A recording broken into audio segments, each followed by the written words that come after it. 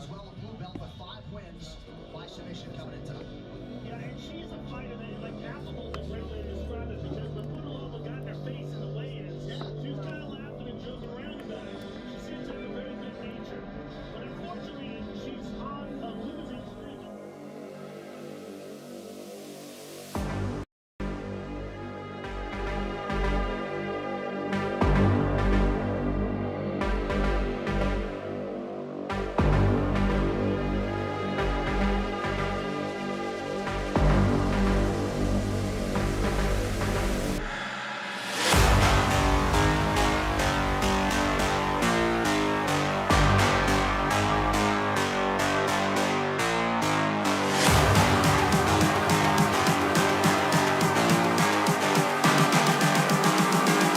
I'm just calling to say I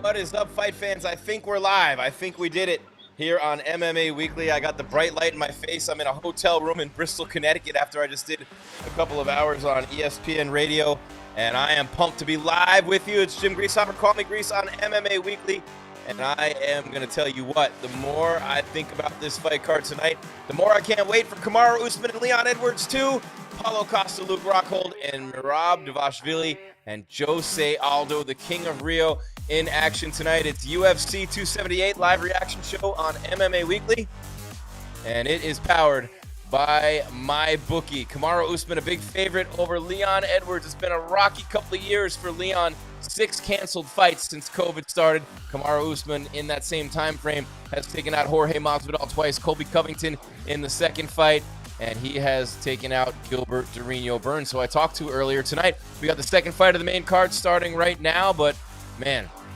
UFC 278 is underway. If you're still on the fence about where to play, got to get those bets in now for Aldo and Dvalishvili, for Costa and Rockhold, and for Usman and Edwards. Get those bets in now at mybookie.ag with the code Weekly50. Weekly50. You see the logo right there next to my pretty face. How do you like that? Right underneath that. See, that's kind of like chins right there. And we got the MyBookie logo. I'll tell you what, MyBookie is going to give you a 50% sign-up bonus right now. 50% of your bet, and you're going to get that in addition to your bet. So you bet 100, you get 50 more, so you're betting 150. You bet 200, you get 100 more, you're betting 300. You bet 1,000, you're getting 500 more, so you get $1,500. Big money to be made on Aldo tonight. Huge money to be made on Rockhold or on Leon Edwards. If you're so inclined to bet at mybookie.ag with the code Weekly50 for a half deposit match up to $1,000. Bet anything, anytime, anywhere with MyBookie.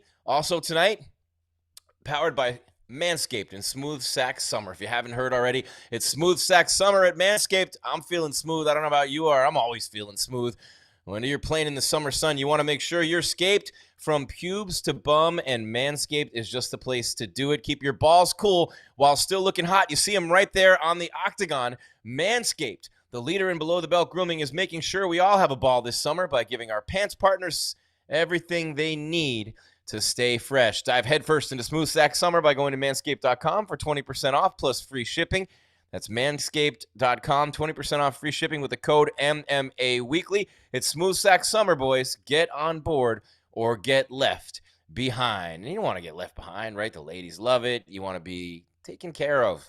You never know when you're going to need to be ready down there for whatever. You know what I'm saying? And that's the way I feel right now. All right, man, we got the second fight of the night already going on the pay-per-view, and what a night it's been. What a win by Marcin Tybura, by the way, and that was a great job by him to take out Alexander Romanov after he lost the first round, was down on the ground, looked like he might get finished in the main event of the prelims on ESPN and ABC, and that was a really good one. And then you got right now Wu Yanan against Lucy Pudolova, and Lucy Pudolova is interesting, right? So this girl has been out of the UFC for a while. She was in Octagon MMA, and she just fought on Octagon 32 in April, and it was a loss a couple of fights ago in Octagon for her. And she is back in the UFC, and she hasn't been in the UFC, or hadn't been, since she fought and lost to Justine Kish. Before that, it was Antonina Shevchenko, Liz Carmouche, and Irene Aldana. She fought some high-level girls, but she's just back into the UFC, and her opponent, Wu Yanan, is in a little bit of trouble with the Ultimate Fighting Championship, because usually when a fighter loses 3 in a row, 4 out of 5, they're in big trouble and in danger of being cut. She's lost to Mizuki Inoue, Jocelyn Edwards, and Mayra Bueno Silva, who's outstanding as well. And right now she finds herself on her back in round number 1 with just under 2 minutes remaining in that round. And so a good start for Lucia Pudolova. Easy for me to say. She's in top position right now. So we got the big ones coming up, though. I mean, you're talking about Jose Aldo, the King of Rio, with a win. Another title shot possibly in the works for Jose Aldo. And that's really something that, you know, when you think about being a fan of the sport, guys, I mean, how could you not love Jose Aldo? I mean, you just really have to love Jose Aldo. And I think that when you think about his loss to Conor McGregor and his losses to Max Holloway, the close one to Marlon Moraes, the Piotr Jan, I'm missing one in there somewhere, another Aldo loss, but he had some tough ones. But he just keeps coming back, and he just keeps letting his fighting do the talking for him. He just keeps finding ways to put himself in big fights and get himself in title shot conversations. And there's Merab Dvalishvili right there. I mean, you talk about his takedowns. I mean, he's already 9th all-time in takedowns in the UFC, and in just 9 fights, he's 9th all-time. He averages over 7.5 takedowns every 15 minutes. That's 7.5 takedowns for every 3-round fight. If you think about that, that's absurd. He deserves to wear the hat like Khabib Nurmagomedov, because he's even probably a better wrestler than Khabib at this point. I mean, numbers don't lie, right? I mean, I really don't think they do. So that's interesting when you think about it. And he's got a chance against Aldo tonight to smash a legend and move his way up closer to a title shot. But remember, Aldo's the last guy to beat Chito Vera, and he's also beaten Pedro Munoz and Rob Font back-to-back. And his other loss, when you're talking about Jose Aldo, in recent times, I mean, he's had a few in his career, but when you talk about Aldo's legendary run at 45 and then going to 35, his losses were, I mean, his last loss was a decision at 145 to Alexander Volkanovski. That was his last fight at 145, a decision to a guy who's been just beating the crap out of Brian Ortega and Max Holloway and everybody in that division. So when you look at what Volkanovski's done, that loss against him by Aldo doesn't look so bad anymore, right?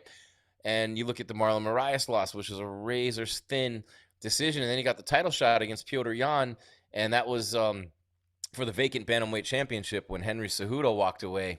And Piotr Jan just literally obliterated Aldo, and there was a real late stoppage, and it didn't work out so great. But then wins against Chito, who's decimating everybody right now. Pedro Munoz and Rob Font have the King of Rio right back toward the top of the rankings in the Bantamweight division, and he's going to go on a title run. But this opportunity for Merab Dvalishvili, and let's not forget, he's teammates with Aljamain Sterling. So imagine those wrestling and grappling sessions between the two of them. I mean, that's just absurd, right, when you think about it. But Aldo's got the jiu-jitsu. He's got the leg kicks. He's got a little bit of everything. And I talked to Gilbert Burns earlier tonight, Dorino. He said his dream is to be the co-main event against Jorge Masvidal in Brazil, with the main event being Jose Aldo for the Bantamweight title. I don't know how far-fetched that dream is, because I don't know if either Aljamain Sterling or TJ Dillashaw would go to Rio and defend their belt against Jose Aldo, or Brazil for that matter.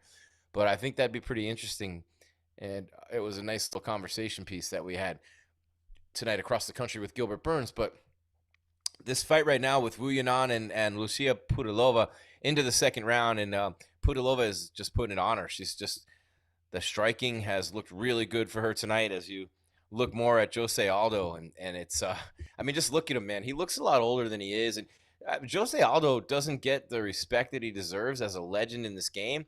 I mean, the Conor McGregor fight was one thing, but he was the WEC featherweight champion. He's got 9 title defenses in his career. One of the best MMA fighters of all time, was undefeated for over a decade after his debut in 2005. I mean, the guy legitimately was one of the greatest fighters in the world for a long, long time. And you can make the argument that he's near the top of the list right now. And that bantamweight division stacked, right? I mean, you got Aldo and Dillashaw, and I can't wait to see that one because, you know, Dillashaw wants his belt back. You've got, I mean, look at the top of that division, Petr Yan and Sean O'Malley on Fight Island. You got Chito Vera. Sandhagen's going to fight Song Yadong. He's working his way back up. Corey Sandhagen is, and lurking on the outside after announcing his comeback, Triple C Henry Cejudo, and we haven't seen him fight Dillashaw at 135. That was at 125, if you remember. Dillashaw coming down to try to be a 2-division champ, and that was before Henry won the bantamweight belt against Marlon Moraes when they fought for the vacant belt. So there's Dvalishvili right there. And all that being said, with Chito and O'Malley and Petr Yan and Dillashaw and Aldo and Sandhagen, Dvalishvili might be the most dangerous man in that division. And Aldo right there too. I mean, Cruz just got knocked out of the title picture by Chito Vera in their fight. And you know, it's interesting, man. I just don't know why Jose Aldo doesn't get the respect that I feel he deserves in that division. You know what I'm saying? So I just don't really think that that Jose Aldo gets the respect he deserves as a legend in the sport. I don't feel like he gets the respect he deserves from the media that covers the sport. He's a quiet dude. There's Volkanovski right there, and that was the Volkanovski-Holloway 3 fight. You see that there with Blessed Express on the stage. And, I mean, the way Volkanovski dominated that fight and has dominated Ortega, I mean, the loss, like I said, by Aldo to Volkanovski doesn't look so bad right now. And there's Dvalishvili again. There he is at the ceremonial weigh-ins earlier this week. And, man, what an awesome opportunity for him. I'm really pumped for Dvalishvili. He's a good dude. He's a great wrestler. Obviously, his ground and pound is ferocious. He's a killer. And Pudolova right now is taking the back of her opponent and looking to finish this fight right now. And, you know, obviously this wouldn't normally be a main card fight with Wu Yanan and Lucia Pudolova. And she's trying to work in a rear naked choke. You got about 1:50 remaining in round 2. And this fight card could go by pretty fast. I mean, you had a first-round TKO by Tyson Pedro that's knocked Harry Hunsucker into next week. The front kick to the body decimated him, and then the punches finished him off at 105 in round 1. So this fight's going pretty quickly as well, and it looks like, I mean, it's already been a long night for Wu Yanan, and she's lost 3 in a row, and 4 out of 5 might be the last time we see her in the octagon. She just hasn't put up much of a fight at all against a girl who's been out of the UFC for 5 fights. So a real nice statement so far in her return for Pudolova. And Wu Yanan, again, she's got to figure something out fast here, or she's probably not going to be in the octagon again at this point. And she's just taking some heavy elbows right now. Oh, and full mount. Pudolova's going to end this thing right now. It's over. She's got her back in full mount, the elbows smashing down, and that's going to do it. That's going to do it. Herb Dean says enough, and Pudolova's going to get the victory over Wu Yanan, who's probably not going to see the octagon again. I hate to say that and keep saying it, but, I mean, again, that would be 4 in a row and 5 out of 6 for her. So a nice return to the octagon for Pudolova, a second-round finish for her over Wu Yanan. And just like that, we got 2 fights in the books, and we're getting right into Aldo and Dvalishvili, and then Costa and Rockhold. And Rockhold's been out 3.5 years after being the middleweight champion. Hey, look, at one point in time before Vitor beat Rockhold and TKO'd him, Luke Rockhold, the Strikeforce champ, the UFC middleweight champ after that, but he was beating everybody in the world. No one wanted to step inside the cage with Luke Rockhold. He was the baddest man on the planet at 185. No one wanted that smoke. He was blowing through everybody at that point in time. And you remember Luke Rockhold's run. I mean, and if you don't, I'll refresh your memory, because it's easy to get caught up in the fact that he's just sounds like an a-hole, and he just keeps running his mouth about everything in the world and just doesn't seem like he's all that nice of a guy. Some of his training partners and friends love him. A lot of people don't. He's very outspoken. But you look at the run that Luke Rockhold had, and you're talking about a guy who with just incredible athletic ability, where Jason Perillo, who's training him now, says, hey, Rockhold could be a pro athlete in just about any sport, man. Just about any sport, he could be a pro athlete. So when you think about that, and you think about what he's done in the sport, I mean, his run of wins over Jacare Souza and Strikeforce to win the championship, and 2 defenses in a row over Keith Jardine and Tim Kennedy, Special Forces soldier. Shout out to all our troops out there. Vitor Belfort got him with a spinning heel kick into punches in his first UFC fight after Strikeforce became, or just went away and was taken into the UFC. And then he beat Philippou, and he beat Tim Bosch, and he beat Michael Bisping. Submission by guillotine choke after the Bosch win, beat Lyoto Machida, and then he won the title, just destroyed Chris Weidman in that fight, and Weidman was beating everybody at that moment. So you got to remember that and think about that too, because that was a huge win for Rockhold in his career. Look at him up there in that sweater, ripping on the Nelk boys in the Full Send podcast, the media, fighter pay, medical benefits, ripping on Costa. Never once did I see Luke Rockhold focused on this fight and against a very dangerous opponent in Paulo the Eraser Costa. And I thought that was my computer freezing. It was the UFC's production truck there, or one of them, or a satellite or something. So when Rockhold lost to Bisping, it was because he was cocky. Same with Vitor. Rockhold got cocky and dropped his hands in his fights, and he can't be lethargic defensively. I talked to Anthony Lionheart-Smith earlier today, and was one of the things Lionheart said to me. I have my notebook here somewhere, but he said, if he doesn't get defensively sloppy, and that's worrisome when you're talking about Luke Rockhold. But he looks great, man, and he seems really happy. He seems to be back for all the right reasons. 3.5 years ago, he almost lost his head to Jan Blachowicz as he tried to go up to 205, and it didn't work out for him. But he lost to Bisping, beat David Branch, came back, and Yoel Romero almost killed him in the cage, and then the Jan Blachowicz fight. So I think about Luke Rockhold tonight. I mean, it doesn't get any better than this when you think about a guy who's a former champion in 2 promotions, including the UFC. There's Paulo Costa, easily made weight. They both were 185.5. And when I think about Paulo, I mean, he had 11 knockouts in his first 12 fights, and the only guy to survive was Yoel Romero, and Yoel took a nasty head kick and a whole lot of punches, and Paulo really beat him up in that fight.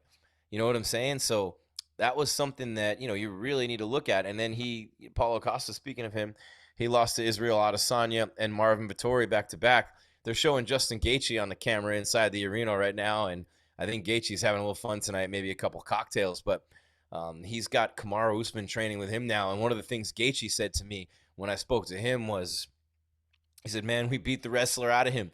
Those guys don't want to wrestle. Gaethje's a good wrestler too, but they want to knock your head off. They want to finish you. They want to take your soul. That's one thing about Kamaru Usman. He wants to take your soul. He finds ways to win. There's Rockhold on the scale again. I don't know what he brought up there, what that gold thing was. Some sort of a good luck charm or whatever. But, man, it's and he had his dogs with him, and they were barking through the whole thing, and he was bitching and moaning the whole week. It was really uncomfortable and really not pleasant to watch Luke Rockhold this week. I mean, he didn't make himself any friends or fans. I just didn't feel a connection with him at all, other than just like, man, this guy is he's an angry, bitter old fighter. But the one thing that I did think was okay is he's bringing attention to the fighter pay and to the benefits, which helps out the younger guys and the younger generation. And I think that's cool when guys do that. So I'm definitely not, I'm not against those sorts of things. I'm not. I think there's a way to do it, and maybe a better way to do it than the way he does it.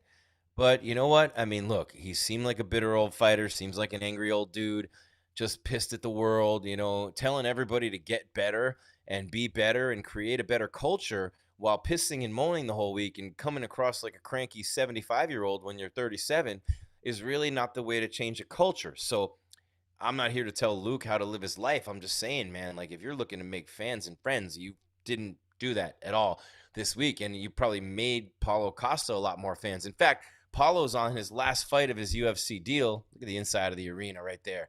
Fired up in Salt Lake City. Man, I've been through Salt Lake City.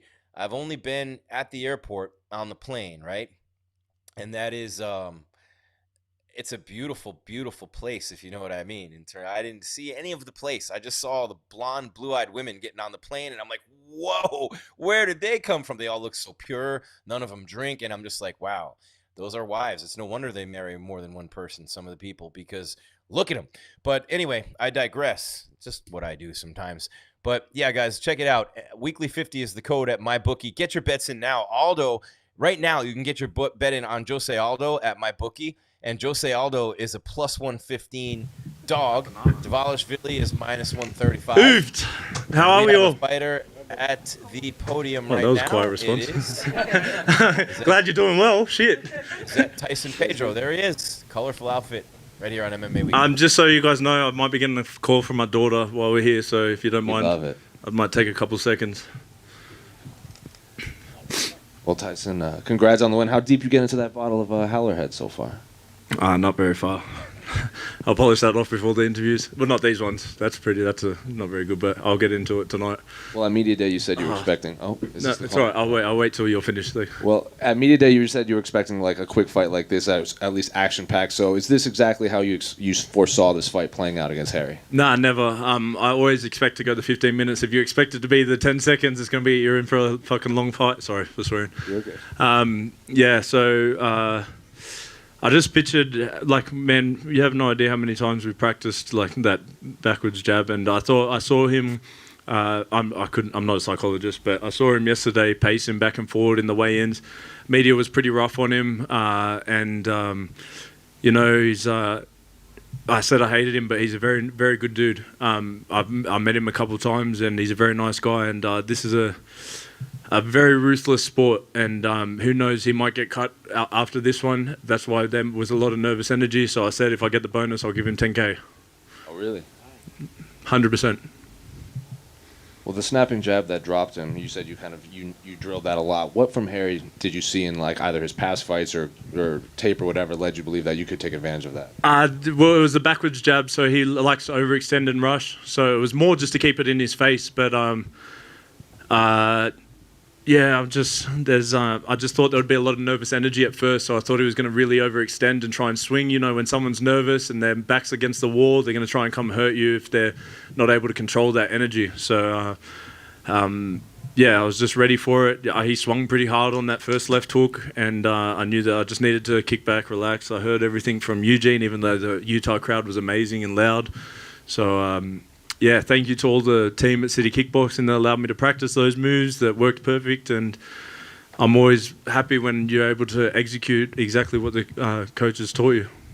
Well, I was going to ask that you seemed pretty emotional and fired up when you heard the Salt Lake crowd after the fight. Is it going to be hard if Dana calls and says, hey, we want you to fight in the Apex again?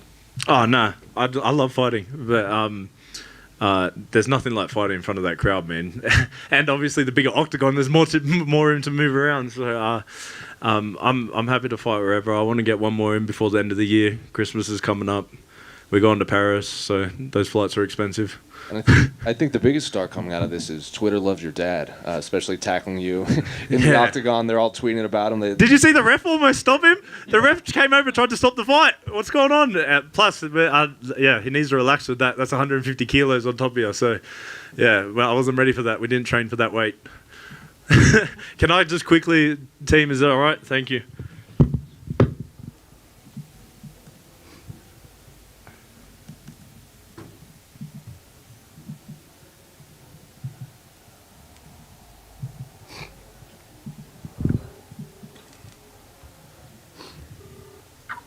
Papa! Oh my gosh, my baby. How are you? Look at the lovely hair. Oh my god. Oh, Papa, why are you yelling? Oh my god, you want to see something funny? We're at Media Day! Oh my baby, awesome. I can't wait to come home and see you, okay? Alright, and if we get the bonus, you get a present. Oh, thank you for my flower, Baba. Thank you. Okay, let me call you afterwards, okay? Daddy's okay. I love you. Love you, Carter. See you, Briley. Here we come, Paris. Oh, thank you, Carter. I'll see you soon. Bye. Gotta love a guy who calls his kids from the. Thank you so much. Conference. They were doing laps of the. My wife gets anxious, so they were doing laps of block before the fight. She called me and she was sweating. She was like, "I'm just doing another lap."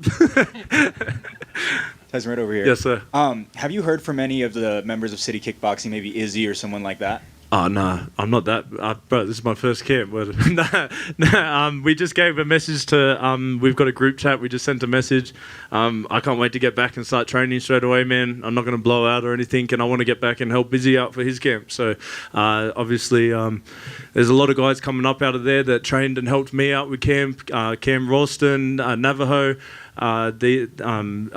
Brogan, Anderson. These guys helped me out massively for this camp, and plenty more. But like someone like Navajo, you've got to watch out. He's coming up on the MMA scene, and I just can't wait to get back and train, man. Obviously, a little break. I want to see my baby. Of course. 2 in a row now. Are you ready for a step up in competition? Yeah, for sure. Obviously, I want to get one more out before the end of the year. I've said it a couple of times, but I'd love to get that 4 years back from Shogun. I don't know if that's early next year or where we're at, but I definitely want to get one more in before the end of the year. And Shogun's been on my mind for quite a while, so I wouldn't mind getting that one back under my belt.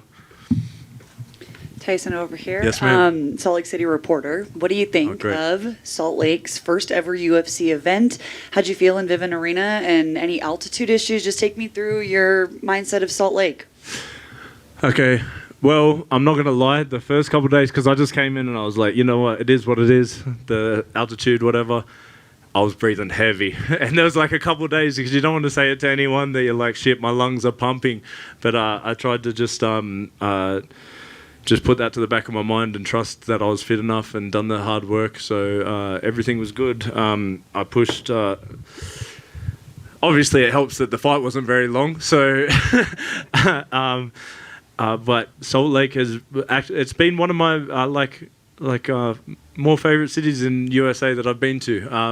Obviously, it makes a difference when I've seen all my family. Like there was like 30 of them that are here at the moment. They're all like, I don't know if you've seen my dad, and he's like a little bit out there. The rest of the family's like, he's the normal one. So it's been very nice out here, and like I just had to take a moment, and I'm so thankful that they cheered, because that could have been really embarrassing when I said make some noise and they all just stayed quiet. So thank you everyone for cheering, and I just had to really sit there and just I've been sitting in the room after the training. I've been sitting in my room meditating, seeing that crowd, and that was exactly how I pictured it. So thank you for the perfect night. Tyson over here? Yes, sir. Oh, you got that Agent 47 going on. Bro, look, man. I usually go white with a blue tie or something like that, but I changed it. No, you ain't killer tonight, eh? No, I'm not thinking of a shot. No. Amazing moment with your daughter right there on the phone. That was great. Was that like a great source of motivation for you throughout this camp? Yeah, man. Yeah, it was tough as well, because she took her first steps in this camp. She turned a year old last week, and I've been almost away for 6 months this year. So it's been pretty hard, been rough, not gonna lie. And the first couple of weeks I got COVID during camp. Then my grandfather passed away, so it's been a rough camp. But they're just giving me a deeper why, man. Like, I'm just going home to see him, and I miss her so much. So I'm not going to talk about it too much because I don't want to cry again. Well, enjoy that W with your 1-year-old and have fun in Paris. Thank you very much.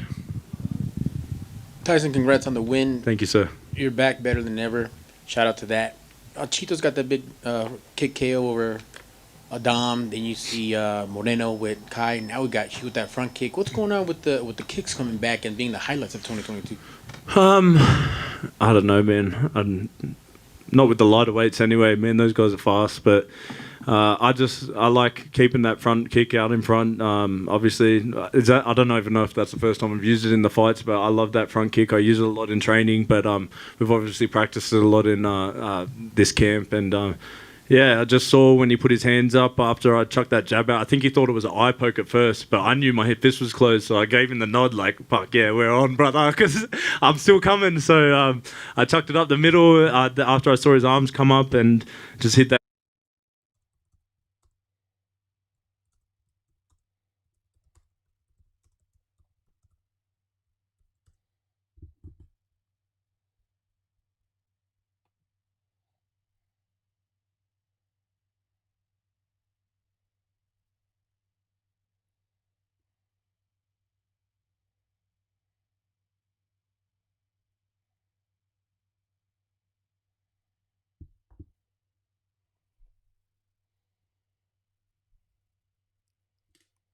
I think we cut out of that press conference. There we go. With Tyson Pedro. What an impressive win. And you think about Pedro, right? Vote for Pedro. That's an outdated movie reference, Napoleon Dynamite. So there's Jose Aldo's PR reel. Look at, he's got a long one, brother. He has got a long one. So when you look at Tyson Pedro, man, and I just want to say he's named after Mike Tyson, which is pretty cool. And he does the Halfcast podcast with Tai Tuivasa. But think about him training now at City Kickboxing. He's only done one camp with them with Izzy and company, but he lost to Ilir Latifi by unanimous decision. OSP submitted him with an armbar, and he lost by Shogun TKO punches, and that was a fight that nobody expected him to lose. That was December of 2018. Aldo and Dvalishvili about to start, by the way, the co-main here on MMA Weekly. But you think about Tyson Pedro. This dude from the age of 4 was practitioner of Japanese jiu-jitsu. He has 7 black belts of different combat sports styles. 7. So when this dude puts it all together, I mean, he's sitting there shirtless with the tats and the hat on. And who said it in the chat? I got to get back. It was I got to go back. It was John Johnson. Imagine running into that dude in the jungle with the hat and the tats. No, thank you, man. Like lions would, you know what I mean, would run away from him. Kenneth Reinhardt says, I was going to take Aldo, but I was worried about his age and the elevation, even though Pedro is as old or older. And he says, I backed off, like a word I'm not going to say, but odds are practically even. Yeah, very even on this one. And when you look at Aldo, you can get your bets in for Costa and Rockhold and Usman and Edwards at MyBookie right now, and you're going to get a 50% half deposit match. You bet 100, you get an extra 50. You bet 200, you get an extra 100. 1,000, you get an extra 500. But you got to get your bets in now. MyBookie.ag, the code weekly50. MyBookie.ag, the code weekly50. I love Usman, by the way, going with the chalk and Costa. To make money, you got to parlay them.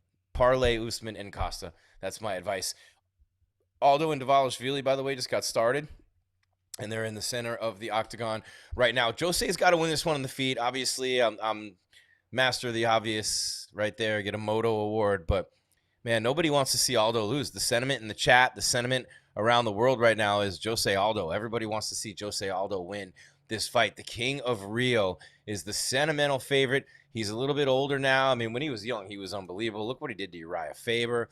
This is going to be like Aldo's takedown defense is going to have to be huge in this fight because Dvalishvili is like Khabib, right? I mean, he wears the hat, but he gets your ankle, then he moves on up and gets your knee, then he moves on up and gets the hip, and it's like an anaconda or a python wrapping itself around you. And he's got a real stiff jab. He throws pretty hard hands, and I like his overall game. I actually think Dvalishvili is going to be a champ at some point, and I'm not sure how long it's going to be. But I do believe he will be a champion. And Jose Aldo has had some tough fights against guys like him in the past, namely Petr Yan, who just did exactly what Dvalishvili would like to do in this fight. He grew up in Georgia.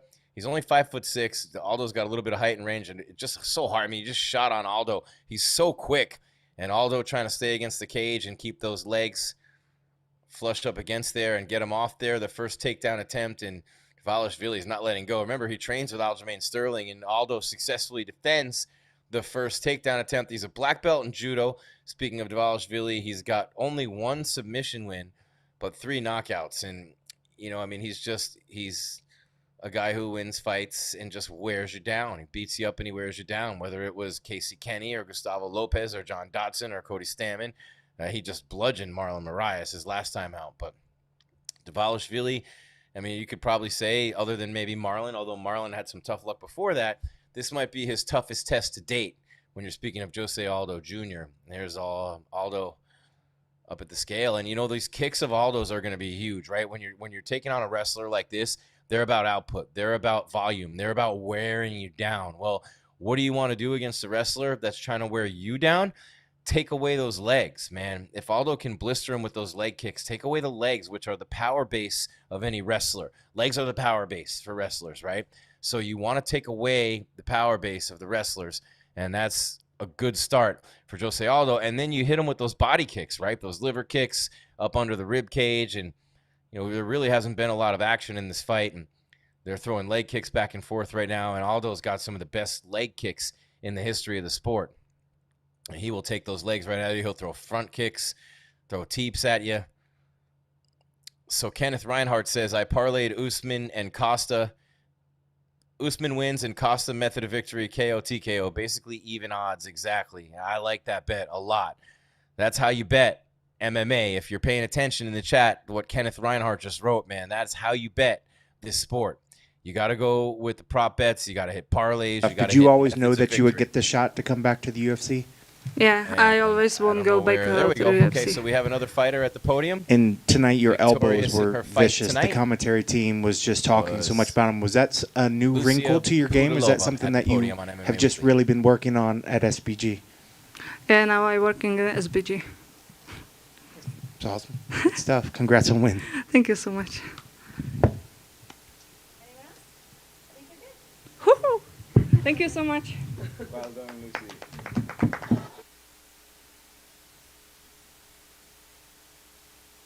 I don't know how long I was muted for, but people are on here to hear about Aldo. And so thankfully that press conference is over. So we can get back to talking about the Aldo fight against Dvalishvili. So Pudolova's off the podium. Nobody's going to be on the podium for a while. Oh, look at that. Dvalishvili tries a spinning kick on Jose Aldo. And so far, not a lot of action in this fight. Not a lot of action in this fight. Jose Aldo looking good, though. A lot of leg kicks. And I don't know who I would give this round to. Dvalishvili with the takedown attempt successfully defended by Jose Aldo. Spinning kick lands to the midsection from Dvalishvili. And Aldo just missed. Buzzed him with a left hook. Flying knee by Aldo. 5 seconds remaining in the round. Jose Aldo trying to get flashy toward the end there. I like Jose Aldo's style. He looks good so far in this fight.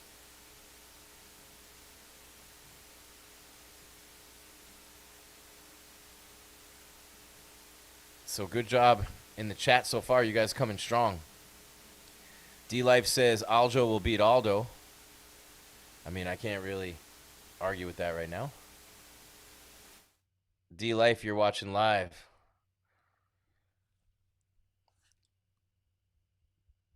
Aldo's the one fighting right now, guys. And I think Jose Aldo had a pretty good round.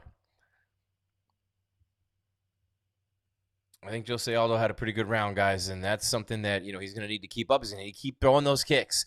Kick the legs, kick the legs, kick the legs. Bring them up, kick the midsection.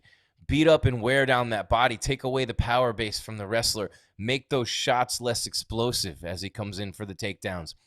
Make that drive from the legs. Just tenderize him a little bit and take away that power. Make him feel it when he plants to come in for those takedowns. How about Hamza Shemaev and Nate Diaz? You can get your bets in now, by the way. Diaz at plus 685 at MyBookie. Last time I saw it. MyBookie.ag code weekly50. See Aldo up on the scale. He needed the DC body cover to make weight. He looked emaciated, but recovered nicely, rehydrated, looking good tonight. Aldo, he had a lot of trouble over the years making weight at 145, and he comes down to 35, and he looks better. Conor McGregor, what an entrance. Performance of the evening so far.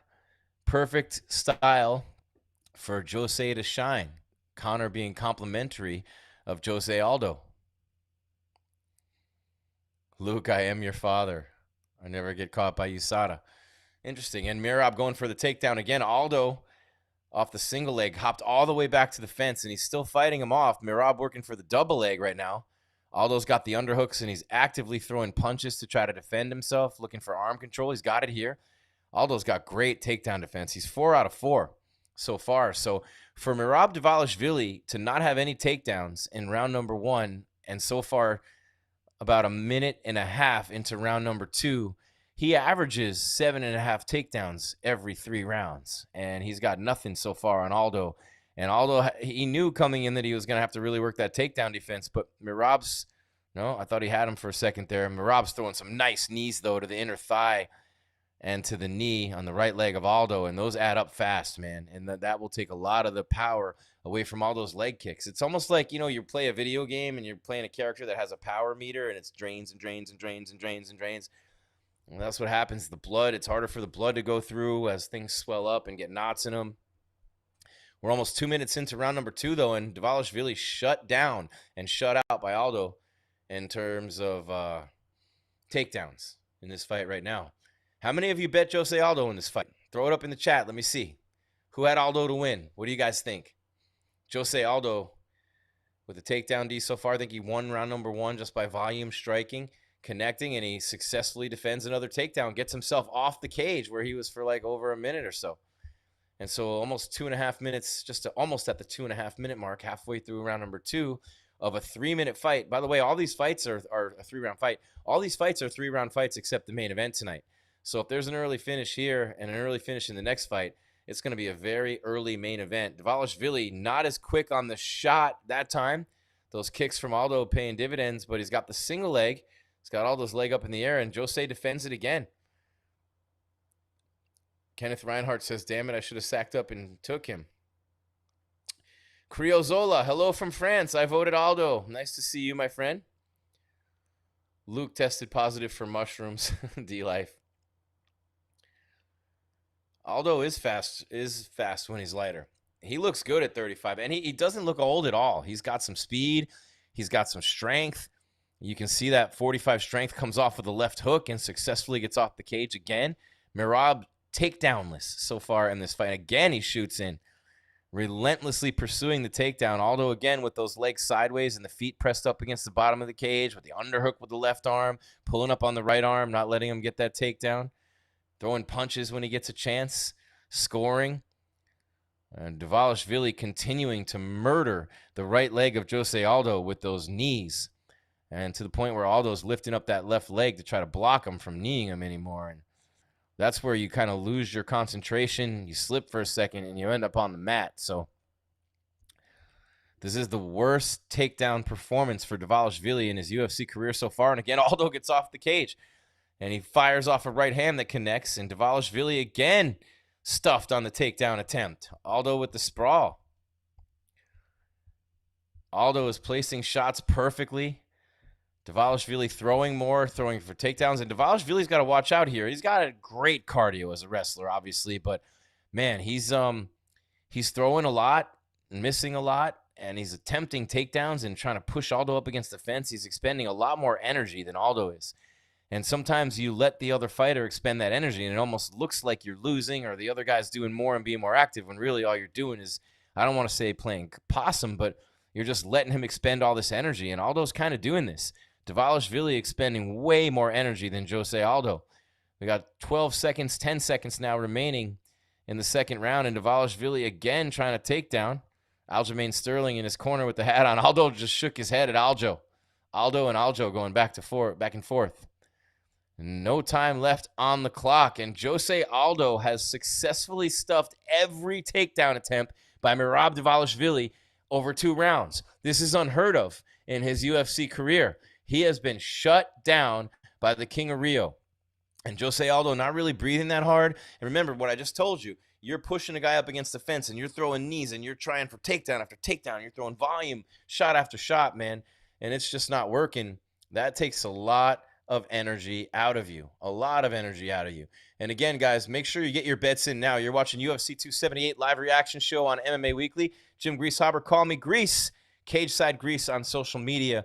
And you can get your bets in now with MyBookie. You got the co-main event, Costa and Rockhold coming up. You got Usman and Edwards too. You can win big money on Edwards or Rockhold. Imagine the parlay with Edwards and Rockhold there. That'd be a big one. I don't know if you put Rockhold in there right now. But when I talked to Lionheart Smith earlier tonight, he's all over Rockhold. Thinks Rockhold wins this fight. Dean Thomas, when I talked to him, he had Paulo Costa. They're about to start the third round here. But if you want to get your bets in with MyBookie, go to mybookie.ag and put in the code weekly50. Mybookie.ag and the code weekly50 to get it in right now for the co-main event and the main event at UFC 278 or Diaz and Chimaev for September 10th with Nate Diaz being a huge underdog. Win some money for some Stockton slaps coming up in December. Aldo defends another Dvalishvili takedown. And again, all it takes is one to put him down and start beating him up. And Merab lands a nice right hand. More of a glancing blow.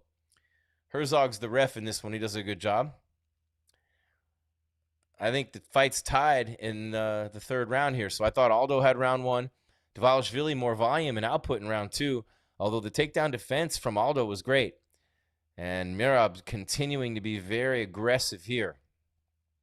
And Aldo's so smart, so patient, waiting for his opportunity. Numbers in the chat going up. Really appreciate you guys. Merab now looking to punch his way into a takedown rather than just shoot in. He's tried everything. So far, no bueno. 11 minutes into the fight, and Jose Aldo Jr. has not tasted the canvas one time. And he has not been super impressive in this fight, but still plenty of time remaining. And if Aldo wants a title shot, he's not going to get it by squeaking out a decision here. And he's probably not going to get it soon anyway, because you got TJ and Aljo. You got O'Malley and Yanan coming up. You got Chito Vera, but Aldo has the last win over him. So an impressive win by Aldo would have put him right there, and he still has time for that, but he's at 3.5 minutes of the third and final round here. So not necessarily, much of a performance by either guy at this point, although Merab's been trying everything he can, and you got to give Aldo credit for being a great defensive fighter so far this evening in the octagon in Salt Lake City. Pacing himself nicely with the altitude. Merab shooting in again, and Aldo stuffs him again, dude, again and again and again, and Aldo lands a nice left hand on the separation. Pretty cool watching this fight right now. Rockhold has soup for brains. Too many violent KOs. Extravas. Luke hasn't been the same. Got a few loose screws. Takedown defense does not give points like a takedown. No, they're scored differently. Oh, big right hand by Dvalishvili on a counter when Aldo threw at him. Merab's still coming forward. The cardio's great. Missing with some shots. Aldo not wanting to get pinned against the cage again. Sidesteps. Matador style. Throws him away. Merab has controlled the cage tonight. Just doesn't stop moving forward. Merab Dvalishvili. I want to see Aldo start throwing those leg kicks again. Nice jab by Jose. I don't know why he's not throwing the leg kicks. I mean, it has to be something to do with the number of times that the knee of Dvalishvili found its way into the inner thigh, that lower groin muscle of Aldo's, and then the inside of that right knee, because he has not been throwing the leg kicks like he did in round number 1. And I thought the leg kicks won him round number 1. But he's not putting the full weight on that back leg, and Dvalishvili again trying to get a takedown. Aldo doesn't have the underhook this time. And Dvalishvili has that left leg up in the air, but again, still can't get the takedown. He has been shut out unofficially, and he's punching into it now, still unable to get the takedown. Jose Aldo Jr.'s takedown defense, otherworldly in this fight. This is a guy who was already 9th in UFC history for takedowns in that division after 9 fights. Pretty amazing. And he's still tenderizing the legs of Aldo with knees, and got to think that's why he's not getting those kicks. And that's not a takedown. Nope. Merab Dvalishvili is winning the 3rd round here. So will they score round 2 for him? Inside of a minute, Aldo's got to do something offensively. He's been fighting defensively the whole fight. And if Merab's able to score, that's not a takedown. If he's able to score a takedown here, maybe get his back inside of a minute left. And I haven't seen any offense from Aldo. But these knees from Dvalishvili into the thighs of Aldo. Now he's working on that left leg. Some of them into the hamstring there. So that took away Aldo's kicks. 30 seconds left in the fight. I mean, Aldo has not had a chance to really put much on display offensively because he's been smothered by Dvalishvili. So the takedowns haven't been there, but he's had him smothered against the cage. He's got his back right now. 20 seconds left in the fight. He's been crushing him with knees. I got to say Dvalishvili is going to win by decision, but neither guy is going to get anywhere close to a title fight after this. But Aldo's going to have trouble walking for about a week because these knees to the thighs and the hamstrings are just destroying him right now. But he still hasn't given up a takedown, and Aldo with 2 seconds left won, and there it is. That's the end of the fight. I mean, it's anticlimactic. There wasn't a lot there. I just kind of feel like I didn't really see much of a fight. And Dvalishvili is up on top of the octagon, and his output was there. His takedowns weren't. He didn't land a ton. It was mainly just knees to the body. Aldo killed him with leg kicks in the first round. I don't know, man. I'm going 2-1 for Dvalishvili. What do you guys think in the chat? Who do you guys have winning this fight? If you guys are watching it.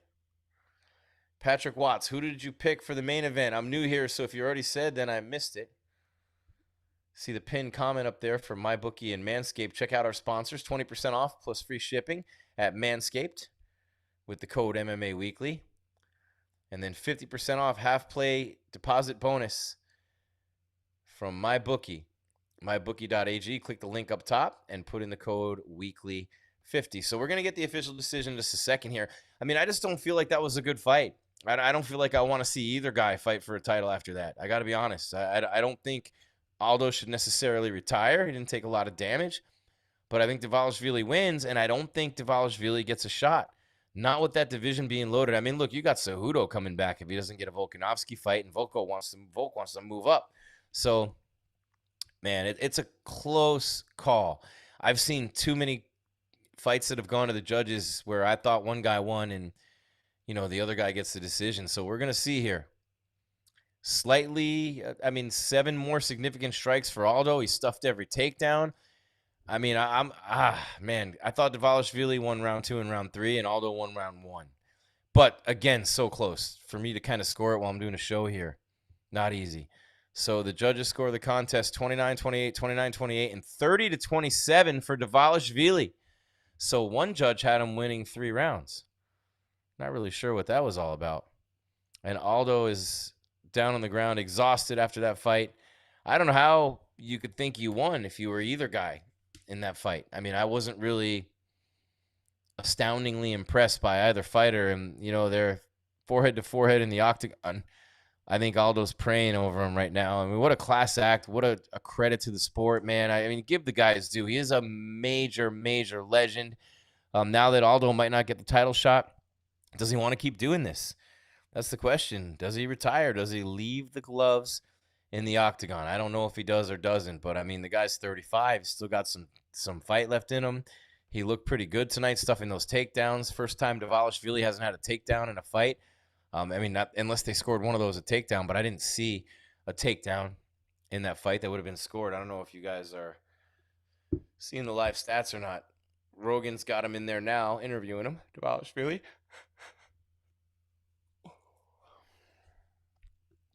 Wow, that was, I don't know, not an impressive win. I mean, he was relentless, and give credit to Jose Aldo. Dvalishvili was relentless with the takedown attempts, but just wasn't,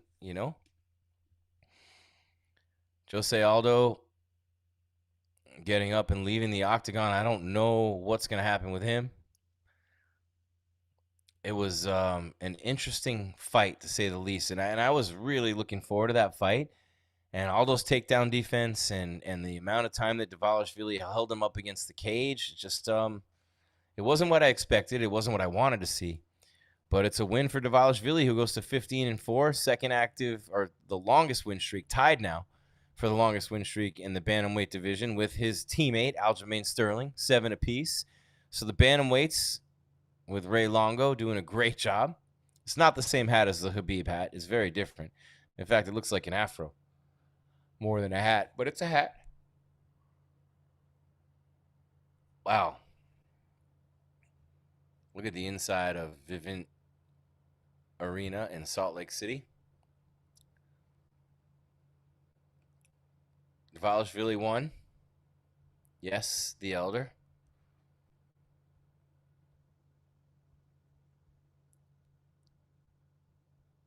Kenneth Reinhardt says, thank God I backed off. Yeah, Aldo Dvalishvili took away the leg kicks with those knees. Criozola says, I want to go all in on Costa. I feel like he's going to destroy Rockhold. Do it, man. MyBookie.ag, the code Weekly50. They're going to give you a 50% half deposit match. So if you bet 100 on Paulo Costa, you're going to get 50 more to bet with free. So if you think about the odds that you're getting at minus 380, that number is going to decrease because you're getting the free $50. So you're going to actually win more. See what I'm saying?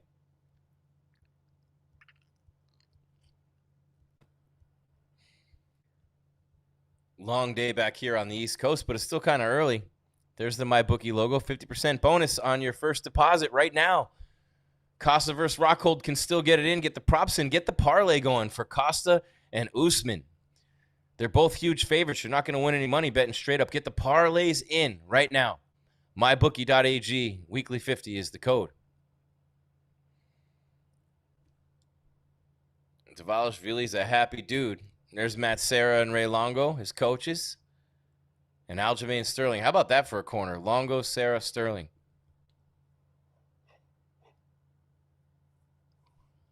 Utah Jazz owner Ryan Smith in the crowd, as is D. Will, Darren Williams. There's Chito Vera. Aldo's not going to get a shot over him now, so I guess it's going to come down to, does O'Malley get a highlight reel knockout of Piotr Yan? Yan probably won't get the title shot right away with a win. I don't know. Where does Cejudo fit in the mix? There's Paulo Costa. Talked to his coach, Eric Albarracin, one of his coaches, and to Paulo himself this week, and they said they got some things in store for Luke Rockhold if they go to the ground. A lot of people think Rockhold's way better grappler. Anthony Smith told me today, Lionheart, he said, there are black belts and there are real black belts, trying to say that Rockhold's a real black belt and Paulo Costa's not. Interesting. Interesting. The former Strikeforce and UFC middleweight champ Luke Rockhold, 3.5 years out. He comes back in tonight. You're watching MMA Weekly's live coverage of UFC 287, the reaction show. Luke Rockhold and Paulo Costa both over 7 minutes, barely over 7 minutes of average fight time, meaning their fights last the second and fourth shortest amount of time in UFC middleweight history. Thiago Santos is up there, and of course that was when he was a middleweight. We're about to hit the co-main event. Get those bets in now at mybookie.ag with the code weekly50. We got a couple minutes till the next fight. I'm going to step out for a second and use the men's room. I'm flying solo tonight, so forgive me. Give me a second. We got a Manscaped commercial playing on the UFC pay-per-view, and that gives me a second to remind you that our coverage tonight is powered by Manscaped, and I feel clean as a whistle. I'm going to tell you what, it's smooth sack summer. Nothing beats it, right? When you're playing in the summer sun, make sure you're scaped from pubes to bum. The Lawnmower 4.0 is really man's best friend. Never mind the dogs. They shed, they poop everywhere. Rockhold brings them. They bark all over the place. It's obnoxious. No, man's best friend is Manscaped. This summer, keep your balls cool while still looking hot with Manscaped, the leader in below-the-belt grooming, making sure we all have a ball this summer by giving our pants partners everything they need to stay fresh. Dive headfirst into smooth sack summer by going to manscaped.com for 20% off plus free shipping with our code MMAWeekly. 20% off, free shipping, code MMAWeekly. Trust me, Lawnmower 4.0. I don't even cut myself. It's amazing. I used to hack the crap out of myself down there. I have no shame anyway doing this commercial. Why not share the truth? Manscaped, the best tools of the trade. It's smooth sack summer, boys. Get on board or get left behind. And Luke Rockhold might have felt left behind over the last 3.5 years. He makes his return in just a couple of minutes against Paulo Costa. The numbers continue to jump in the chat, and I am literally going to pee myself if I don't go use the bathroom. I'll be right back.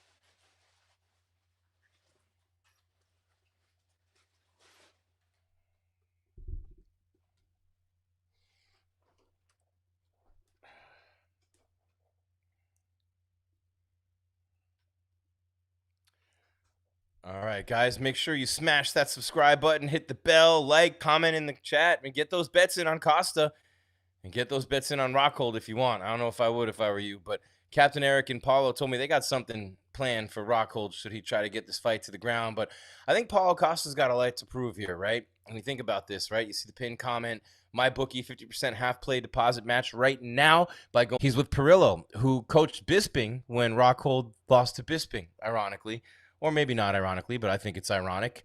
But I think about it, and I really think, Costa, this is his last fight in his UFC contract, and with all the things he's done and complaining about money and flipping off USADA and some of the things he said after the Izzy fight and leading up to the Vettori fight and after the Vettori fight, and just not endearing himself to anybody really, but the opportunity now to get a win, and Dana's pissed at Rockhold after everything Rockhold said, so he would love nothing more than to sign Paulo's new contract in Rockhold's blood. Or maybe Dana's going to want to get rid of both these guys. I don't know, man. Costa and Rockhold about to start right now, though.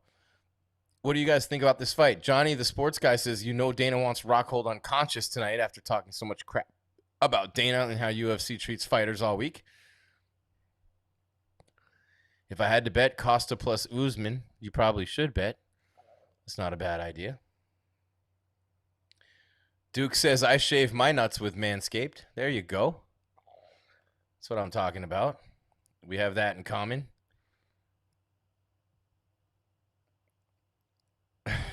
Kenneth Reinhardt. Okay.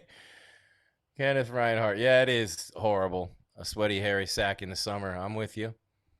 The wrestling guy got 0 takedowns on Aldo. Just smothered him. Yep, he did. Here comes Paulo Costa. Again, last fight of his UFC contract.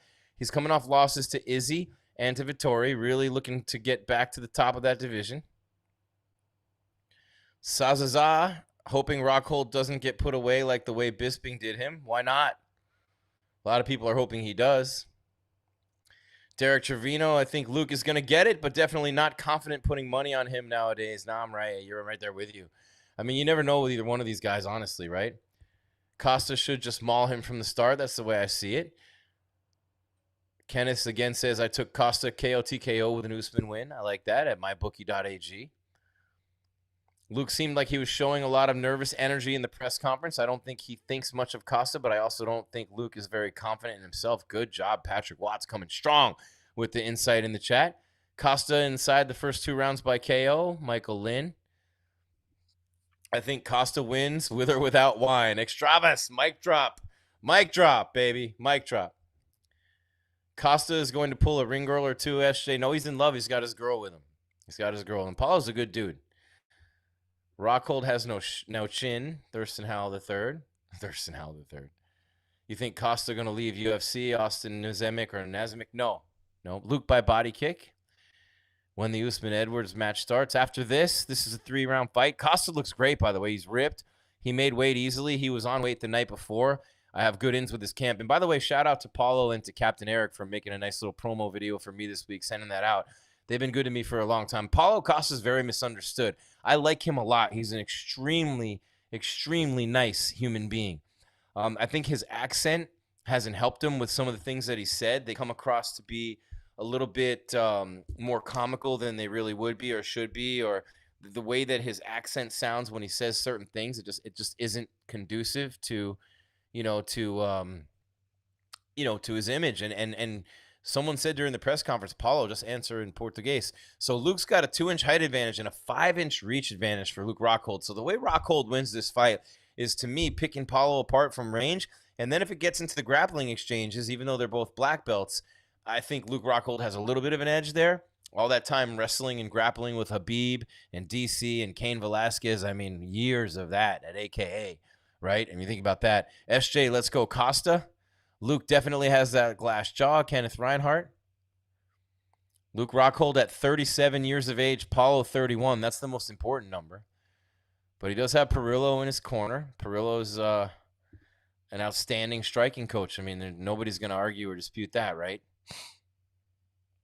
Nobody's going to dispute that. So let's get these numbers up, guys. Call a friend.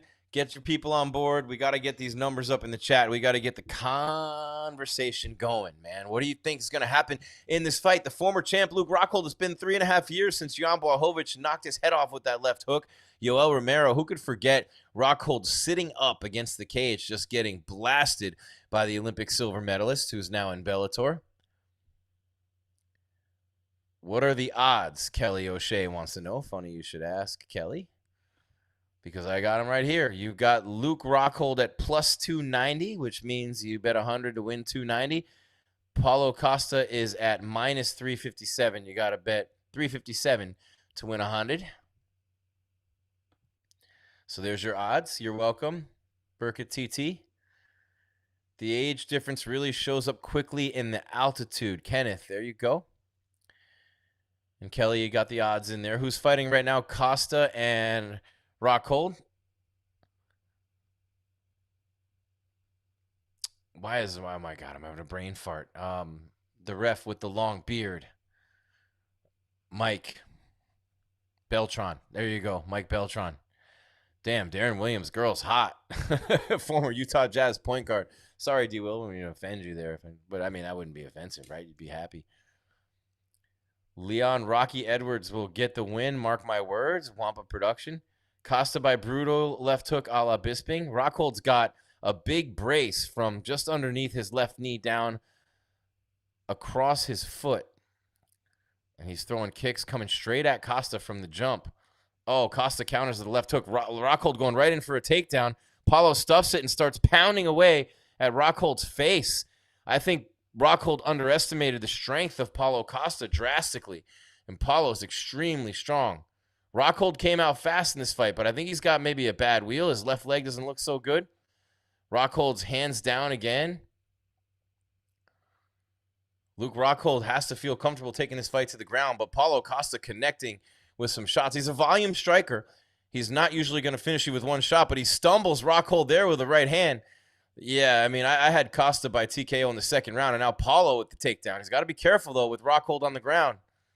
Rockhold's an extremely accomplished grappler. Costa wins, and he'll be screaming, "Bring me Adesanya, Abuata." Man, it was doing so well on the feet, and he got the easy takedown. Posture up here, but Rockhold's so dangerous with things like arm bars. He's great off his back, and this actually lets him recover. If I were Costa, I probably wouldn't have done this, but it's easy for me to say when you're in the heat of battle and you have that opportunity. Rockhold working hard from his back, but Costa posturing back up. Rockhold pulling down on that head. Costa hammering away with some body shots. Costa knocks out Rockhold by tickling his glass jaw. You're watching MMA Weekly's live coverage reaction show, UFC 278, powered by MyBookie and Manscaped. Can still get your bets in on the main event. Costa's got to watch his arm here. MyBookie.ag, the code is weekly50. Manscaped.com, 20% off plus free shipping with the code MMAWeekly. Lawnmower 4.0, baby. Don't forget. And the Weed Whacker, too, to get the ear and nose hair. Paulo Costa still got Rockhold on the ground. He's going to posture up now. Ground and pound from Paulo here. Again, you got to be really careful with the grappling of Luke Rockhold. You get that head stuck, you get that arm stuck, and your night will end fast. Who is ready for Izzy, Native? I don't know. Costa still isn't ready for Izzy. I don't know who is. But Paulo Costa is dominating Luke Rockhold here, feeling very comfortable on the ground. And when Anthony Smith told me earlier today that he believes Rockhold has a huge advantage in grappling, I mean, Paulo Costa is a legit Brazilian Jiu-Jitsu black belt. And he has had control of Rockhold. He landed big shots in the beginning. Luke hasn't really done anything so far in this fight. His forehead's lumped up. He had a lot to say all week. Paulo Costa now almost had his back. Rockhold getting up. And now Rockhold looking to be in top position, but they're both getting up. Rockhold lands a right hand on the way out. It was a hook. But it looks like that grappling exchange took a lot out of Luke Rockhold and took something out of Paulo Costa, too. Kamaru's more motivated by Joshua's loss to Usyk. Nigeria can't have two losses on one night. Usman is ready for Izzy. Catch weight. Usman's not fighting Izzy. They're boys. He's going to go up to 205 if he goes up anywhere, which I think is a bad idea. Danny even said it's a bad idea. Video's up on MMA Weekly. Rockhold trying to throw kicks to the body. Costa blocking him with the elbow. And Rockhold's got that left leg wrapped anyway. One of those gets through. It's going to hurt him, though. Rockhold with a spinning kick into the chest. He's bleeding from his nose. His forehead's lumped up. He's breathing heavy as Luke Rockhold. Under a minute left in round number one. Costa moving in toward Rockhold. punched his way in with a right hand, and now he has him up against the fence in the clinch. Costa will put Luke on skates, says SJ. Reinhardt Kenneth says shouldn't go to 205. No. So Paulo Costa in on Rockhold again. Clearly that's the strategy. He wanted to take him down early. He's got him pinned against the fence here. Seems to be physically stronger. Rockhold hasn't looked good so far in this fight, but he's got the left arm of Costa. Paulo better get it out of there as they start to get more slippery.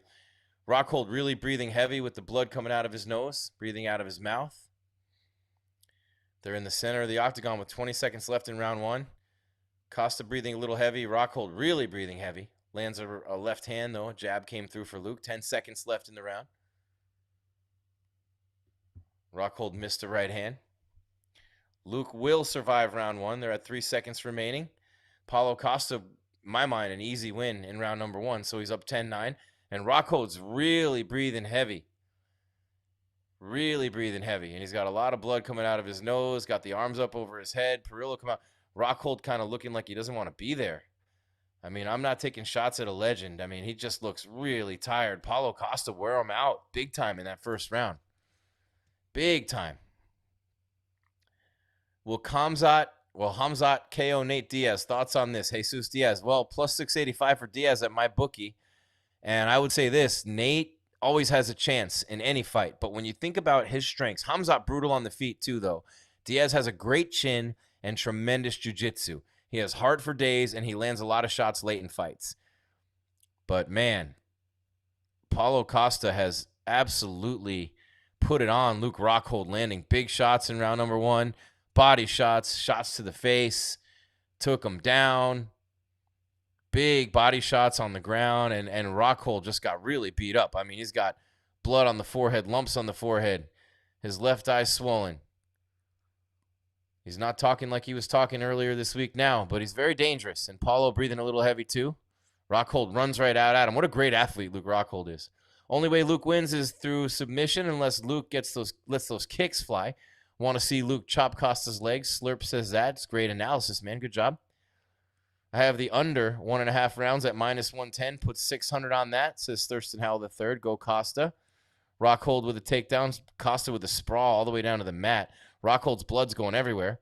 Paulo trying to grab his leg. Don't want to let Rockhold get your back. They're slippery. Now Paulo has his back. Nate is going to get demolished on the ground, says Windy. But you know what? He's a jiu-jitsu ace, man. Like, I mean, Hamzat could play right into Nate's hands on the ground. And Rockhold's really bleeding out of that nose now. Blood everywhere. All over Costa, too. Costa won't last. I don't know what you're watching. Diaz is a GF. Is a G. Hamzat won't last with the pressure. Diaz by rear naked. Costa KO win round 2. Luke is so old. Paulo coming right at him. No fear of Rockhold throwing kicks at him now. Luke is too arrogant. He is really breathing heavy. Luke Rockhold is really breathing heavy. I mean, you could see the 3.5-year layoff all over him. I got to be careful here because I don't want to sound like I'm denigrating a legend of the sport, but he didn't make it easy to root for him this week. Spinning kick to the body. Rockhold really does look exhausted, though. Big time. It's been 3.5 years since 2019. Oh, nice left from Rockhold as Costa came in. Costa's got to be careful, though. He's getting a little sloppy here and there, and we've seen Rockhold catch people before. Luke's got his hands down, see? I mean, he's done that so many times, but Costa right now, with Rockhold exhausted, is a little bit tired himself, and he's staying patient. You're welcome, Dennis. Oh, Luke went upstairs with a head kick and then leaned into the fence. Oh, and Paulo throws a head kick, and a nice exchange there. Costa with a left hook on the way out. Luke with a wild one misses, but it's interesting when you think about this fight. Luke too arrogant, can't lie, but I like the AKA team. Yeah, but he's gone from there. DC Kane and Habib. Man, that's a bygone era. Free Cain Velasquez is all I'm saying. Free Cain Velasquez. If he does to my kids, I'm probably not doing the same thing, but I can see the emotion there. Almost coming up on the 2-minute mark of round number 2. What's the stoppage for here? Beltran, what's the deal? He's asking Costa if he's okay. Was it a low blow? I didn't see a low blow there. He's telling him to watch his fingers. Oh, Rockhold's finger. Oh, Rockhold, yeah, kind of raked the face of Costa there, but no eye poke. None of the fingers went in the eye. I don't think it was dirty. Rockhold tries to go up top with a head kick, but he's so tired, man, and Costa just continuing to throw shots into the body. Guys, Luke's been arrogant in press conference, but dude's been really respectful outside of conference in his one-on-one interview with DC. Dude said Costa scares him, and he is trying his best. Yeah, I mean, a press conference is a press conference. Paulo continuing to hammer away at the body. Now he takes him down again, and that's it. Oh, is it timeout, or is the fight over? What's going on, Beltran? Rockhold's body language is not good. I don't know what's going on here. Paulo nailed him. That was not a low blow. That was into the midsection. And Rockhold kind of making Beltran feel like that was a low blow. It might have glanced it on the way up into the midsection. I don't want to say it wasn't. But Luke's so exhausted right now. He's got 20. They're at 30 seconds. I don't think that was a low blow. I hope they don't take a point away from Paulo on this one. So far, he hasn't. Rockhold's bleeding out of that nose badly. Rockhold's smearing blood all over his face.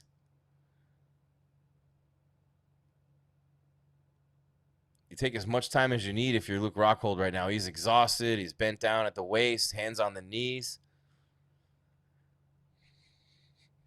I really not sure that was a low blow. I don't think he took a point. I think he was just trying to dig the body there. I mean, I'm not saying it wasn't a low blow, but I'm not saying it was.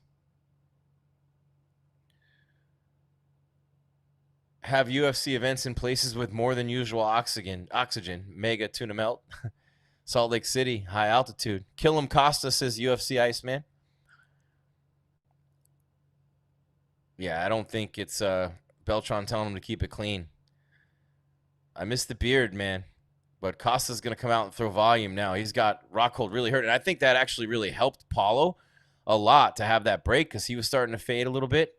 But nothing like Rockhold. And Rockhold's not going to get that wind back.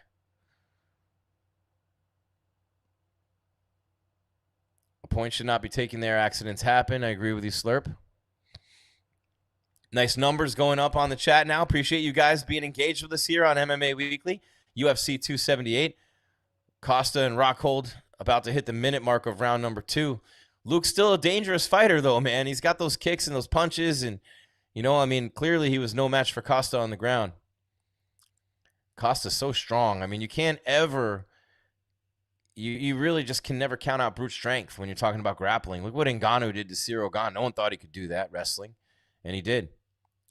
Costa with another kick. Rockhold's breathing through his mouth. His nose has been bleeding and closed up for a long time. His hands are down. Costa continuing to stay patient. Give Paulo a lot of credit. I feel like the earlier versions of Paulo Costa would have jumped at him and ran at him to try to finish him. Borrachina fighting a smart, patient, deliberate fight here. 20 seconds left in round 2. Obadia Kegel says, I can't wait to see my Nigerian bro put Leon Edwards to sleep. Let's go Kamaru Usman. SJ says a light breeze and Luke will go unconscious. He's eaten some pretty big shots in this fight so far. I mean, the Rockhold hate has been pretty strong this week. He brings a lot of it on himself. This is the end of the round. Paulo hit a combination. Luke Rockhold is absolutely exhausted. He's clearly lost both these rounds. Perillo goes and grabs him by the arm and brings him over to the corner. I mean, it just doesn't seem like Rockhold's been in this fight. He's been exhausted. He's been bleeding. He hasn't done much. I don't know what to say. I mean, I would love to hear what DC's saying right now about his former teammate. You know, and I know that it's tough being a competitor and wanting to finish out your career on your terms and coming back, man, for Rockhold. You wonder if that was the best decision. Scummy says Usman overrated. Thank you, Gary Hartnett. Thank you very much. He says, great job on the commentary, non-biased. I'm visualizing nicely. I don't want to hate Rockhold anymore, man. Like, I mean, the press conference was the press conference, and You know, you see a guy in there getting beat up and you see the heart that he has and he's wiping blood on his face. It's hard to root against a guy like that. That's why sometimes, you know, they say you like sausage, don't work in a sausage factory. That's an outdated reference. But what I mean is the more you know about someone as a person and you use that, and of course you're going to use that and formulate your opinion based on that. But when I see Rockhold in this cage, no, he doesn't look like he belongs in there with Costa right now. But you know what? He's got a lot of heart. And he's coming out fast to start round 3. And he's taking a beating. And he's still in there. And he still has a shot to win this fight. So I don't want to be on the Rockhold hate train anymore. I mean, that's over with. And Costa throws a brutal kick and a left hook to follow. Rockhold shaking his head no, which is the most 100% sure sign that it hurt him. Rockhold pushes up the cage. Costa slipped when he threw a kick. And now Rockhold gets top position somehow. And he's a great grappler. But, Paulo just slips right out of there. Yeah, Paulo wasn't rocked or anything. He slipped and got pushed back as he threw a kick. If Usman moves to lightweight and wins the title, since he won't fight Izzy at middleweight, will be considered the GOAT above John Jones. He won't go to lightweight. He'll go up to light heavyweight. Rockhold rocked by a right hand from Paulo Costa. Lands a left of his own. Still very dangerous, Luke is. But Paulo younger, quicker, more athletic, better cardio.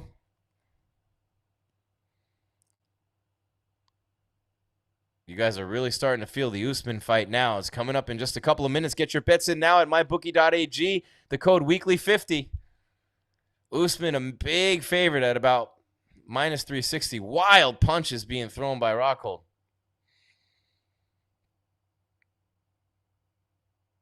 Rockhold wins via nipple twister. You guys are funny. You got jokes. Thank you, UFC Iceman. Appreciate the compliment.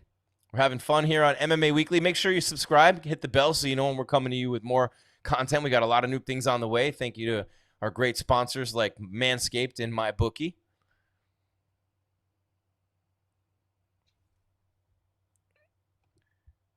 Zip Tie Jedi.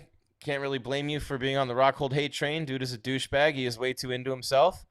3-minute mark, round 3. Rockhold's done nothing really in this fight.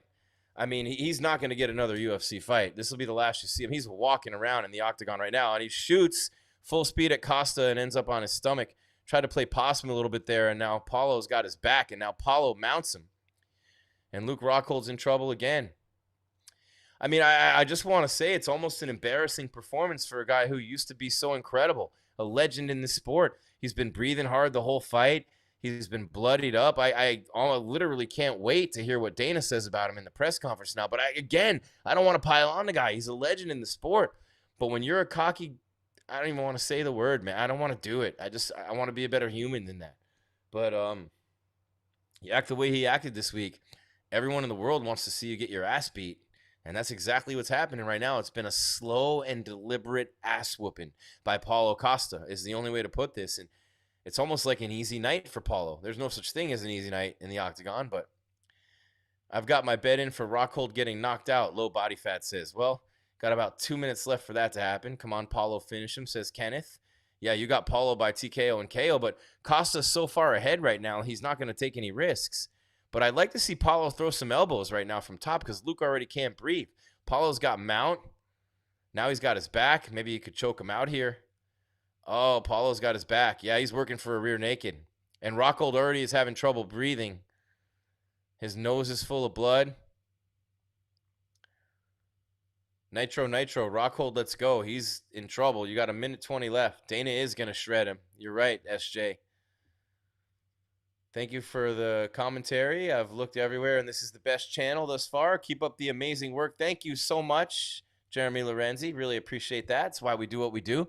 I did 2 hours nationally on ESPN radio and then came right over here to do this stream. So it's been a great night for me. I'm pumped. I'm sitting here in a hotel room in Bristol, Connecticut. Rockhold always has been a prick. See, this is what you get, man. People root against you, and they love to see you get worked. Paulo Costa still has his back. He's got the triangle locked in. I don't think he's going to get a finish here that way. Still working for that choke, though. And Paulo Costa's arms are mammoth. The dude's just literally a monster. Oh, and he's not going to get that arm in. Rockhold's great at defending this, but he's a bloody mess. 30 seconds left. Now Rockhold somehow gets on top. with 23 seconds remaining. Paulo Costa's probably just going to hang on now, not let Luke hit him. Luke is bleeding all over him and rubbing his face all over him to get the blood all over him. I mean, that's what he's doing. Rockhold is just smearing his own blood all over Paulo Costa. This has been an embarrassing performance by Luke Rockhold. An embarrassing performance by Luke Rockhold. And thankfully, this fight's over. Because I hope we never see Luke Rockhold in the octagon again after that. I mean, it's just... I mean, that's not a UFC caliber performance. It just isn't. I'm just calling it like I see it. Anybody who doesn't like it, sorry, man. It is what it is. Thurston Howell says Luke is also delusional. Bloody retirement. I mean, just rubbing the blood all over his face like that. Perillo trying to help him out here. Costa's got Rockhold's blood all over him. It's just, I don't know, man. Just Costa landed some big shots early in round number 1. Straight through down the pipe with the right hand. Right here on the bridge of the nose, here to here. I mean, just decimating Luke Rockhold. Rockhold did land a big left in this fight that backed Costa up a little bit. So Rockhold did land some shots. Costa with some good kicks. Kenneth Reinhardt says, killing me, Costa. Dana is going to chew Luke up in the post presser. Michael Monroe, you'll see that presser right here on MMA Weekly. Keep those numbers coming up. 5 bad losses for Rockhold. I mean, look at the Romero loss and the Blachowicz loss, and now this is almost an embarrassing performance for a UFC fighter. I don't know. The fact that he got on top at the end and rubbed his blood all over his face, that's just, I mean, it is funny. I don't know. Just not a UFC level performance in my mind. And Paulo Costa's going to, I think, get the easy win. 30-27. I mean, maybe a little more than that, but I don't have any 10-8 rounds. What are you guys thinking in the chat? Not really an embarrassing performance, but a very sad performance. I mean, he was breathing heavy the whole time. He had his arms down. His shoulders were slumped. Rockhold is not happy with himself at all.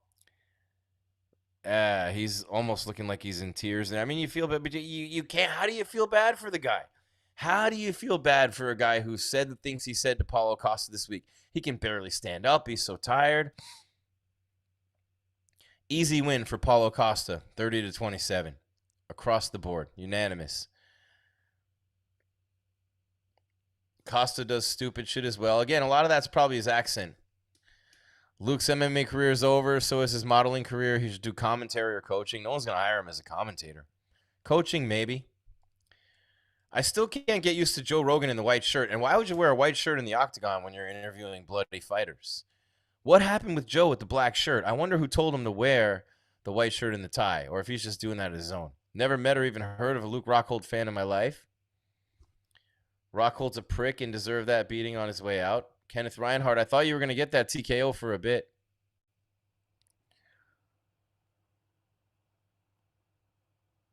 How did Paulo Costa look, or was this pretty much one-sided? Bryant Brito, yeah, it was one-sided. Costa looked good. He's quick. He's got great accuracy. He's got tremendous power. He's got a chin. I don't know, man. The last time I fought people was in 2019. This fight was a very good fight as well. I don't know what he's saying. The closed captioning is having trouble understanding Paulo too. Poor guy. But he looks ripped. I mean, I don't know. I mean, it just doesn't make any sense to me. Paulo got this fight. Obviously, it was a pretty easy win for him. I mean, you know Paulo's a great fighter. He had not a great performance at all against Izzy, but he looked pretty good against Vettori. He was an animal, by the way. Marvin Vettori's a beast. So the question is, did Paulo Costa improve after that loss to Vettori? But there's no way of knowing because Rockhold was so bad in this fight. I really don't understand that. Costa, my dog. Usman hasn't fought yet. Nope, he hasn't. I am not saying Hamzat, saying he will call out McGregor at welterweight. Oh my God, these people with their nude website stuff. Get this guy out of here. Remove. There you go. Peace out, man. Peace out. Put user in timeout. All right, there we go. What happened at the end? He was rubbing his blood. Yeah, so they were down on the ground, And Paulo's, so say I'm Costa, he's down here. Rockhold gets on top, and Rockhold put his face right on top of Costa's and just went like that and rubbed his blood all over. Blood's coming out of it. He's rubbed it all over Costa's face. But, you know, Rockhold's being interviewed right now by Joe Rogan, and Joe's keeping it classy. He's like, I can't do this anymore. I gave it my all. He laughs. You know, very humbling. Sometimes it gets humbling, man. Joe says that you have heart.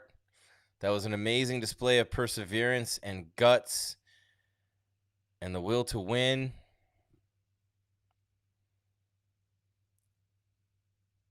Can't wait until November so Izzy can beat the shit out of Alex, says Will Lundy. I think Usman loses tonight, right to bare arms, etc. I hate Luke, but he won. Dangerous. Yeah, Luke won. That's funny. I mean, you got me to read the comment. I mean, that's you win.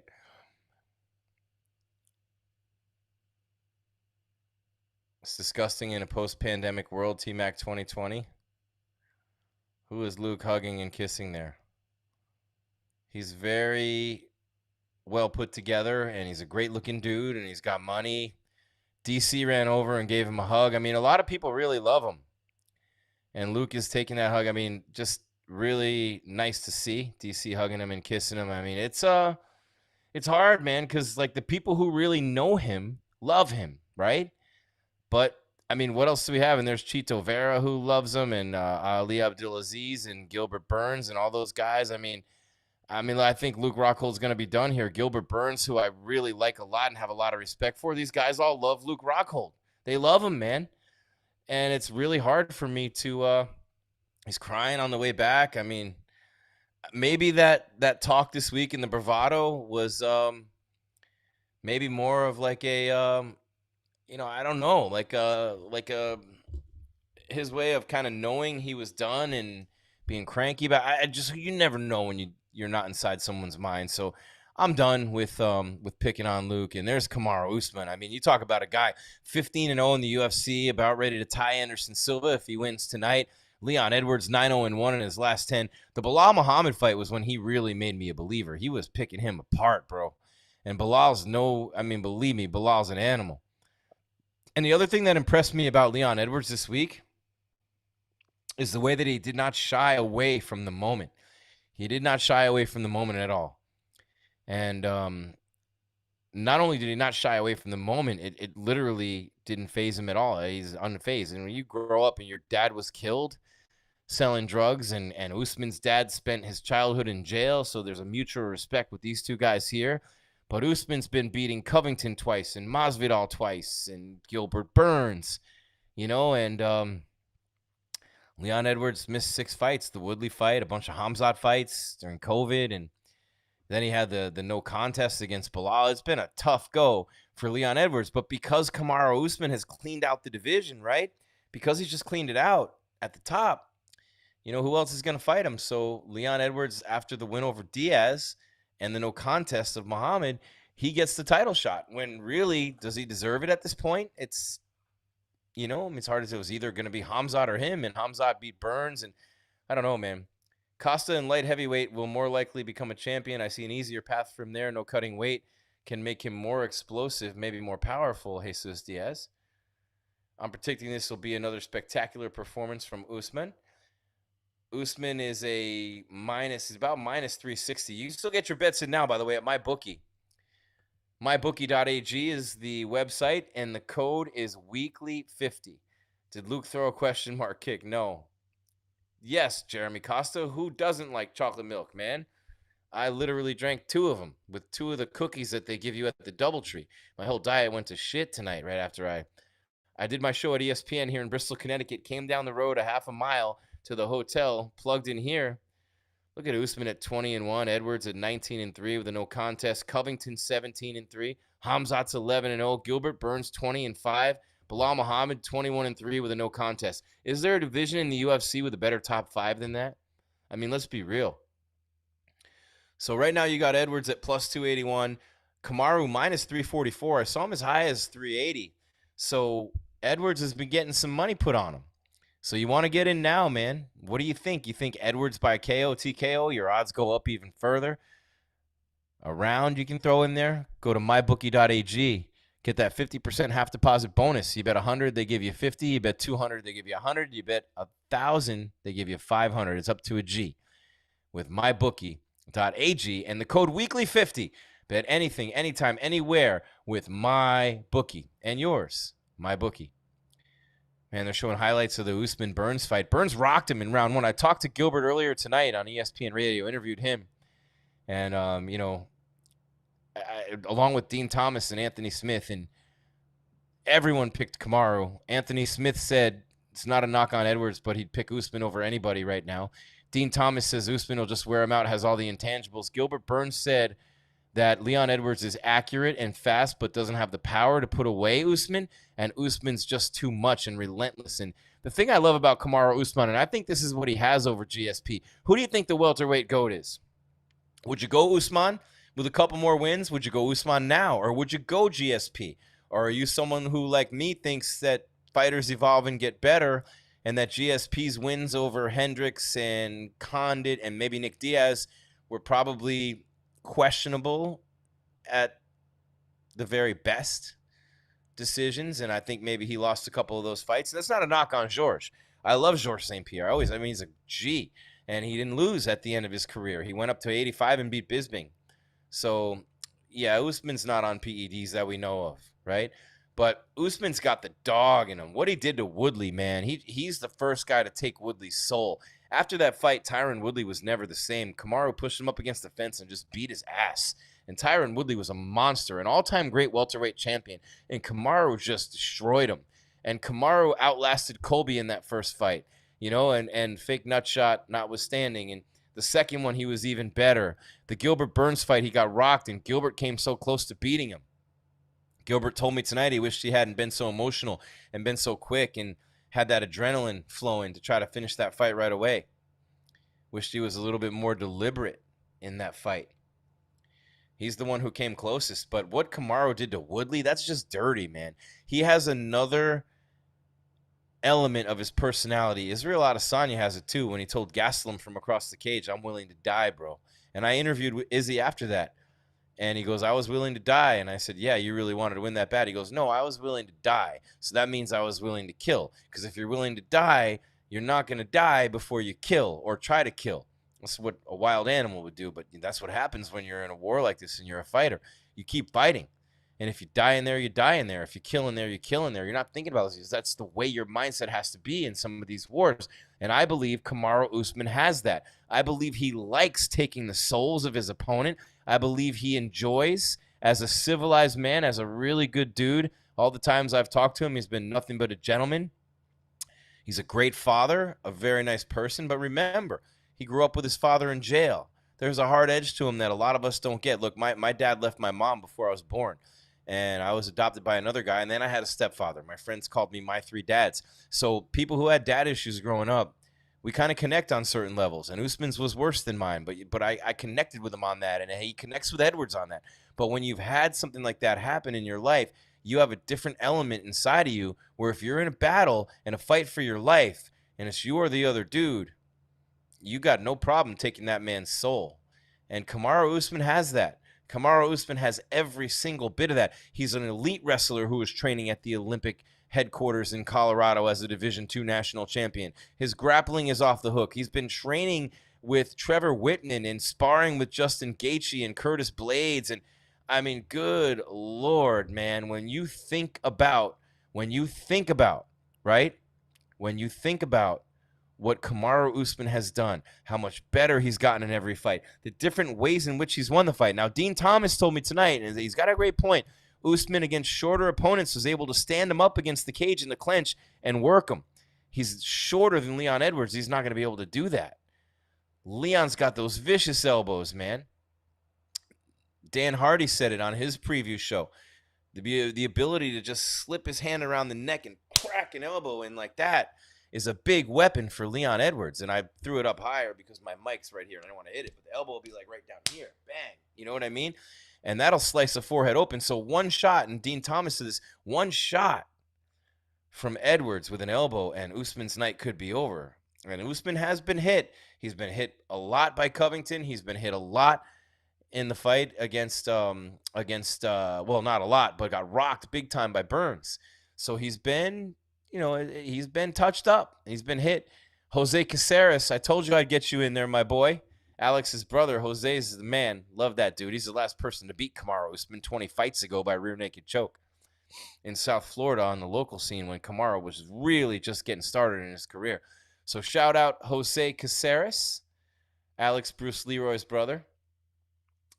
UFC's 278 live coverage on MMA Weekly is proudly presented by Manscaped and the Lawnmower 4.0, the weed whacker for the ear and nose hair. I'm going to tell you what, if you haven't heard already, it's Smooth Sack Summer, and you're going to be wearing these fighter kits into the octagon. Of course, you're going to have the smooth sack going if you're Edwards and you're Usman. When you're playing in the summer sun, make sure you're scaped from pubes to bum. That's right. This is the summer to keep your balls cool while still looking hot, just like I'm doing with Manscaped. I'm not saying I'm looking hot, but I'm keeping them cool, and I feel like I'm looking hot. That's all that matters. Ladies like me. I'm feeling it. I'm single for the first time, but the leader in below-the-belt grooming is making sure we all have a ball this summer. Maybe Scott should use it on his beard. I don't know, but not after, you know what I'm saying. It's mainly for Manscaped, and you'd want to do the beard first, not after.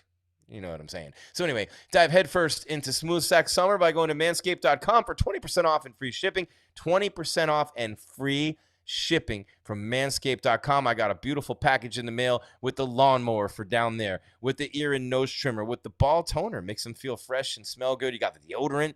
Man, I'll tell you what. And I got the boxers and the t-shirt, so thanks to Manscaped for that. There's Scott with his beard. He's not touching the beard. He's not touching the beard. That beard is money, Scott. That is a Hall of Fame beard. It's a Hall of Fame beard for Scott Peterson. He's not going to put anything on that beard no matter where it's been first. It's Smooth Sack Summer, boys. Get on board or get left behind. 20% off with the code MMAWeekly at Manscaped. Scott's got the Utah beard going. He lived in Utah. He's from Utah. He's got the Utah Mountain Man apocalyptic warlord beard going on right now. And you might need the apocalyptic warlord beard. You might need to be an apocalyptic warlord. Who knows where we're going in this country? All I know is I'm training every day, and I'm saying my prayers and I'm eating my vitamins, Hulk Hogan style.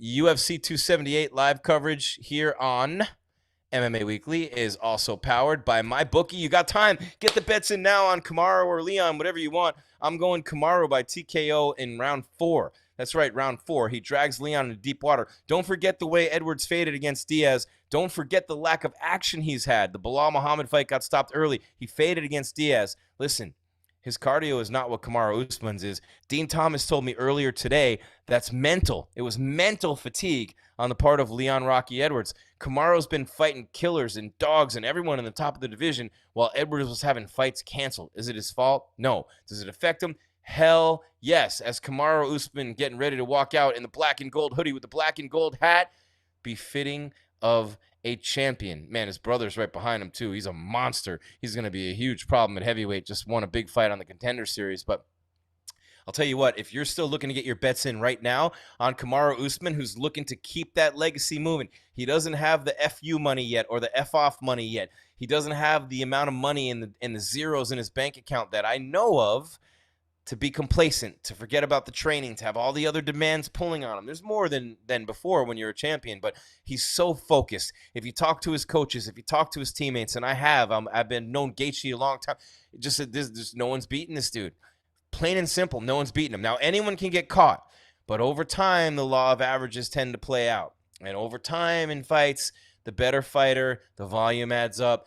Yes, anybody can get caught anytime, and Leon Edwards certainly can do that. If you saw his video footage of him throwing strikes this week, you know that he is not to be taken lightly. And Kamaru Usman's done nothing but show him respect this week. So that shows you that Kamaru has a lot of positive things to say and what he thinks about Leon Edwards. So Leon Edwards as a big dog here at mybookie.ag might be a good play at plus 281.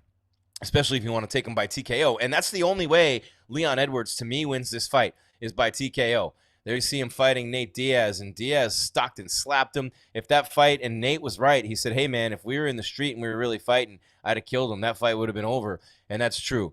But if you absolutely want to get in right now, get your bet at mybookie.ag. Use the code weekly50, mybookie.ag, weekly50. You can also get bets in on the Diaz-Chimaev fight, but right now it's Usman, it's Edwards. The champ is here. He's right there outside the cage, getting patted down, getting a Vaseline on the face. He's got the second longest win streak in UFC history, one behind, I don't know, some dude named Anderson Silva. How about that, right? And he's the only fighter in UFC history with perfect takedown defense.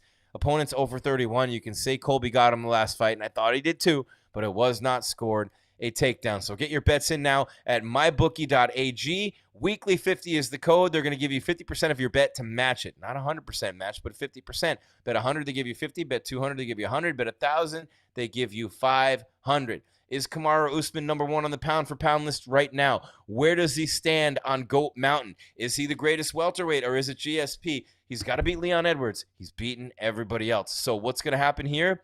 I would guess whoever wins it, and Kamaru hasn't had the huge money fight. So if you're Kamaru Usman, you want to dominate Leon Edwards, and then you become the biggest Nate Diaz fan in the history of the world and hope he somehow beats Chimaev, then you get a big money fight against Nate Diaz. No doubt, right? Anderson Silva's in the building, by the way. They just showed him if Kamaru ties that record.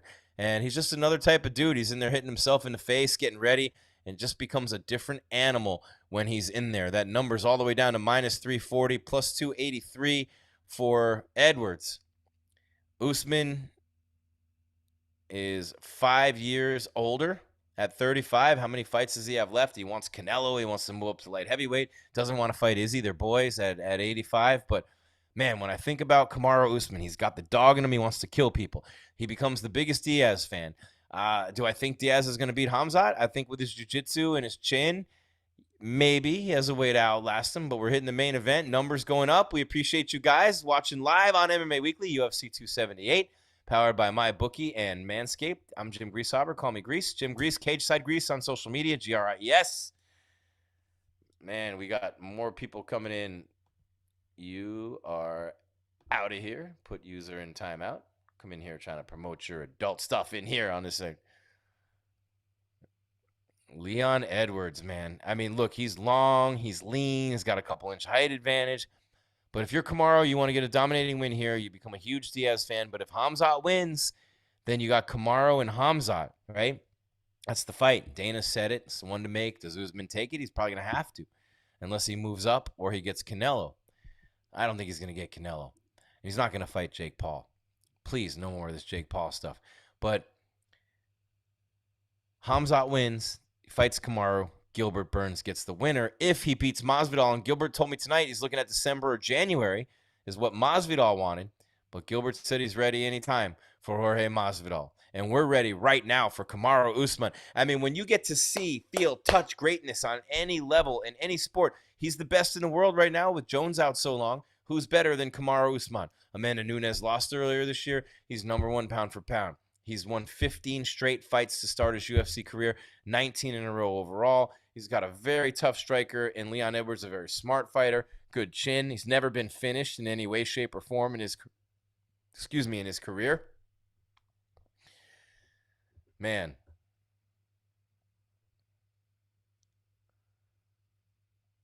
Look at Leon Edwards is long and lean. I mean, look at him. He's in great shape. I mean, the moment hasn't affected him. He isn't shrinking from it.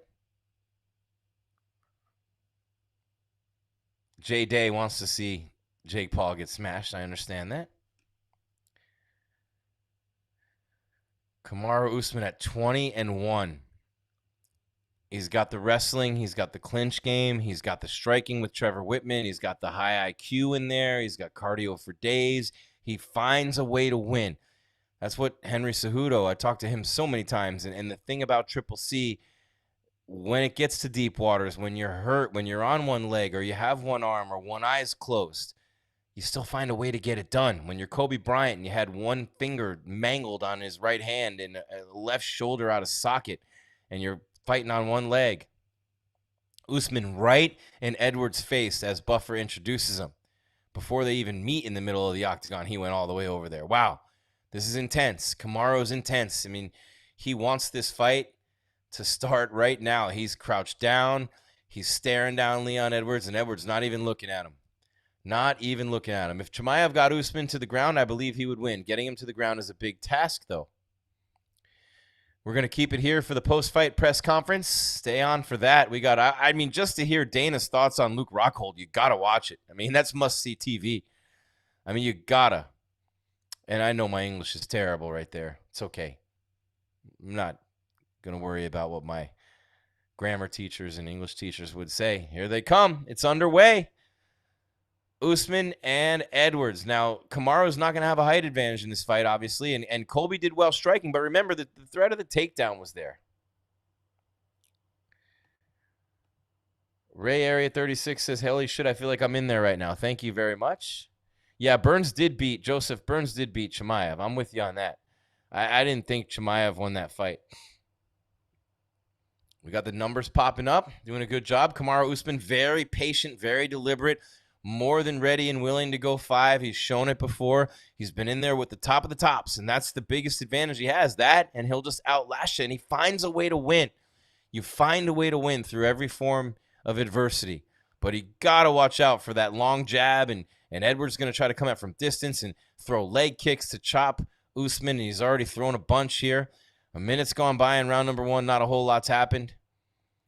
Kamaru's so patient. He's gotten away from his wrestling in recent fights, but again, he was fighting Colby Covington, and you're fighting Gilbert Burns. You're not going to be so, Colby's a great wrestler too, and Burns, 3-time world grappling champion. You're not going to be so anxious to get to the ground with that guy, especially early in a fight when you're sweaty, or you're not sweaty yet. But with this guy, as he did the first time they fought 7 years ago, takedown's a big part of his offense. He's looking for it here already. And Kamaru Usman may be looking to get back to his wrestling, but the first takedown attempt from Usman is successfully defended by Leon Rocky Edwards from Birmingham, England. And he falls down trying to avoid Usman's takedown, and Usman pounces right on him. Leon made a mistake, and Kamaru Usman really making him pay for it. He's on top at about the 3-minute mark. Leon Edwards looking to get up. He's strong. Now Kamaru's got his back. And he's up on his feet, though, Leon is, and he's against the cage. Kamaru's going to throw some knees here. Here they come.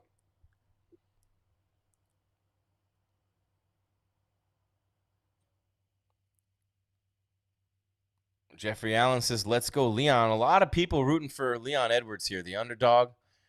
Usman patiently holding his back and throwing some knees, just firing him into the hamstrings and inner thighs of Leon Edwards and looking for the inside trip. Successfully defended by Rocky Edwards. Kamaru looking to press him down. Edwards does have skinny legs, but he's wiry, man, and those wiry, strong dudes, sometimes that's tough to deal with.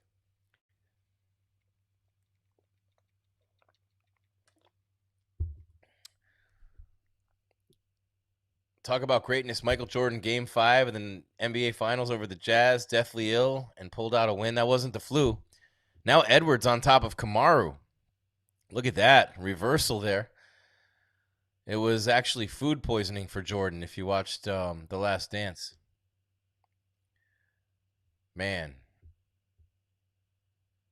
But Leon Edwards is on top with 144, and he's trying to cover Usman's nose and play games with his breathing, but Usman was reversed by Edwards. Interesting. Vive Shlu, I can't show the live stream, knucklehead. The UFC has rights on that. We're just reacting here. Buy the pay-per-view or shut the hell up. How about that? That's what everybody in the chat was thinking anyway. I'll just say it. And now Usman, though, better watch out because Edwards has his back. He's got the body triangle locked in, and this could very easily lead to a rear naked choke. Ironically, that's the way Usman lost his only professional fight to Jose Caceres, and Edwards got the arm in. Whoa. No, it's not underneath his chin and into his neck, but man, Kamaru Usman's in trouble. You got 50 seconds left in the round. Edwards is going to keep working for that rear naked. Kamaru Usman's going to keep that chin down in the chest.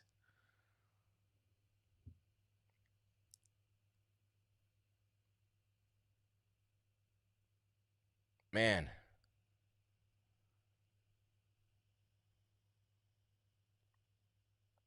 So, 25 seconds left in the round.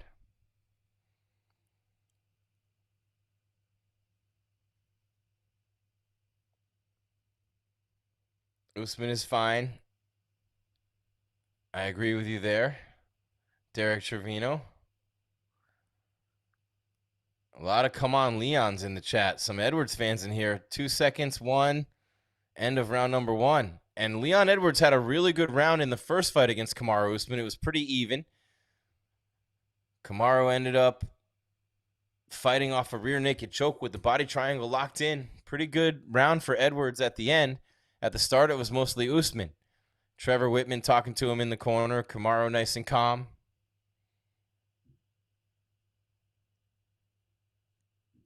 Daniel Okoro, you have to buy it to do that. So all we can do here is kind of keep you in the loop on what's going on best we can. We can't do actual play-by-play, and we can't show you guys the fights. So if you guys are nice about it, that's cool. We appreciate that. Leon, let's go. Round 1 to Leon. Interesting. Usman should be better prepared than this. Kudos to Edwards here, but this should also prove how much of a beast Nate is for those doubters. Just saying. Ben L, that's a good point, man. You can get in on Nate at plus 685 at mybookie.ag.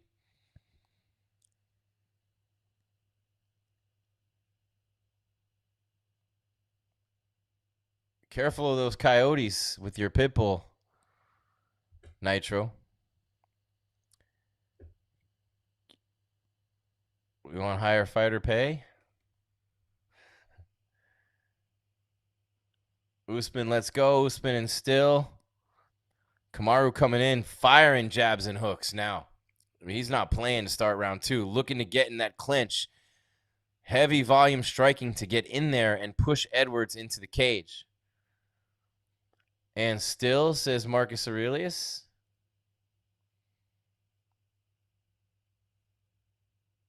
Hamzat beats Leon. Kamaru starting to land the jab. Leon slipped on his back foot, but Usman really firing some shots. Leon covering up. A lot of people scoring round 1 for Edwards. Kamaru really trying to make a statement to start round number 2 with some big shots and an uppercut through the middle. Kamaru looks sharp on the feet.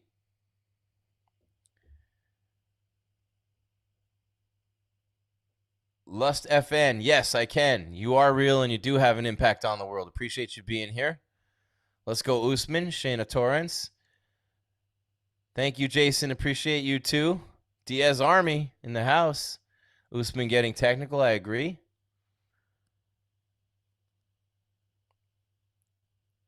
I look like I could be Ice-T's son. OG, original, gangsta. Did Usman just get poked in the eye? Go Leon and take Colby with you, says Random Eskimo. Kill him, Usman. Why would YouTube put that one up for review? Here, we'll show that one. There we go. Leon, remember those razor sharp elbows? That's true. And that was a punch from Edwards, but the thumb hit Usman in the eye. And I think it poked him a little bit. But he's fine. Herb Dean, by the way, is the ref. Hope Usman knocks him out so I get that cash. Thanks, Alejandro. Appreciate you. This guy, Leon, and his eye pokes. You're thinking back to the Bilal Muhammad fight. Gotcha. I could be Ice-T's son. I remember watching Colors when I was like 12 years old. Colors. Man. Yeah, Edwards did win round 1, guys. I think. Kamaru was winning it. Nice side kick to the front of the thigh from Leon, right above the knee. Got about 3 minutes, just under 3 minutes remaining in round number 2. Usman came out firing shots in this round, and Edwards really hasn't gotten much offense going. Kamaru feels like he's in a rhythm in there right now. Got to be careful. Edwards coming from southpaw and now switches back to orthodox, back to southpaw, changing things up on Kamaru, who hits him with a kick to the midsection. Got to watch the kicks and elbows. This looks like bitch iced tea. I'm going to show that one, Dakota, because it's pretty funny. I mean, doesn't anybody look like a bitch compared to Ice-T for the most part? He's a real gangsta, right? Hey, bitch, Ice-T. It's funny. See? I can laugh at myself, man. I got a sense of humor. What was the first round like? What happened, Emery? Leon probably won round one. He reversed on the ground and had a rear naked choke almost locked in on Kamaru. How's round two so far? Usman came out swinging, has controlled it, landed a lot of shots, has had Leon up against the cage quite a bit. Paulo Costa won. Thank you, Giovanni Emmanuel Valenciano. Best play-by-play so far. Great job, bro. Like the flag, too. Leon's turtled up. Leon Edwards with Kamaru Usman working from the front on the ground. They're both on their knees, but Kamaru is on top of his back, working his arms underneath, looking to swing around and take the back, but Leon blocks it.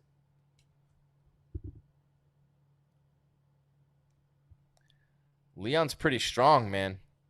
Kamaru not having the reversal, though, in this round.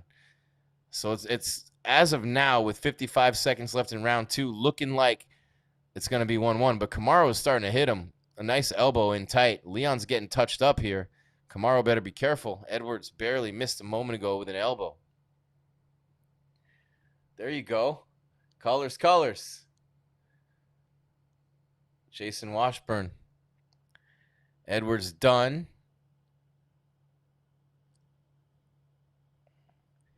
Bitch, tell us the score. There's no score. It's not a basketball game. Cool channel. F the haters. Thanks, Rodney Cunningham. Appreciate you. We love the haters, too. They're watching like the rest of you. Appreciate all you guys. They both lose in round four, says Tyler.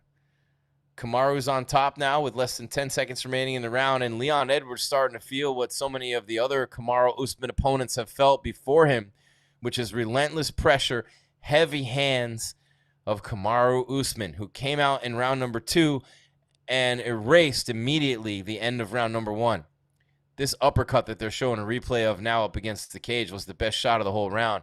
Heavy volume from Kamaru. Bet 300 after round one for Usman. Is Usman showing any signs of being hurt? No. He's showing his dominance. He's starting to take over. Oops, dropped my phone. Sorry, guys.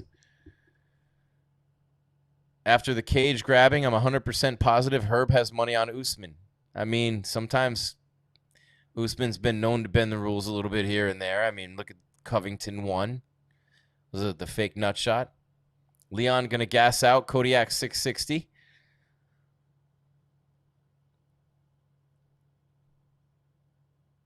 You killing it, Water T. He called me Water T. Thanks, Aaron. I appreciate that, bro. Wait, where are we at? I got to read this. Aaron Kirkman. He said, dudes be saying anything. You're killing it, Water T. So I guess I'm not Iced Tea. I'm Water T. That's dope. Thank you. Matcha green latte. Diet ice water. We have the best audience in the sport. I freaking love you guys. Usman versus Diaz. Every fighter bends the rules, Usman included, maybe a little more than some. Kenneth Reinhardt, the OG in this chat room tonight.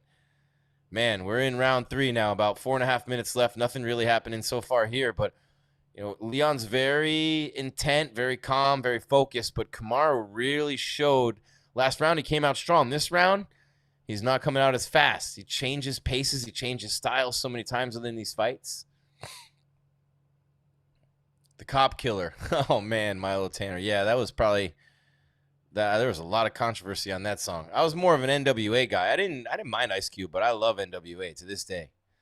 Love them. Thank you, bro. Give me a shout out. Rome Dog. There you are. You're welcome, Brandon. We appreciate you guys. We got the numbers popping right now. Kamaru punching his way in, looking for a double leg and dumps him down. This is what he does, man. He wears you out. He just volumizes you. How about that? And he wears you out, man. And it's another takedown, and now he's got his back. But Edwards getting up. Edwards getting up. Give him credit.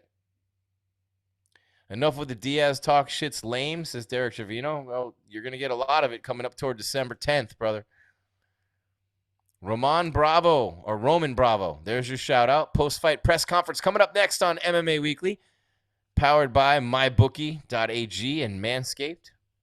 New to the channel, Austin Group. Yeah, Jay, we got some good people in here. Patty the Batty is an inbreed. Shoot us on. I'm just reading, man. This is funny. No, I'm not going to say it. Hamzat will smoke Snoozman. Usman got a takedown, yes. Usman did not get a takedown in round 1. Or did he? Wait, I'm trying to remember. When's the next Law and Order episode? Another Ice-T reference. I love you guys. This is amazing. It's been a good night. I did my first show on ESPN Radio live in studio from Bristol, and I'm here with you guys, my fam, tonight here for over a year with MMA Weekly. What the F is wrong with people? Jason Washburn, we could write books and never know. People only complain when they have no excuse for the person getting their ass whooped. The sites are all down on the illegal streams. That's good. Usman dumps him down again. Not really sure that's a takedown, but it doesn't matter because it accomplishes the same goal. I mean, it matters for the scoring. But Usman starting to assert himself and Leon Edwards starting to feel the weight. This looks a lot like their first fight. This is exactly what I said when I predicted Usman would win this fight and finish it in round 4. We're in 3 right now. Under 2 minutes left. He's going to keep wearing him out, keep riding him. He's going to start to drain his gas tank. He's going to start to weaken those muscles. He's going to start to break his will, and then he's going to finish him in round 4. That's what I said all along. Usman did have a takedown in round 1. Thank you. Whoever put that up. I don't see Leon finishing Usman. Cardio is everything here. You're right, Slurp. Let's make America T again. Ice-T for president. Eric W. Andrew Tate versus Usman. I was waiting for Andrew Tate to make his way in here tonight. John Jones bitch slaps Usman. Ice-T is a sellout bitch. I hope you're not talking about me. I'm not selling anything out. Yeah, Team Usman, Booty Sniper LLC. Thank you for the super chat. That's what we're talking about. Usman still has his back, by the way, up against the cage and just throwing shots at him, being very patient, saving his energy. And this is what I learned when I was working in Henry Cejudo's camp for the second Mighty Mouse fight. I was embedded with Neuroforce 1.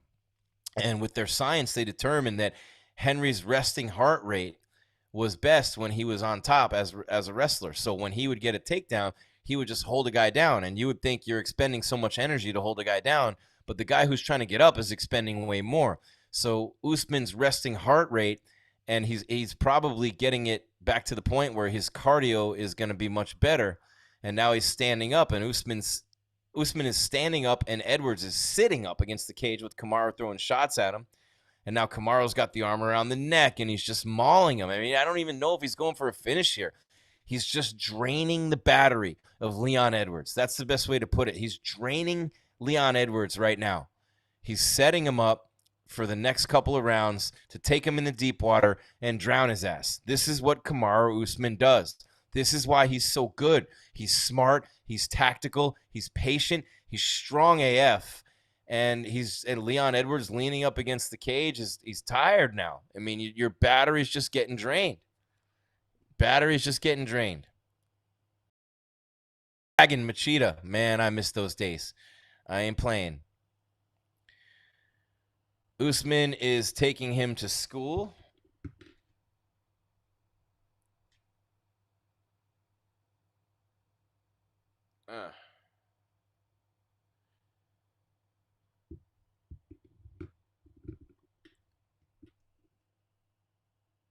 Patience pays, Jim Klein, damn right. Usman is smart and tactical. Yep, you're right, Pound Loren. Swiss made, there's your shout, brother.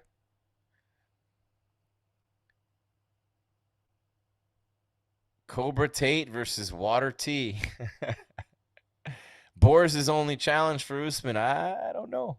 Is ESPN Plus worth it? You have to figure that out for yourself. I always say yes. Kamaru Usman wins by decision. I think he gets the finish here in this round. I think he drained the batteries on Edwards, and I think those arms are going to drop a little, and I think a right hand's going to find its home, and I think that's going to be it.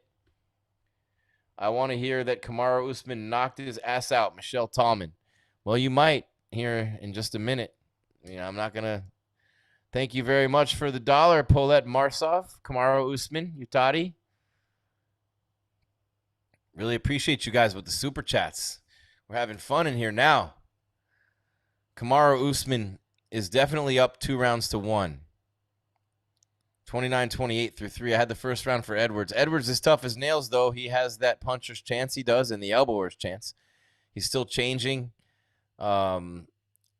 stances and changing levels, and he somehow spins Usman around. Usman slipped, and Edwards got his back, runs him all the way over to the cage, trying to work the leg around Kamaru's left leg, his left leg around Kamaru's left leg, and get a trip.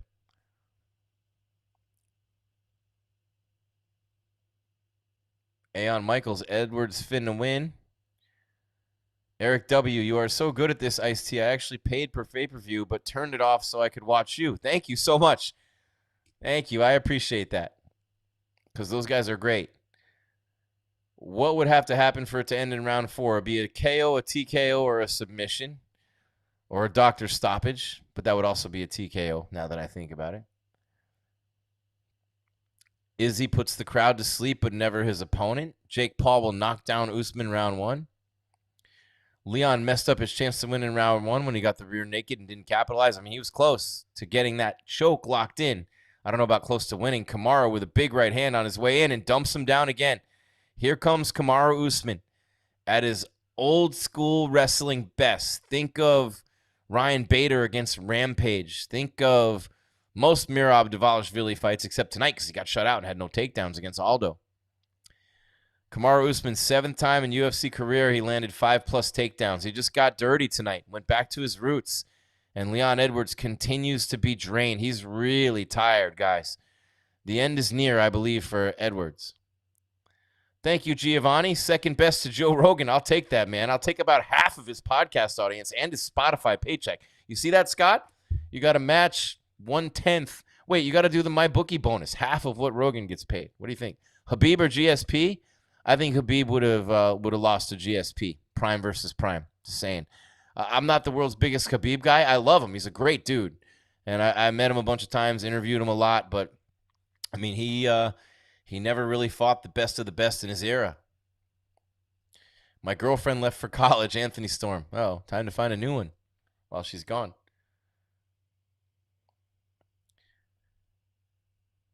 Kobe is washed. Kamaru's got under 2 minutes to make my prediction come true that he finishes him in this round.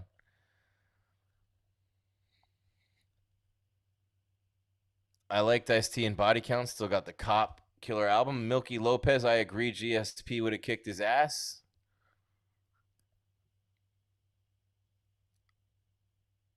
Leon should have beaten Colby as his test for Usman. I mean, there was no one left for Usman to fight at 170 right now.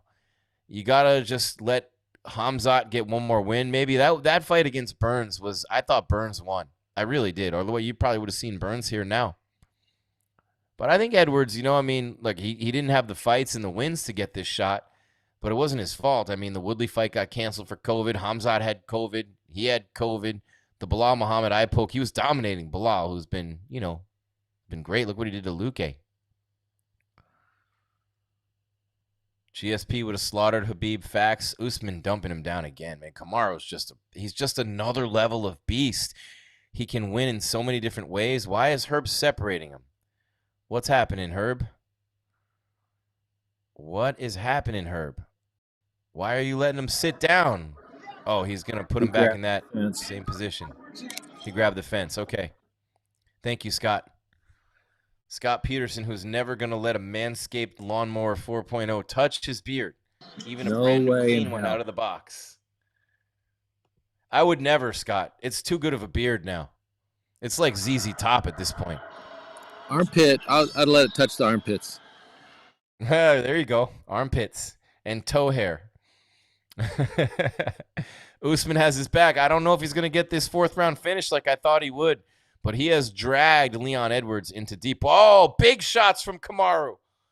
Oh, He's got 10 seconds. Maybe I spoke too soon. He's bombing away on Leon Edwards, who's turtled up, and Edwards eating elbows and punches. 2, 1. Oh, Kamaru Usman taking control of this fight. I like to smell my sweaty balls when I shave my beard, says Kenneth Reinhardt. See what we started, Scott?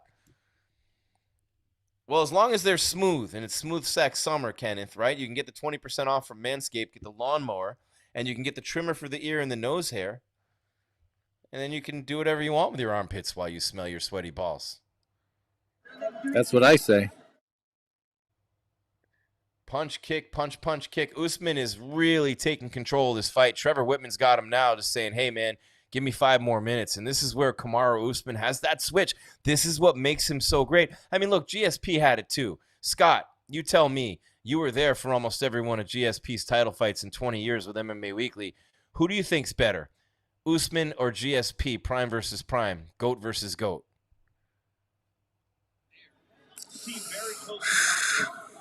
I got to go with Usman. He's just so dominating. The complaint everybody had with GSP was, finishing fights. But you could go either way. UFC sets another attendance record, this one at Vivint Arena in Utah. First time the UFC's been there. The Octagon down on the banks of the Great Salt Lake. FGSP, says Tommy Boy. Fresh balls with Manscaped, says Rora Sang Poo. There you go. It's Smooth Sack Summer. 20% off at manscaped.com with the code MMAWeekly. Edwards and Usman in the center of the octagon at the 4.5-minute mark. Leon's still there. Still always has that chance, but he won round 1, and he has been dominated ever since. And Usman slowly, I mean, you ever see like one of those constrictor snakes with one of those little animals where it kind of just squeezes but not super tight, and it conserves its energy. Then it kind of lets it walk away a little bit. Then it squeezes some more. Then it lets it back in. And eventually the thing just, doesn't have anything left. And then it's easy. The snake makes it easy on itself. That's kind of what Usman does when he fights. I think that's a pretty good description. I'm going to have to write that down. Usman is a nightmare. He is, Joffrey. Although the Nigerian nightmare to me is still Christian Okoye. Just don't tell that to Steve Atwater. No, Usman. I don't think Usman's on roids. Now he's picking apart the body of Edwards, shooting in for another takedown. I mean, this is an MMA clinic. This is a mixed martial arts clinic being put on by Kamaru Usman. I mean, it really is. This dude is so good at everything, and he's patient, and he just works his way into everything. He gives you everything he's got in there. I mean, this dude is just unbelievable right now. You are witnessing or listening to me witnessing something that is incredibly special. I mean, an athlete, and I mean, just looking at Joe Rogan's face while he's watching Kamaru right now, I mean, Joe Rogan can do whatever he wants, whenever he wants, anywhere in the world, and he loves just sitting there watching the UFC fights, and I don't blame him. It's just like, hey, you give me a couple $100 million, what would I be doing? I'd be doing this because I love it. Same thing with says, I mean, just to see Joe's face when he's looking at Kamaru, he's in awe. Everyone's in awe of this guy's performance. He's deliberate. He's got him up against the fence. He's a couple moves ahead like a master chess player. Leon Edwards is a smart fighter. He's a great fighter, and he's had no chance since round 1. And that was just a reversal, and he almost got the rear naked. No, Aldo lost, Emilio. Usman is not a fluke. You're insane. Africa has 3 champions, Kamaru, Izzy, and Francis Ngannou. Utah fans suck. They keep booing. Yeah, I don't know why the hell you would boo this. This is a clinic. You're witnessing one of the greatest athletes to ever step foot into the octagon, putting on an absolute mixed martial arts clinic. If you're booing Kamaru Usman right now, you're not a fan of mixed martial arts. And I understand, hey, those fans are cool too. You just want to see decapitations and knockouts, and I get that. I do, and there's a low blow from Edwards. The kick right up the middle. Reminds me of South Park. I'll kick you in the nuts. Let's see. The chats are going so fast, guys. It's hard for me to read them right now. Habib or Usman? Are you serious, bro? Why Habib's the most overrated fighter in the history of the UFC. I'm just gonna say it. The most overrated fighter, because and it's not because he's not great. It's because people call him the GOAT. And he didn't fight half the list of fighters that Jones or GSP or Silva fought, man. And that's not necessarily always his fault. The Ferguson fights didn't come through. Eras define fighters and legacies, and I just don't have Khabib all the way up there. I think he's just way overrated by so many people. He's checking Usman shave, make sure he's manscaped. Kenneth Reinhardt gets the quote of the night in the chat. That's what Herb Dean's doing in there. Herb's he's pretty good too at jiu-jitsu. McGregor is the most overrated. I mean, he got the most attention, made the most money, but 2-1 at welterweight, no title defenses. No argument from me. Your wife is in me DMs. Jones beat his wife a bunch as well. Khabib is not the GOAT. Stop. He's not the GOAT.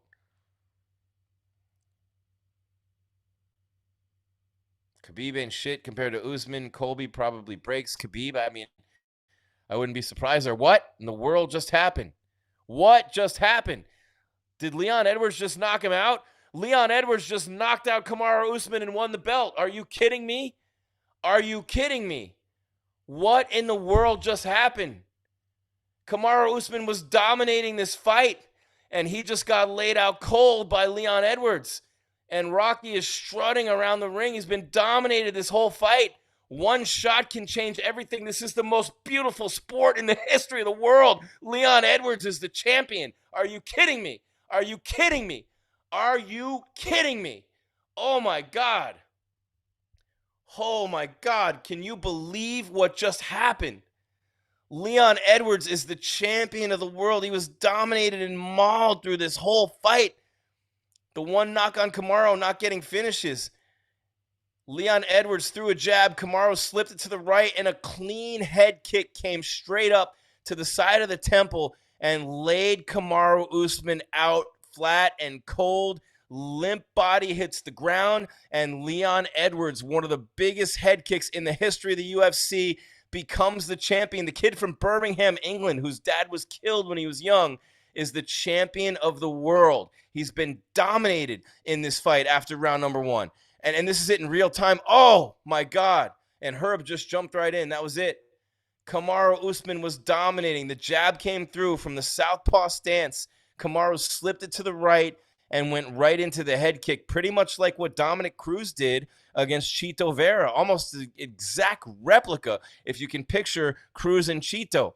And Leon Edwards, that's right, I said Leon Edwards is the welterweight champion. Kamaru Usman is not the pound-for-pound number 1 anymore. He's not the GOAT in the welterweight division anymore. And Leon Edwards has pulled off the seemingly impossible. We saw Derek Lewis do it against Volkov very late in the fight, but how rare is it? I mean, look what Anderson Silva to get the choke of Chael Sonnen when Chael was dominating him in Brazil. This is amazing to see Leon Edwards celebrating in the center of the octagon right now. Kamaru Usman sitting on his stool, wondering what happened. He was dominating this fight. And just an incredible kick and perfect placement from Leon Edwards. I mean, just perfection. So if you're looking at me right now, okay, so you're standing southpaw and you throw a jab straight at me and I go down here, right? Boom. I slip down here. Left foot comes up. Bam. That's exactly what just happened.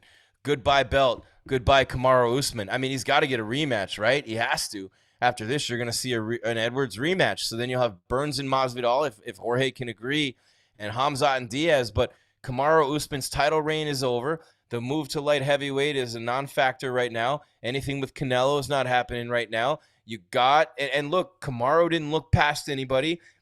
He was focused. This isn't a result of him becoming complacent or having too much money or being a champ for too long. This is the result of a perfectly timed kick coming in on the heels of a jab from the southpaw stance from Leon Edwards.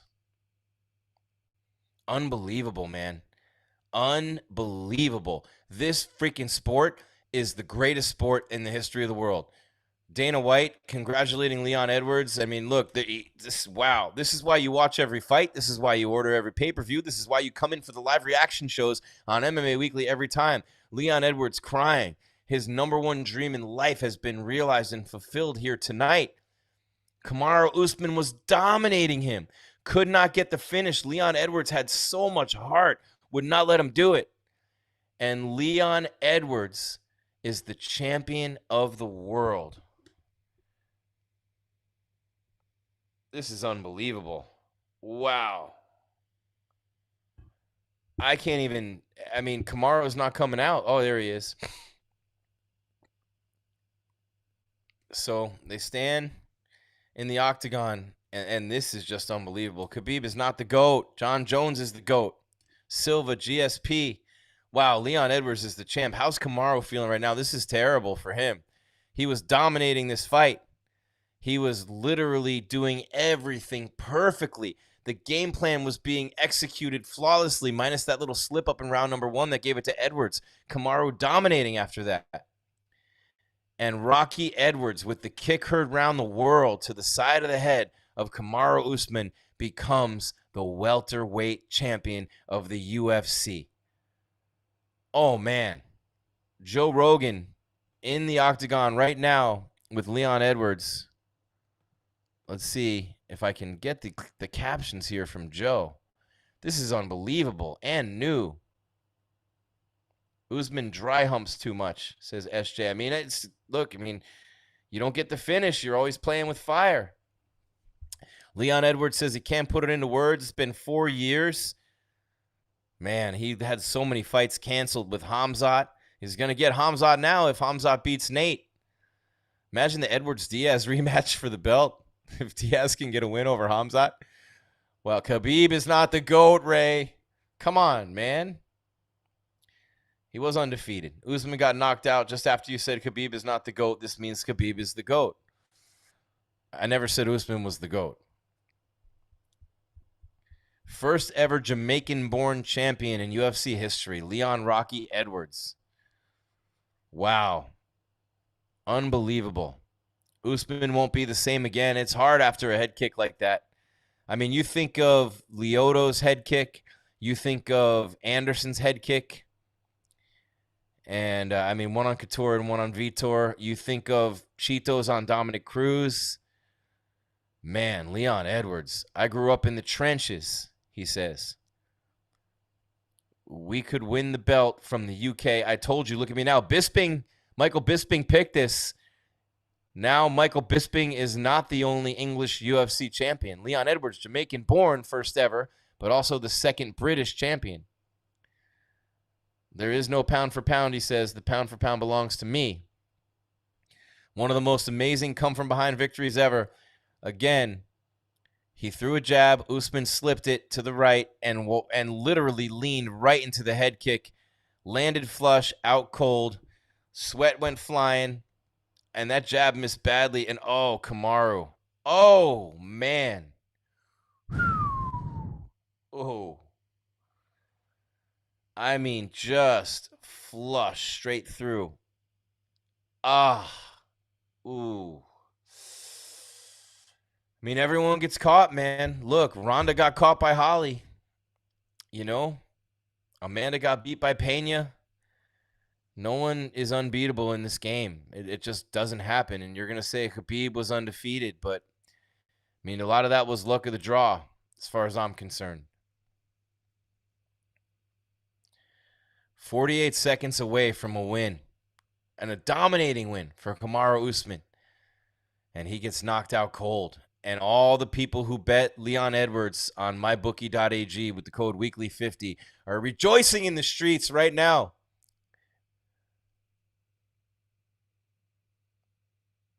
Leon versus Colby next. I mean, wow. I just think he would get worked like he did against Kamaru, and he'd need a lucky kick. Leon Edwards by lucky head kick. And, it's skill. It's an amazing placement. But to be dominated like that and still have that chance and to pull it off, saying lucky head kick is almost disrespectful to him. I don't mean to be disrespectful, but that's what happened. It just, great strategy. Someone between the rounds, someone said something, throw the jab, and then the kick right after it. He tried it earlier in the fight. It's been blocked it 100 times. They're not going to interview Kamaru, I guess. Just after he got man, after he got kicked like that, Kamaru doesn't get the interview, and he was dominating. That's going to stick in the craw of Kamaru Usman. He's going to want the rematch right away. I say Kamaru Usman should get the rematch right away, even though it was a clean and vicious knockout. If it was in the first round, he wouldn't. But the way he was dominating that fight, you have to give him the rematch pretty much right away. I mean, you have to. You have to. But you feel great for Leon Edwards. He's a good dude, man. And he's a guy who, he had 6 fights canceled during and right after COVID. And by the way, stick around for the post-fight press conference here on MMA Weekly. Dana White, you're going to love Dana's reactions to this. I mean, come on, right? With this finish to this fight, when they set another attendance record in another arena in another state that they're in for the first time, the way this night ended could not have happened any better for the UFC. I mean, you see the reaction from DC and Joe and Anik. I mean, you never know. I mean, Kamaru Usman's dominating. And you see, they show a shot of Leon Edwards' gym in the UK when they thought their guy was done. And he ends up being the champ.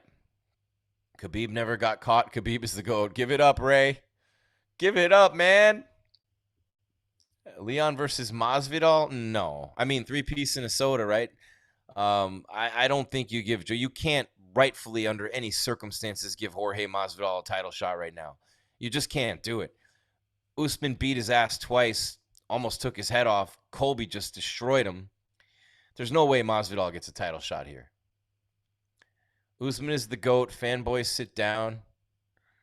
Put that boy to sleep. Thank you, Leon. Leon versus Hamzat next up. Hamzat Diaz is booked for December 10th. I mean, how about Nate Diaz somehow pulls off a win over Hamzat and gets to fight Leon Edwards again after that first fight? Kamaru leaving the octagon, and I mean, look, it happens. You get caught. It's tough. He's dominating that fight. Give Leon Edwards all the credit in the world. He deserves it, but that was Kamaru's fight. Most of the first round, all the way through dominating, and just got caught. I mean, everyone gets caught. That happened to Anderson Silva. The difference was Weidman had dominated round 1 with his wrestling and caught him in round 2. But, man, everyone gets caught. I mean, what other fight can you imagine? How about, you know what, Scott? I was thinking about Yair Rodriguez and the Zombie with that spinning elbow at the very end of the fight was maybe like the biggest Hail Mary win in UFC history. Derek Lewis against Volkov was inside of, 20 seconds remaining, 10 seconds remaining even in that fight. He was getting dominated and got the finish, so maybe I'd put those two above this one. But in a title fight against a guy with a legacy in the making like Usman had, and now it's taken away by one kick, this is the most important one, right? I mean, it's the most important and impactful one. Crazy. Ben says, great channel, man. I couldn't read the rest. It was going too fast. Thank you, Ben. Appreciate it. Masvidal could only beat Edwards by sucker punch. I think Dean Thomas is breaking this down right now. I love my guy, Dean. Usman needs to think about his career and long-term hope. Oh, Ben says, great channel, man. Keep up the great work. Wish you the best. You too, buddy. Diaz and Edwards for the belt. What happens if one of those guys can't make that fight? Then you book Hamzat and Leon, maybe. And it's going to be a while before Kamaru fights again, probably after that. But he literally was dominating, man. He's the best fighter in the world. He's the whole package, the takedowns, the clinch, the striking, the volume, the cardio, the game plan, the tactical side, the patience, every single thing. Post-fight press conference next. And it's all taken away like that by a head kick. Name me another sport where that happens. And don't tell me boxing with pillows on their hands. There's not another sport like this in the world. There is nothing like the Ultimate Fighting Championship anywhere on God's green earth, man. This is why. This is why. I mean, think about this for 1 second. What Leon Edwards just did. Man. I didn't call Usman the GOAT. John Jones is the GOAT. And if he beats Stipe, and that fight's booked for December, and he beats Stipe and then beats Francis, mic drop GOAT. Forget it. Never fight again. Retire undefeated GOAT, John Jones. And don't give me Matt Hamill. That was a bullshit loss. It should be overturned. And Anthony Smith could have taken the belt from him on the illegal knee, too, and he didn't. So, Anthony Smith, shout out to you, my G. Even though you were horribly wrong when I interviewed you earlier on ESPN Radio by saying that Rockhold would be way better than Paulo Costa on the ground when they went to the ground in round number 1, and Costa was the superior grappler. And so anyone who was listening to us tonight agreed with Lionheart Smith and thought I was an idiot, you're welcome. I just know Paulo Costa really well, and I've watched him grapple a lot at Fight Ready. And I knew he wouldn't be badly outmatched by Rockhold. But that's what you get for being there. Sometimes you just got to be around and see things happening. What do we got here? Thank you guys for the super chats, by the way. We had some good ones tonight. And we appreciate you very much. Smash that subscribe. The numbers aren't going down. You guys want to see this press conference. I know you do. You can't wait for this press conference. The UFC 278 press conference will be starting momentarily. It's powered by Manscaped. I'm throwing Scott a curveball here. See if he can hit it. Keep the weight back. Smash that thing. You're in Utah. Thin air. It'll go far. Just like the golf clubs will hit that ball. But wow, that was a really amazing finish by Leon Edwards. And if you haven't heard already, it's Smooth Sack Summer with Manscaped. When you're playing in the summer sun, make sure you get the premium package. And you're scaped from pubes to bum. That's right. This is the summer to keep your balls cool while still looking hot. With Manscaped, Scott is just making things happen out there in Salt Lake City. The leader in below-the-belt grooming is making sure we all have a ball this summer by giving our pants partners everything they need to stay fresh. Dive headfirst into Smooth Sack Summer right now by going to manscaped.com for 20% off plus free shipping with our code MMAWeekly. I got my package. Scott got his. We got the Lawnmower 4.0. We got the Weed Whacker 4.0 for the ear and nose hair. I got the boxers, which I'm wearing right now, the T-shirt I got. And I got the nice little bag to carry them all in with the chargers. It's awesome. They're making sure we have a ball this summer. Diving headfirst into Smooth Sack Summer with Manscaped. Again, it's Smooth Sack Summer, boys. Get on board or get left behind. And speaking of getting left behind, you guys who didn't bet on Leon Edwards at mybookie.ag, get those bets in on Diaz now. Plus 685, man. You bet 100, you win 685 on Nate with the Stockton Slap. The Stockton Slap from Nate, the gangster from Northern California. It isn't worth $100. They're going to give you 50 for a half deposit match, or even better, 200. They're going to give you 100. 1,000. They're going to give you 500. Diaz by Stockton Slap in round 2. Parlay those. Think about that payout. And why not take a shot with $100 to pay your mortgage for 3 months on Nate Diaz, a huge underdog, September 10th against Khamzat Chimaev. And I'm still not on the Khamzat hype train. I think Gilbert Burns beat him. He earned a lot more of my respect in that fight. He's a G. He's a great fighter. I don't think he's the world beater everybody thinks he is. So you can get your bets in now at mybookie.ag. Thank you to all of you who put your bets in for this, but you can do it now with the code WEEKLY50, mybookie.ag. Weekly50 is the code. You can take our analysis. You can get the predictions coming through. We'll have them on again for September 10th. And again, the code is weekly50 for the half deposit match up to $1,000 at mybookie.ag. Bet anything, anytime, anywhere. Like a Janet Jackson song. Anytime, any place with my bookie. I'm never going to get tired of this sport. Scott, this is unbelievable, man. Our numbers in the press conference in the chat just exploded through the roof as people get ready to hear Dana's thoughts and the new champion at welterweight. I said it and knew. Leon Edwards. That's right. If you're just joining us, a head kick inside of a minute left in the fight that Kamaru Usman was dominating, looking like one of the greatest fighters of all time. One head kick changes it all. Name me another sport where that happens. It doesn't. It just can't. It won't. Greatest sport in the world. Greatest promotion in the sport. Unbelievable, man. No, I'm not ignoring your super chat. Who thinks I'm ignoring their super chat? I'm not. It's going so fast. I am not. Nope. Random Eskimo. No, I'm not going to ignore your super chat. I didn't see it. I missed it. The chat is going so fast. So I appreciate you. Only time Leon looked good. It's true. He almost had the rear naked in round number 1. But, man, what an unbelievable. Khamzat says, congratulations, Leon Edwards. See you soon, boy. I don't think Khamzat gets the title shot over Kamaru. I'm sorry. What do you guys think? I'm not giving it. That's the first. If that's not the first question of the press conference, or one of them, damn, I'm knocking all my shit over here. Hold on.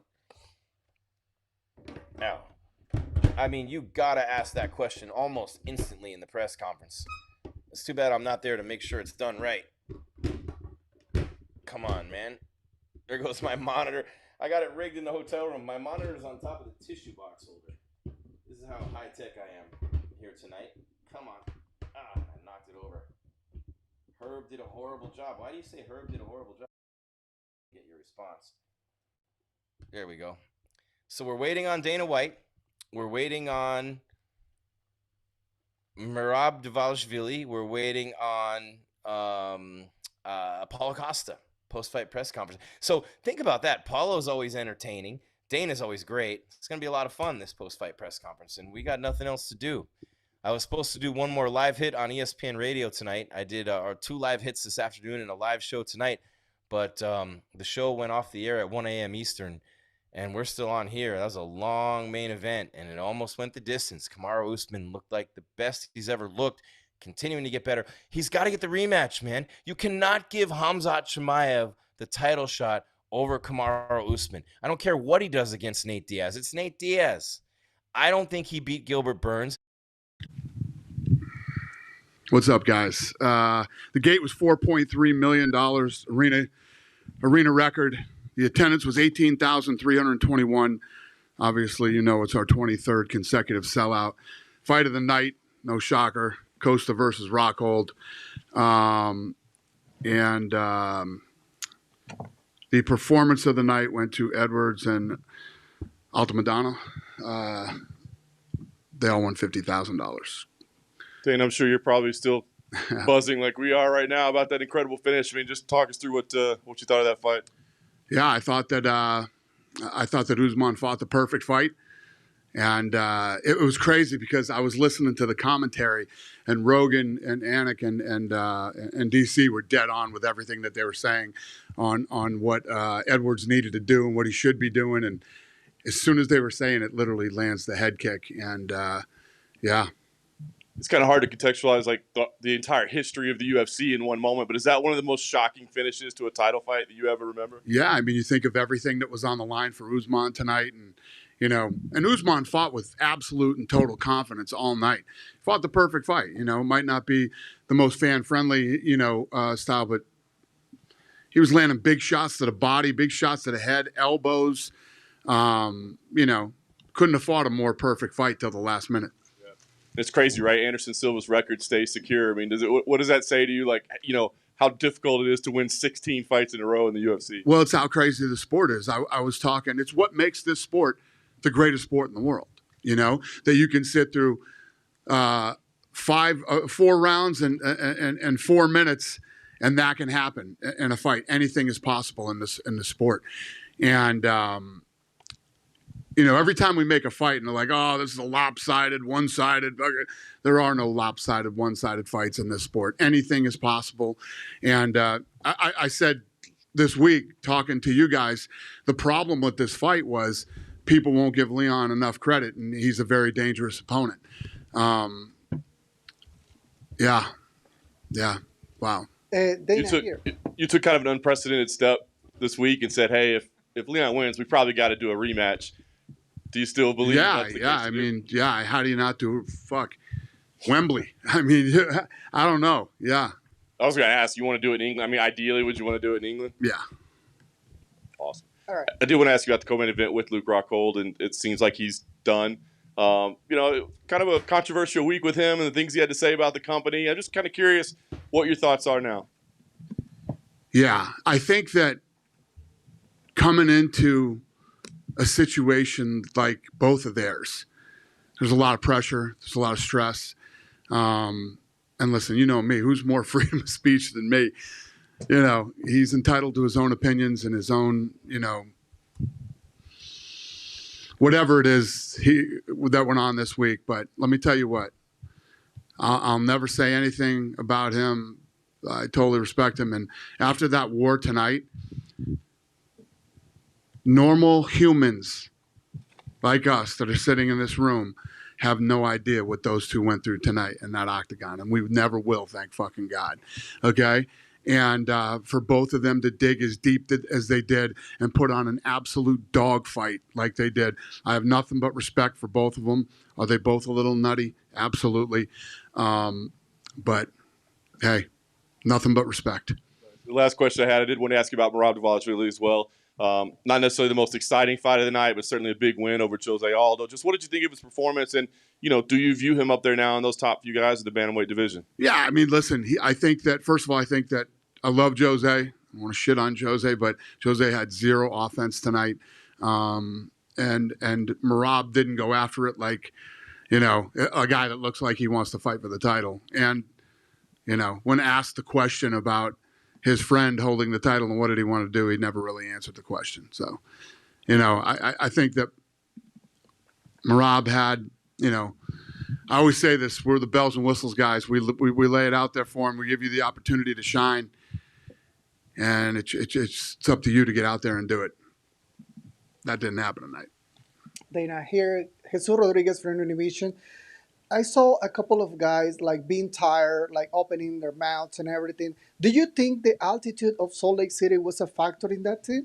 I think that, anywhere you go, no matter where you fight in Abu Dhabi, the weather is a factor. You fight here, the altitude's a factor. You fight in Vegas, Vegas is a factor. You fight in, Denver. Everywhere you go, there are factors to the fight. What are your impressions in Salt Lake City receiving the UFC 278?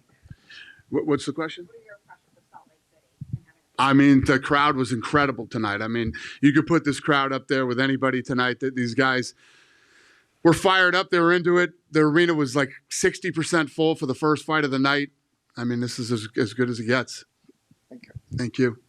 Dana, I don't know if you heard yesterday, but Paulo Costa said USADA came and blood tested him. I apologized to him up on stage. That'll never happen again to any fighter. Is that something that you guys can control, or is that USADA thing? How does that happen? Because it seems quite dangerous for a guy. Yeah, it's just you listen. Again, how to explain? They don't know about fighting the way that people who know about fighting know about fighting. You don't go in and test a guy at 6 a.m. when he's cutting weight, and it's just. The result's going to be the same a few hours later. You wait. And, I apologized to him on stage when he came out, and that won't happen to another fighter again. Are you guys in talks with him about maybe renegotiating, getting a new contract with him, or what's your relationship with Paulo at the moment? I told you 2 minutes ago, nothing but respect. Nothing but respect for both of those guys tonight. And, of course, we'd like to re-sign him. We'll see what happens. Dana, just one for you here. I know you said you were working on next month's pay-per-view, getting some fights on there. Tony Ferguson tweeted out. Tony Ferguson fighting? Yes. Who's he fighting? Oh, he didn't say who he's fighting? No. All right. We'll let you know soon. You gave it's done. It's Leach. Leach Jingliang at 170. Yes. Awesome. Thank you. Yep. Dana, when you said that won't happen again, the Paulo Costa getting tested right before official weigh-ins, have you already had that conversation with USADA? I didn't, but yeah, we have. Okay. Yeah. Hey Dana. Yep. Amir Albazi got the victory. He wants to fight in Abu Dhabi. Would you consider that the Tuesday matchmaking? Who does? Amir Albazi. I don't know about Abu Dhabi's pretty stacked. Probably need something bad to happen in Abu Dhabi to make that fight, but that card's pretty good. Yeah. Brandon Moreno was back here as a guest fighter, and he said he wants to fight Davison Figueiredo in Rio in January. Is that? I don't know, man. You guys are throwing all this shit at me, and I don't know. We'll see. Yeah. Dana, you said a few months back that Salt Lake is a destination. Yep. With the result and the turnout tonight, how soon do you come back to Vivint Arena? Probably next year. Like 2023? Yeah. Perfect. Yep. Good? Yeah. All right. Dana, right here. Yeah. You said all the uncertainty between Merab and Aldo, does that leave the door open for maybe a Cheeto to get in there for a title shot? What's the question? With the uncertainty between Merab, he didn't answer the question whether or not he would actually fight Aldo. I just think that Merab tonight, I didn't see a lot of offense out of Jose Aldo. I think that, when you're on a card like this, the place is packed like this, and you want to make a statement in that division, you go for it. And listen, I get it. He's fighting Jose Aldo and whatever it might be. I don't know. I don't think Merab did himself a lot of favors tonight. Would that leave the door open for maybe Chito Vera? I have no idea. Thank you. Yep. Dana, I was just wondering, the Gronk telecast, what they did was pretty interesting. I know that it's probably more a Vegas question than anything else, but what you revealed with Derek Carr and Gronk wanting to play for the Raiders, at least it was close. Can you kind of talk about that a little bit? I didn't want to talk about that, no, but he sort of sucked me into it on live TV. Yeah, it's true, and you know, I talked Brady into playing for the Raiders, and Gronk was coming with him, and they were negotiating the deal, and they were really close to getting it done, and then Gruden pulled the deal, and Brady was not happy about it. Neither was I, and yeah, and that's that. He went to the Buccaneers and won the Super Bowl. I don't want a fucking box there. I wanted Brady at you know what I mean? Crazy.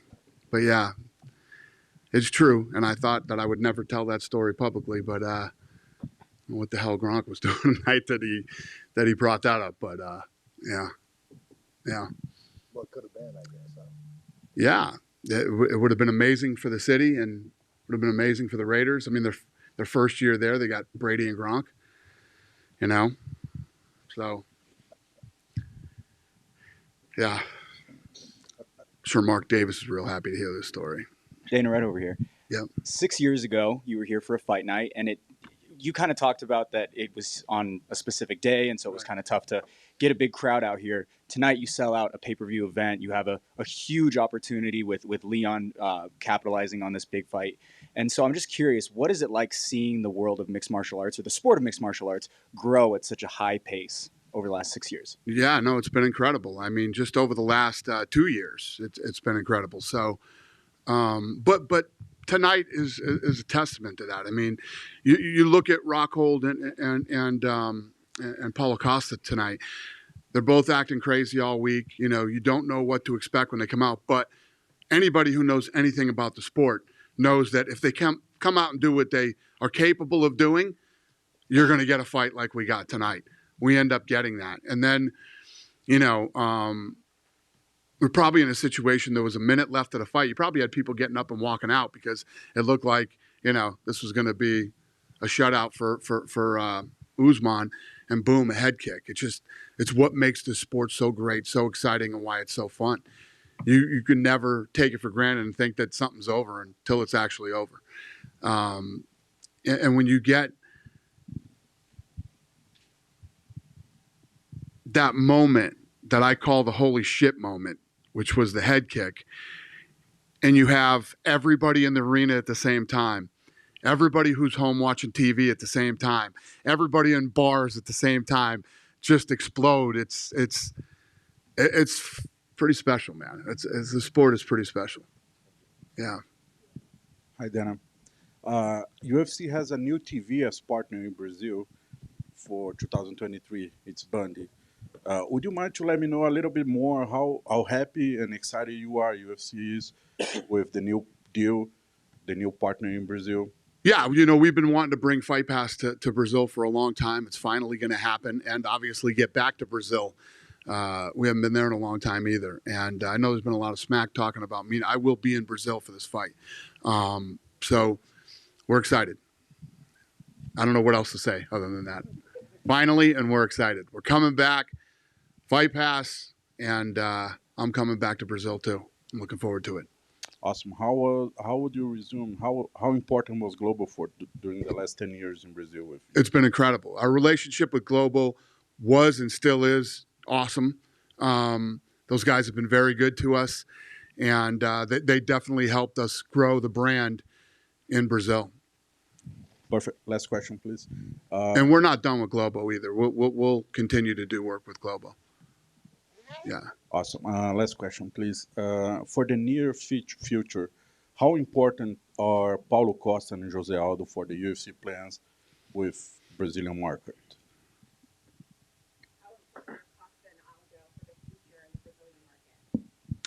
Yeah, I mean, obviously, Costa had a great fight tonight. I mean, Jose Aldo's a legend, a living legend of the sport. One of the greatest superstars to ever come out of Brazil. and he's very important to this company and to the sport. Hey, Dana. Also from Brazil here. We any news about the possible rematch with Glover and Jiri Prochaska? Not off the top of my head, no. But obviously, a fight we want, a fight they want. So I'm sure a fight the fans want too. So we'll get it done. Thank you. Thank you. Dana, you said in Vegas, fighters have to deal with Vegas. Yeah. Is there any hesitance in bringing John Jones back to Vegas? That's funny. Yeah, there's a little. Yeah, there's a little. Probably bring him to New York. Yeah. Dana, with that Woodson fight, when it was to your right, when it was such a bad foul and then they restarted, do you think that the Woodson Saldana could have maybe just been a no contest because you got a fighter almost knocked out, and then he continues fighting with that foul? I thought that fight should have been stopped, but on the flip side, you don't showboat, man. You finish the fight. Lesson learned for that kid. It should have been a spectacular win for him. He should be up for a $50,000 bonus tonight, but, he's not. Thank you. Great night tonight. Thank you. I appreciate it. Yeah, just one more here. Okay. On Edwards versus Usman 3, is this one of those fights that you feel is big enough? Are you going to advise Leon to wait as long as it takes? Obviously, that was a bad knockout for Kamaru. He's probably going to need to take a little time. I know Leon's saying because of all the time off, he wants to be more active. Do you think it's a good idea that he sits and waits for that fight? I don't think he'd have to sit and wait anyway due to the knockout. He wouldn't have to wait that long. You'd have to go back into camp and start training again anyway. First of all, we'd have to have the date. We're booked up all the way to, I think we're booked up into January now. So, yeah, there'll be no waiting for him. So you think even if it's a rematch? Usually go to England in March. Do you think that's probably... We can go to England whenever the hell we want to now. I mean, we could go to England before. We were selling out England before. Now you just start looking at, do you do a bigger arena? Do you go? And I'm scared to go outside, and I'm definitely scared to go outside in England. So I'm serious, but joking about Wembley. But yeah, I mean, anything is possible in England now. Well, I tweeted out that comment. People seem very excited about the idea of Wembley. So maybe it would be fun. But yeah, it's scary at the same time. The weather isn't the greatest over there in England. Appreciate it. Thank you. Yeah. Yes. Yeah.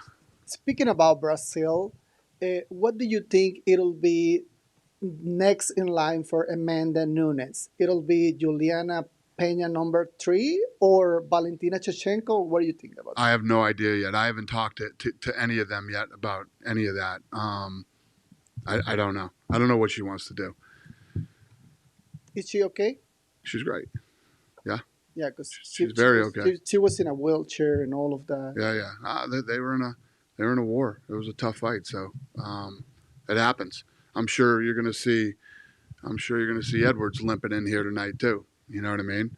Obviously, they transported Usman, but 5-round wars, man. Yeah, you don't come skipping in this place. It's tough on these guys. Besides Brazil, are you thinking in whole in UFC throughout Latin America, like Argentina, Venezuela, Colombia, Mexico?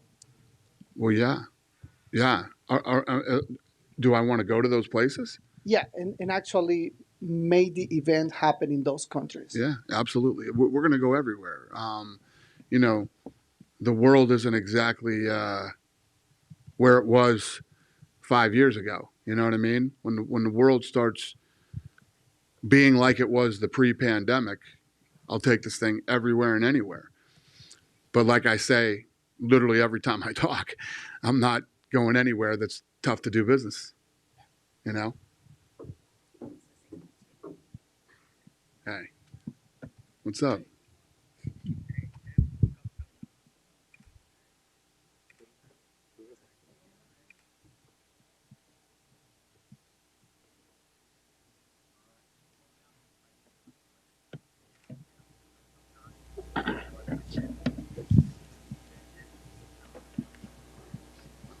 All right, brother. I understand, man. Great fight.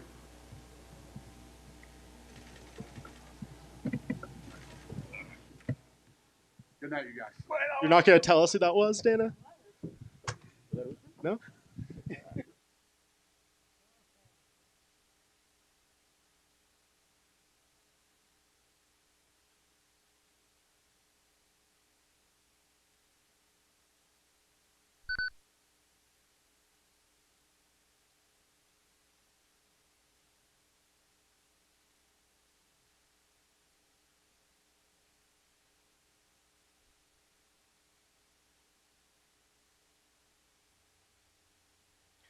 All right, so Dana White meets with the media. Numbers still spiking. Thank you guys for hanging out with us. The UFC 278 post-fight press conference on MMA Weekly. Waiting on Leon Edwards, waiting on Merab Dvalishvili, who Dana White said didn't do himself any favors tonight with the win over Jose Aldo. Waiting on Paulo Costa, and again Leon Edwards. But Dana just got a weird call or FaceTime, and he said, "All right, man, great fight tonight. I understand." And what does he understand? Who was on the phone? Scott tried to crank the volume up. Good job, Scott. I mean, that's 20 years of experience right there. But I mean, does anybody there have any clue what just happened? Because he literally got up and said, "Good night, guys," and bailed. Something's going down with one of the fighters right now. Who knows what it is? Who knows what it is? This is crazy. I mean, just what a night. Dana was right, though. I mean, when you have that moment where you want to tell everyone where you were and you remember exactly where you were when the head kick heard around the world was landed by Leon Edwards. Kamaru's dominating the fight. People are going, oh, ho-hum, Usman dominating another fight. Not the most flashy, not the most entertaining, like Dana said. And then, bam, there's that head kick. This is why you always have to watch. I would always say this to Jeff Kane all the time. You can never say it's a bad fight card. You can never say, oh, another shitty fight card. Right? No, you can't ever say that. You can't ever say that. First of all, these are the best fighters in the world. Second of all, these are the best fighters in the world. Third of all, these are the best fighters in the world. So you never know what's going to happen. You never know when Leon Edwards is going to pull that head kick out of his ass with less than a minute left in that fight. You never know when Yair Rodriguez is going to spin around and hit the Korean zombie with an elbow with 1 second left on the clock to snatch victory from the jaws of defeat. You never know when Derek Lewis is going to lay out Alexander Volkov with 10 minutes left in a fight that he was losing badly. You never, ever know. Never. Who's coming in now? This is Merab Dvalishvili, who beat Jose Aldo but didn't do himself any favors in the title picture. He's got a great outfit on, though. Live on MMA Weekly. Here's Merab. Hello, everyone. Merab, congratulations on your victory. Obviously, probably the biggest win of your career. So just tell me how you're feeling right now after that win. Thank you so much. I feel great. I don't know. What should I say, man? I'm happy, of course. This is my 10th fight in UFC, and I feel like I don't lost even the first to fight too. But every victory is huge in UFC, and then against Jose Aldo, of course, is big. When you say you don't know what to say, are you like a little disappointed in the way the fight went, maybe, or how are you feeling? Yes and no. Yeah, of course, I want a more excited fight, and I want to take him down. But he was good. In footwork, it was hard to timing to take him down. And against the cage, he was good. Like he was defending my takedown good. And then also, I don't spend too much energy because I want to be ready for like strike, and then. This is fight game, and then I keep it against the wall, and I was winning fight, and I was very comfortable. And this his job to move and then do something. Then because I was winning fight, and then you gotta, he has to do. Yeah. Obviously, facing a legend in Jose Aldo, pay-per-view crowd. I mean, sold out. I guess were there different nerves or a different feel as you went in there tonight? Actually, I was most calm, most relaxed. Everything was perfect. I was feeling good, like no nerves, nothing.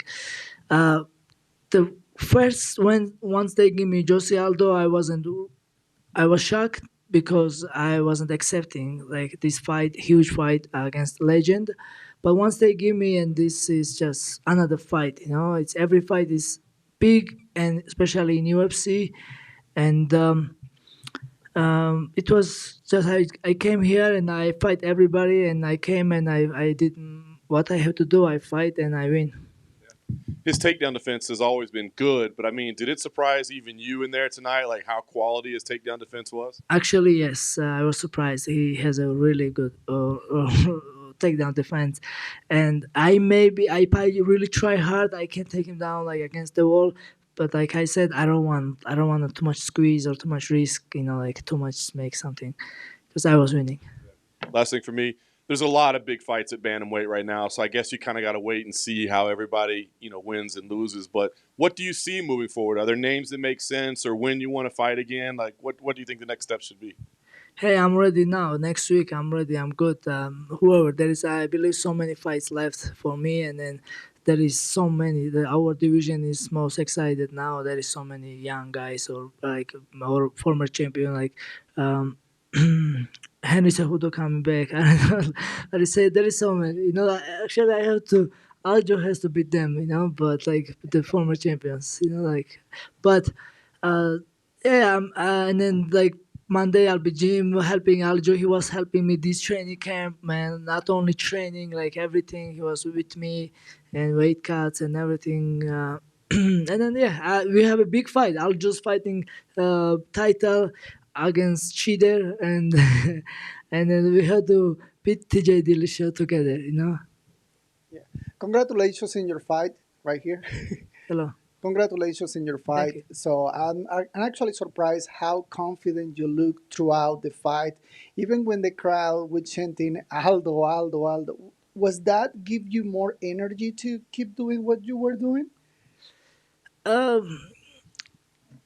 I'm a professional fighter, like of course people will maybe cheer my name or booing me or maybe cursing at me, and all I have to do is focus on my opponent, do my job, do my thing. I'm doing this on so many years, and I have so many fights that it's not even in my record. I have like at least 10 fights professional that it doesn't show, my record doesn't show those fights, and I have so much experience, and I training every day.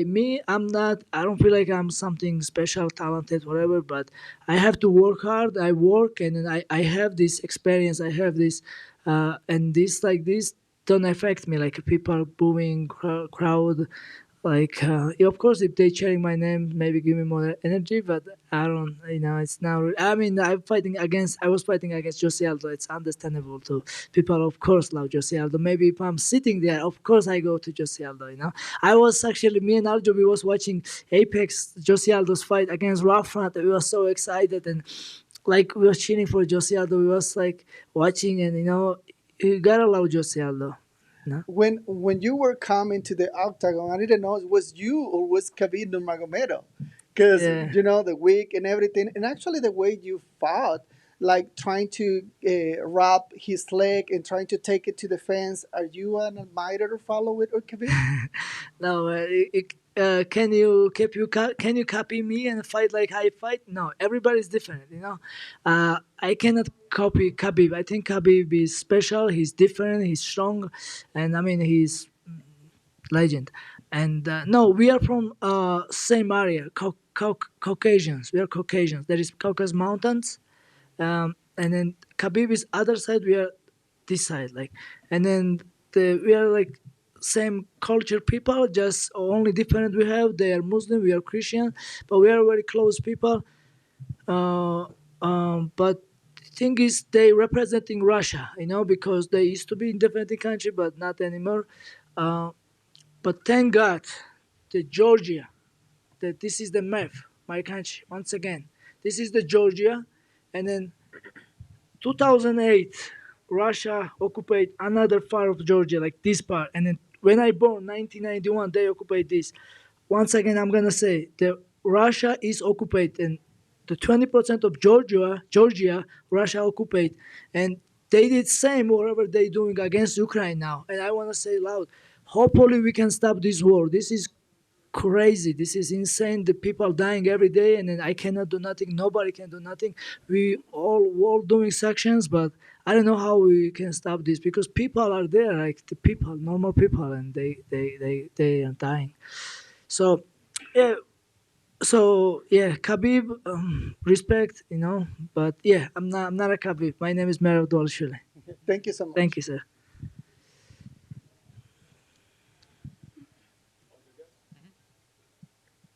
Thank you, everyone. I appreciate. მადლობა ყველას. ქართველებო მიყვარხართ, გენაცვალეთ, მადლობა გვერდით გომისქვის და ყველაფერი წინ არის. წარმატებები ჩვენს ბიჭებს. I want to wish good luck next fight Giga, Ilya and Roman, all of them has a fight, and I want to wish them good luck, best of luck.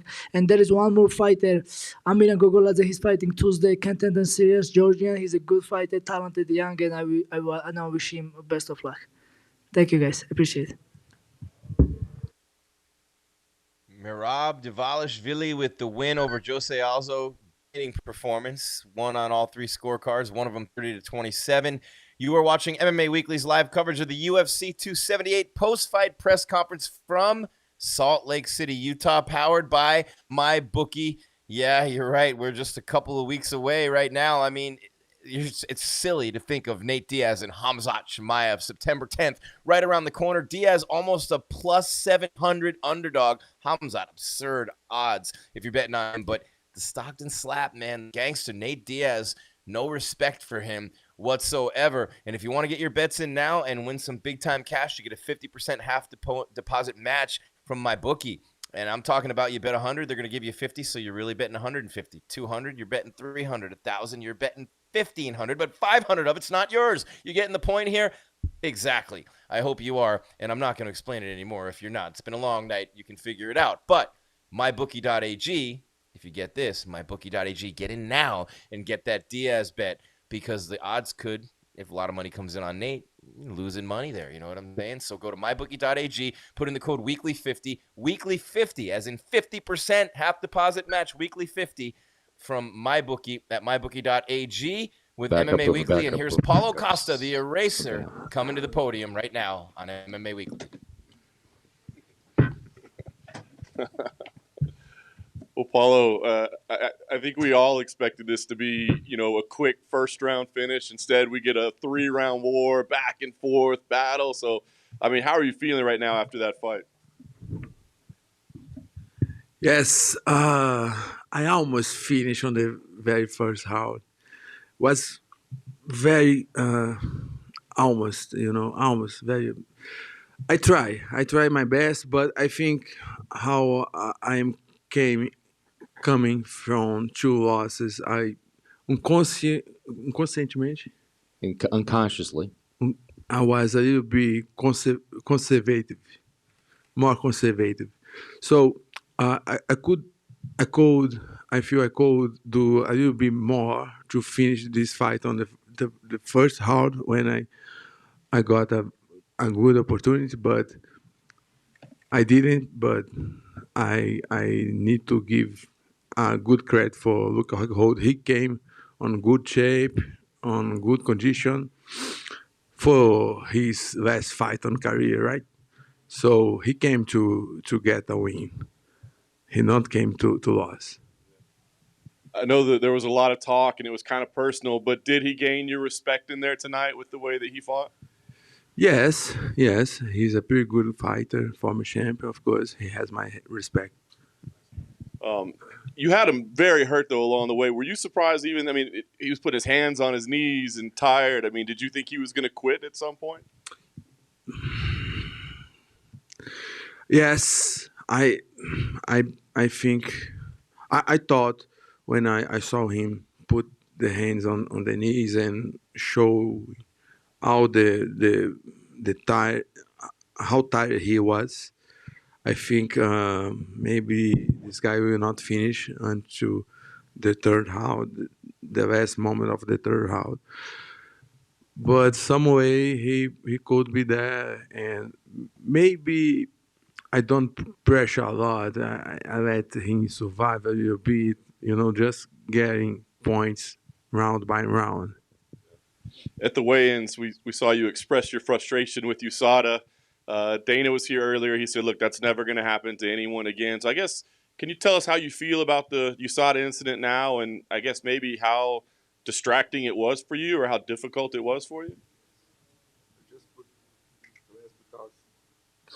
I just put this glass because this light so high. Yeah, Usada did a mistake when they sent. I don't know who sent the people, but they sent that two guys when I was carry weight, and we need to take your blood. You know, it's a craziest thing that I ever seen from Usada. But I don't know. I don't think this affected my performance or something like that. My psychological. My psyche, my psychological side, it didn't. Yeah, just apenas contratempo. It was just a bump on the road. Just something very boring and to hand. Last thing for me, you're back in the win column. They I think Usada is very confused why this guy is so strong on this middleweight, you know. But the secret is here. The secret is here, you know. Do you let him test the juice? Huh? You saw how to test the juice? No, if they test the juice, they will discover what have here inside. But it's 100% clean from Zada. I can prove this. Last thing, I just want to ask, what you see next for yourself. I mean, that was a war. Do you need some time off? Are you hoping to fight before the end of the year? I mean, what makes sense for you? No, I'm good. It's a war. It's a very tough fight, but I can fight in a couple months, maybe 2 months next. Of course, I'd like to fight on December or end of November. But I know we have a UFC Rio in Brazil in January, so maybe I can wait a little bit more. Paulo over here. This was the last. But I don't know if this is my this question. Yeah, I don't know if this is my last fight. I need to check with Tamara, with the people, if this is the last fight. So I have no more on the contract. I need to sit down and put attention and look if which is the better to my future, you know. But if I have one more, your question? Yeah. If I have one more, let's see what they might have to me. I pretty sure they do an amazing job, make these fights, exciting fights happen, and they know how to do it. I don't know if you heard, but Jake Paul tweeted about your fight. He said your fight was embarrassing, and both you and Luke would be easy money. I know you express interest in boxing. If you don't re-sign with the UFC, is that something you would like to pursue? Okay, just to clarify, what he say? He said your fight was embarrassing. Why? He said it was a glorified street fight. Was it like a street fight? Yeah. Uma luta glorificada, basicamente uma versão gourmet de uma luta de rua. Não foi nada mais que isso. Okay, so if this is the last one, Jake Paul is very welcome to send an offer or contract. We can do this boxing fight, but I don't know if he want this blood. You know, I think he want to fight wrestlers or something like that. I think. Paulo, right over here. What was going through your mind when you were getting all that blood smeared on your face? Because it looked like you were laughing. Man, I didn't see in the moment of the fight. I just felt something.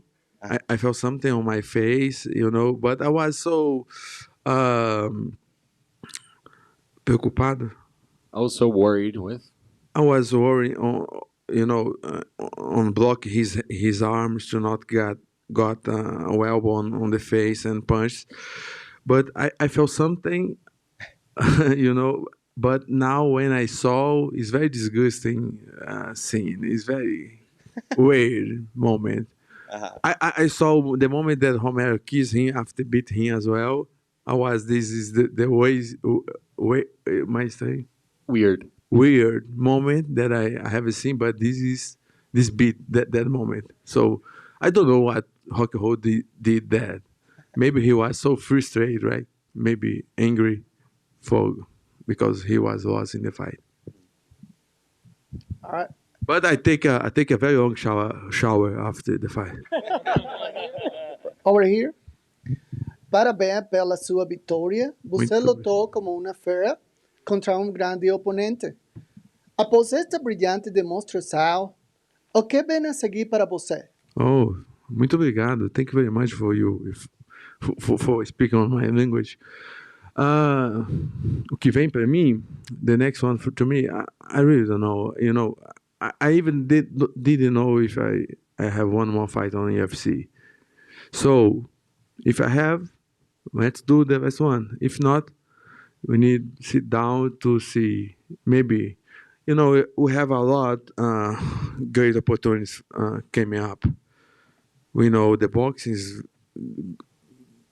going very well. We have some companies doing very good shows, even in Brazil. In Brazil, I have a big show there. Is a fight music show. We had the most popular people in Brazil fighting there. Whindersson Nunes, Popó, former champion boxing, and Chris Borg will fight there maybe next month. So we have a great opportunity, you know. But UFC is a great company. I'm glad to be here, but I need to see what is best for us. Muito obrigado. Thank you. Muito obrigado, de nada. Paulo, aqui. Fala, Rafa. Falar em português pro pessoal do Brasil Tá que bom. tá assistindo. Como é que você se sentiu na luta? Como é que você viu? Sentiu a altitude? Você se sentiu um pouco cansado? E só faz um recap da luta pra gente. Beleza. Nada. Eu não sei te falar se a altitude influenciou. Eu sei que no primeiro round foi bem difícil pro Rockhold. Eu senti que ele fez bastante força. Depois que eles conseguiu sair do chão ali, já faltava pouquinho tempo no primeiro round ainda. Eu senti um pouquinho cansado, mas eu vi que ele estava mais, entendeu? E aí o segundo round ele estava muito cansado. Eu também me cansei um pouco, mas ele sempre estava um pouquinho a mais, entende? E aí eu não sei te falar se a altitude influenciou. Eu sei que eu achei que ele estava bem, assim, sabe? Ele não se entregou, ele estava muito... teve um momento que foi, de novo, né? Sempre acontece, cara, aquele golpe baixo. Eu achei que ele usou para recuperar de novo, não pegou em cheio, entende? E o Romero fez isso várias vezes. Eu acho isso, os caras vão se cansando ali, e quando tem uma oportunidade, ele pegou um chute baixo, um dedo no olho, e fica um tempão ali enrolando para tentar voltar melhor. Ele estava visivelmente mais cansado. Mas, Rafael, eu não sei se a altitude talvez influenciou, talvez, mas é difícil, né, falar. Parabéns pela vitória. Obrigado, cara. Just wanted to keep it in Portuguese for the exchange. Just want to let you know. He asked, a little recap of the fight. Did you feel that the altitude was an issue at all? I said, well, I did not feel that the altitude was an issue. I do not think that. First round went well. I think I really got him. I think I wore him off. He really exerted a lot of force and strength to go through the first round. I felt a little bit tired at the end of the round, but I felt that he was always more tired than I was. Second round, the same thing. I really felt it, but I thought he was always more tired. And I got to the third round, and I just think that all these, using these resources. So I don't know what happens again. There's that low blow. I don't think I hit him low, but they're trying to use every opportunity they can to stall things. So it's like all of a sudden your finger hits the eye, and all of a sudden it's a low blow. So I just think it was. But as far as the altitude is concerned, no. But just felt that the fight went that way. That's how I recap the fight. Thank you, Fabiano. Paulo, could I get my hands on some of that secret juice? Say again, please. Could I get my hands on some of that secret juice? You want to put your hands on my secret juice? Well, I want to drink it. I want to drink it. I finished. Sorry, man. But yeah, if you want to, I don't know, smell this. What's coming? Any alcohol in it? No. Oh no. Okay. Well, maybe you need to Connor has his drink, and maybe you need to come out with a drink of your own. Yes, this is more healthy, Is secret juice just to make you strong and jagged, not make you drunk. But, I will celebrate with my team there. Wine for celebration.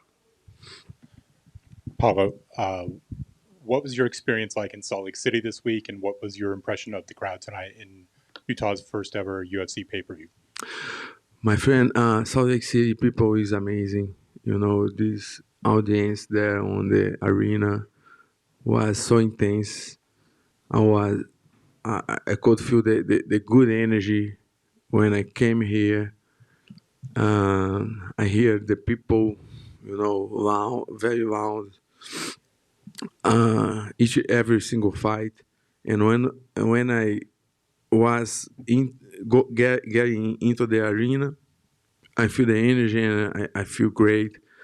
So to me, it's very special. I think this sport need this audience. You know, is part of this sport. When I fought with no public was not the same. So I like this energy, and I hope always fight with the audience and the people as the people from Salt Lake City.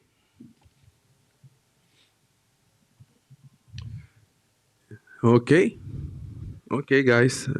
Just to let you know, guys, as you know, I love this meme shit, you know, and I will do a meme competition on my YouTube channel on next Wednesday. I hope get there with Perry Pimblet.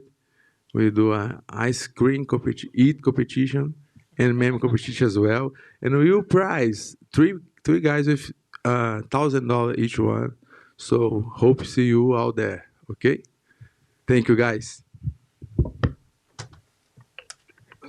An ice cream eating competition with Patty the Batty and Paulo Costa? Are you kidding me? This would be amazing. It would be epic. It would be almost as epic as Smooth Sack Summer from Manscaped.com with 20% off plus free shipping using the code MMA Weekly. We're still waiting on Leon Edwards at the UFC 278 post-fight press conference. With that break, I have a chance to remind you that with the summer sun beating down and you're having fun, make sure you're scaped from pubes to bone. It's the summer to keep your balls cool while still looking hot with Manscaped. The leader in below-the-belt grooming is making sure we all have a ball this summer by giving our pants partners everything they need to stay fresh. Dive headfirst into Smooth Sack Summer by going to manscaped.com for 20% off plus free shipping with our code MMA Weekly. Look at the numbers jumping up with this commercial running right now. Scott Peterson, 20% off plus free shipping with the code MMA Weekly at manscaped.com. You can get the Lawnmower 4.0 and the Weed Whacker 4.0. Take care of all that hair everywhere. It all rhymed right there. Listen to this commercial right here. How can they ever go wrong with MMA Weekly endorsing Manscaped? I mean, we're the perfect ones for the job, right? It's Smooth Sack Summer, boys. Get on board or get left behind as the numbers spike. Scott, 20% off plus free shipping with the code MMA Weekly at manscaped.com. And you didn't get any Apollo's secret juice, Scott. I mean, getting the Apollo's secret juice.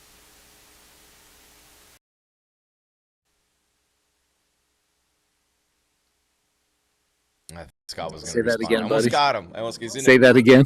I said, nice try. You didn't get any Apollo's secret No, juice, but nice try, man. A for there effort. seemed to be a little bit of a misunderstanding there. I didn't want to just wanted touch. the I alcohol. didn't want to touch it. Just wanted to drink it. But that doesn't sound too good either.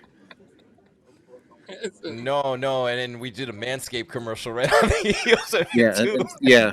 Way to But go I with am doing the betting Manscaped that immediately Paulo right would be after that. Manscaped. I'm betting that he would be. You what? Oh, yeah.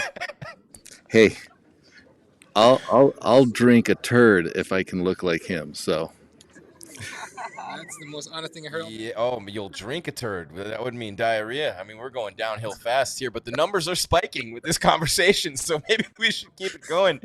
Thank you so much, by the way, to everyone in the chat. You guys smash the subscribe, hit the bell, and staying engaged with us. We really appreciate you. The super chats tonight. What a great night. I mean, Scott, just to put it in historical context, Dana White was talking about this being one of the biggest nights in UFC history with that oh shit moment, as he called it, with the head kick from Edwards. Rockhold showed a lot of heart. I was hard on him during the live stream. He didn't look like he had a lot of life in him for a lot of that fight, but he he stayed in it until the end, showed a lot of heart. Aldo and Dvalishvili didn't do themselves any favors, but man, when I think about it, man, and I think about what Leon Edwards just accomplished. It put the perfect bow. Think about it. If Leon Edwards hadn't done what he did, Scott, our numbers would not be good. No one would be, the UFC wouldn't be trending right now. People would be saying this is one of the most boring fight cards they've ever seen. And Leon Edwards changed everyone's night with one kick inside of a minute left in the fight. It's unbelievable. Yeah, just amazing. It's one of those that reminds you why you love the sport. Is stuff like that happens. Scott would have been pissing and moaning, why'd I come to Salt Lake? No, I never would have said. I used to live here. I actually bought a guitar on my way to the venue. So it was a good trip. I got me a new guitar. Let's see if you can play guitar. I wish I could play guitar. Well, are you married yet? You got to start playing. No, get you a woman. I'm 0 for 2, man. I'm 0 for 2. I got one divorce, one ex-wife, one ex-girlfriend, and one career that's actually flourishing right now without either one of them. Go figure. Well, you get a guitar and you sing. You keep the woman. That's the motto. I have 3 women to play for now, man. I have a sister, a daughter, and a niece, and that's enough in my life, and that's it. Well, we got one more. Edwards should be coming here. Oh, yeah, thanks and to. I like what Dana said. You don't come skipping in after a 5-round war. That's the quote of the night. I think we just got a super chat. We did. Another one? I don't see it. They're going by so fast. These guys in the chat have been great tonight. Unbelievable. Wait, where are they? Oh, there they are. Do we have a super chat? Where are we at here? Oh. Yeah, I don't know. I don't think you'll want. Thank you, but I don't think you want to read that one. Thank you. Yeah, we can't read it, but appreciate you. Yeah, maybe. I mean, we really wish we could read it, but we can't. Maybe he needs some secret. Maybe he needs some secret juice. Some secret juice, and Paulo's got to do a little bit better with the labeling there, man. I was just texting with Captain Eric, his coach, and those guys threw me a major shout out on video this week, and I really appreciate those guys. Paulo's really misunderstood. The language barrier is tough for him. I mean, he tries his best with English, and I commend him for that. Yeah, I think he does a great job. He's a good dude. He's misunderstood. I wish I could say the same for Rockhold, but you know what's interesting about Rockhold? He's such a polarizing guy, right? DC's coming over and hugging him and kissing him, and Chito Vera and Gilbert Burns, and all these fighters are hugging him, and they love him. But publicly, his persona and the things that he's done and the way that he acts, and he just seems like the dude that you meet out in public, and he just is mad at you for breathing the same air as him, you know? Yeah, in fact, you bring that up. Check. Actually, not that. Not that. Jeez. We have a. Here we go. Oh, some video. Never mind. I thought I was going to bring up that moment. That moment of.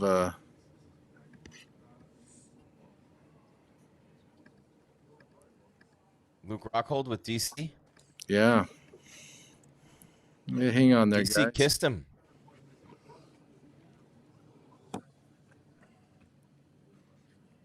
I mean, you get DC kissing you. Man. I mean, they had a tight group at AKA, though, with Rockhold and DC and Kane and Khabib. I mean, what a group they had there. Yeah.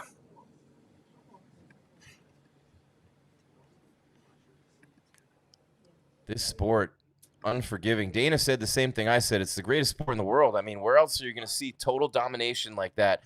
And literally in the blink of an eye with one movement, it eradicates the whole thing and just ends it in the blink of an eye. It's unbelievable. You're not going to see that in any other sport. Very rarely in boxing. And Deontay Wilder is not going to fight all the time.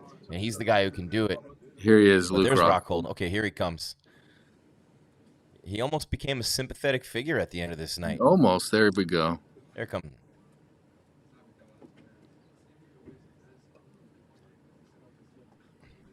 But he didn't officially retire. He came to the precipice and then pulled out. So here's the thing. Everyone's talking about the heart that he showed tonight. To me, he didn't even look like a UFC fighter in the octagon. He looked like he didn't belong in there. Yeah, I mean, obviously, I think the altitude was affecting his fight. He was just so tired. He was out of it. Yeah, and he was bleeding through the nose too, so he had a mouth breathe the whole fight, and that really catches up to you too. And what a night, though. I mean, anyone who misses it, and then you can see the UFC just starts trending, and people see that Usman loses, and then the numbers start going up, and there's another super chat. Do we agree that Cruz or Aldo? Wait, hold on. I got to go back and find this. Do we agree Cruz versus Aldo next? I've been wanting that fight for a long time, Scott. I mean, now that they both lost and they're both still in the game, I mean, I think that the fans would love to see Dominic Cruz and Jose Aldo. That would be a fun fight. That would be cool. Two legends of the sport.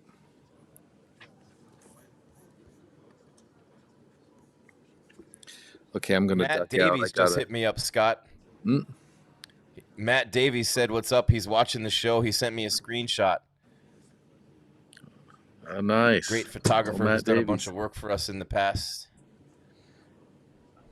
Yeah, Matt Davies is doing some good photography work out there, killing it. I'm going to jump off. I got to edit some video. So Leon Edwards will be up next, guys. All right, I will. I'll walk it up and gently there. We're getting a lot of super chats tonight. Really, thank you guys, and thanks Matt for the love. Always appreciate Matt Davies, my guy. But man, what a night! I mean, I did 2 live hits on ESPN Radio. I did a 2-hour show on ESPN Radio, first time hosting at World Headquarters, and then to do this on MMA Weekly with my family, with you guys who I love so much, and to have so many of you here right now still, just you never know how these fights are going to turn out. You never know how these nights are going to end. And we just lost video, Scott, if you can hear me.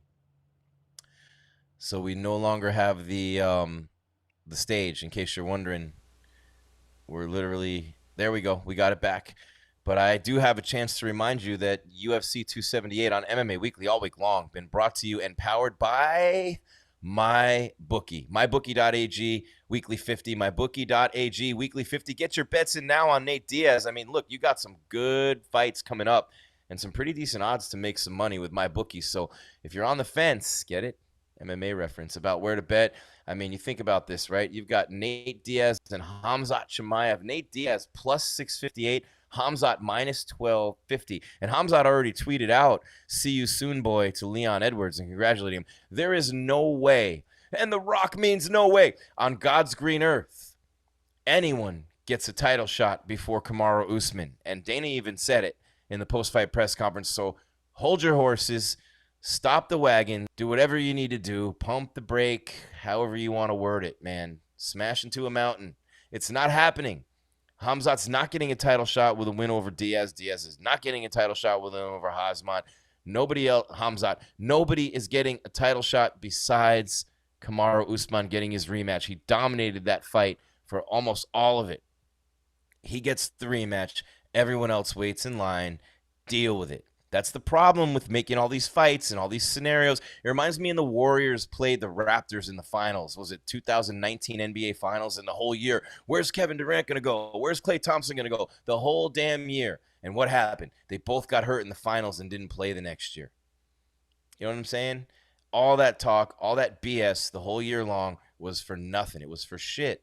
And that's what happens when you try to pre-plan things too much. Who's going to fight 3 fights from now? I mean, everyone's doing their job in the media. I get it. And by the way, I mean, just stop asking so many questions in the beginning of the press conference, dudes. I mean, like, give other people a chance. You don't need 17 negative questions off a conference. Your own voice enough. Good God. I've seen anything like this in my entire life. There needs to be a semblance of order in this nonsense. But anyway, mybookie.ag, Weekly50 is the code. MyBookie.ag week50 is the code. Your self-esteem's that low. Go find a hobby. Go to make it better instead of like listening to your own voice at times with 56 questions to this conference or to keep it going for that matter. But as plus 68 against Hamzat, that's on December 10th, right around the corner. We're going to do epic numbers for that one. So get your bets in now. MyBookie.ag. And get a 50% deposit bonus, which means you bet 100, you get 50, you bet 200, you get 100, you bet 1,000, you get $500 from MyBookie. Bet anything, anytime, anywhere with MyBookie. And yours too, apparently.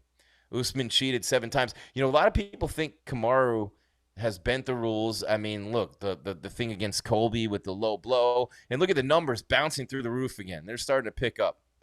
They love it. You guys are awesome. I'll sit here all night. I'll go till 6 in the morning. They'll be turning the lights off. They'll be breaking it down. Scott will still. Unbelievable. We just got another super chat. Thank you very much. We're waiting on Leon Edwards. We're getting super chats like crazy, Scott. Tyler Brooks, shout out for the super chat. Unbelievable. We're in for the duration, man. It's 2:15 here on the East Coast. 2:15. Our numbers are going to be over 200K on this one.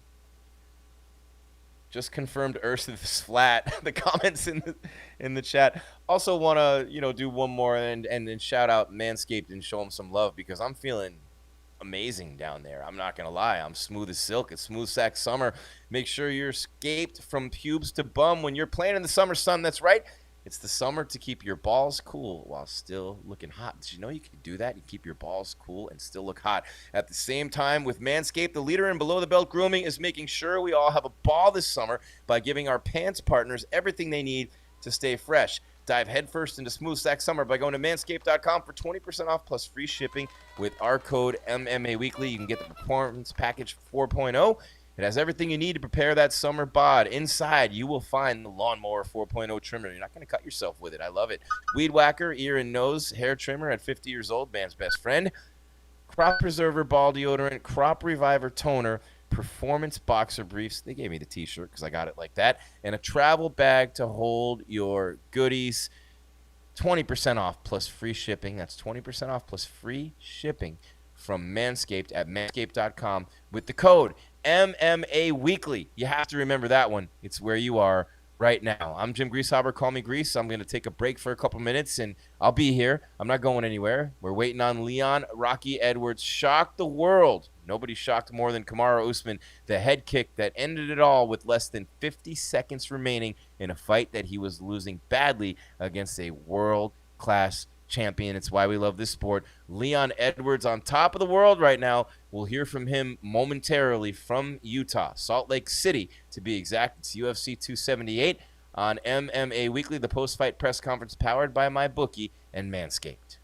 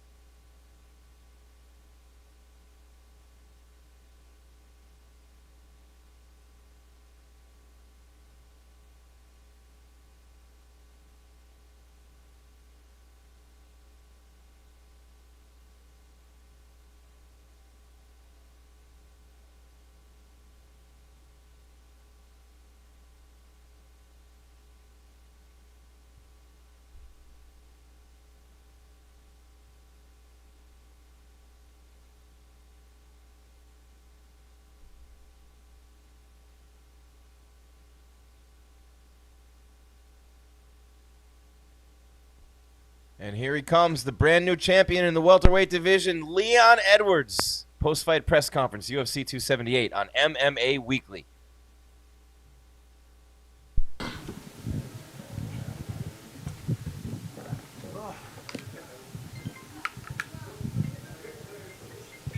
Leon, you said you were going to shock the world. You did exactly that. I'm sure you're still processing everything right now, but I mean, what's this moment like for you? It's hard to put it into words, and that's the reason why I broke down in the octagon, because it all just came down. Everyone's seen my path. Everyone knows my path and how it went, and I've been saying all week that I believe that was the way it was meant to go, to build me into the man I am today, build my mental toughness. And even though that was one of my worst performances, I did not feel good in there tonight, and I went out there and knocked out the pound for pound, so it is what it is. Round one, you get a takedown. You're in mount. You're in back control. I mean, at that point, are you thinking, "Oh, this is my night. I'm walking away with the title in round one"? Yeah, 100%. That's one of the things that we drove, and I said it all week. It wasn't going to be a striker versus wrestler match, It was going to be a mixed martial arts match. And I'm sorry, I lost my voice. Oh, just crying. Yeah, it's going to be a mixed martial arts match, and that's what I did. I got the takedown and I got the back. I need to sharpen up on my finishing. We was drilling it all camp, but he did a good job defending the neck, And going into it, I knew it was going to be a tough fight. I said it all week. He is good, but I believe that I was a better man. And even though that was one of my worst performances, it is what it is. Got a clean finish. So obviously there's a huge momentum shift after round 1, 2, 3, and 4. He's kind of taking over and settling in. I guess what's going through your head at that point? I mean, was frustration starting to set in? Obviously you felt you weren't at your best. So what was going through your mind at that point? I don't know. I just can't explain it. My body just wasn't reacting how it was meant to react. I don't know whether it's altitude or what it was. But even though when I was backstage watching other guys fight on the TV, everyone was getting tired and gassing out, like Luke and everybody. I was like, why is everyone getting tired, But when I went out there, after the first round, I felt it. I felt like my body just weren't reacting. It wasn't like a cardio issue. It's more just like my body just wasn't physically reacting. But I stayed focused. My coaches spurred me on. Just keep reminding me that you're still in the fight. You're the best, and fight to the end. And that combination, I was drilling with my coaches, with Henry and the other coaches, that cross head kick, and it landed perfectly. Yeah. I was going to say that the high kick, I mean, walk us through it. I mean, was it did you just throw it and hope it, or did you see a tendency and say, I think he's going to lean that way? Yeah, 100%. He's got like a very boxing orientated style, where he's like parrying the jab, slipping the jabs. And so I thought if it went same punch, same kick, it would land. I did it in the Bilal fight, but I ended in the eye poke.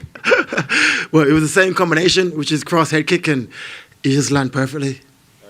Edward, just real quick. So there was a talk ahead of time that you win, there's going to have to be a rematch. You're going to have to do it again. Does that excite you? Does that entice you? Or does it feel like, oh, man, why do I have to do it when I just beat the pound for pound? I knew going into it that more than likely we're going to have a rematch down the line, and whether it's next or down the line, we're going to have a rematch.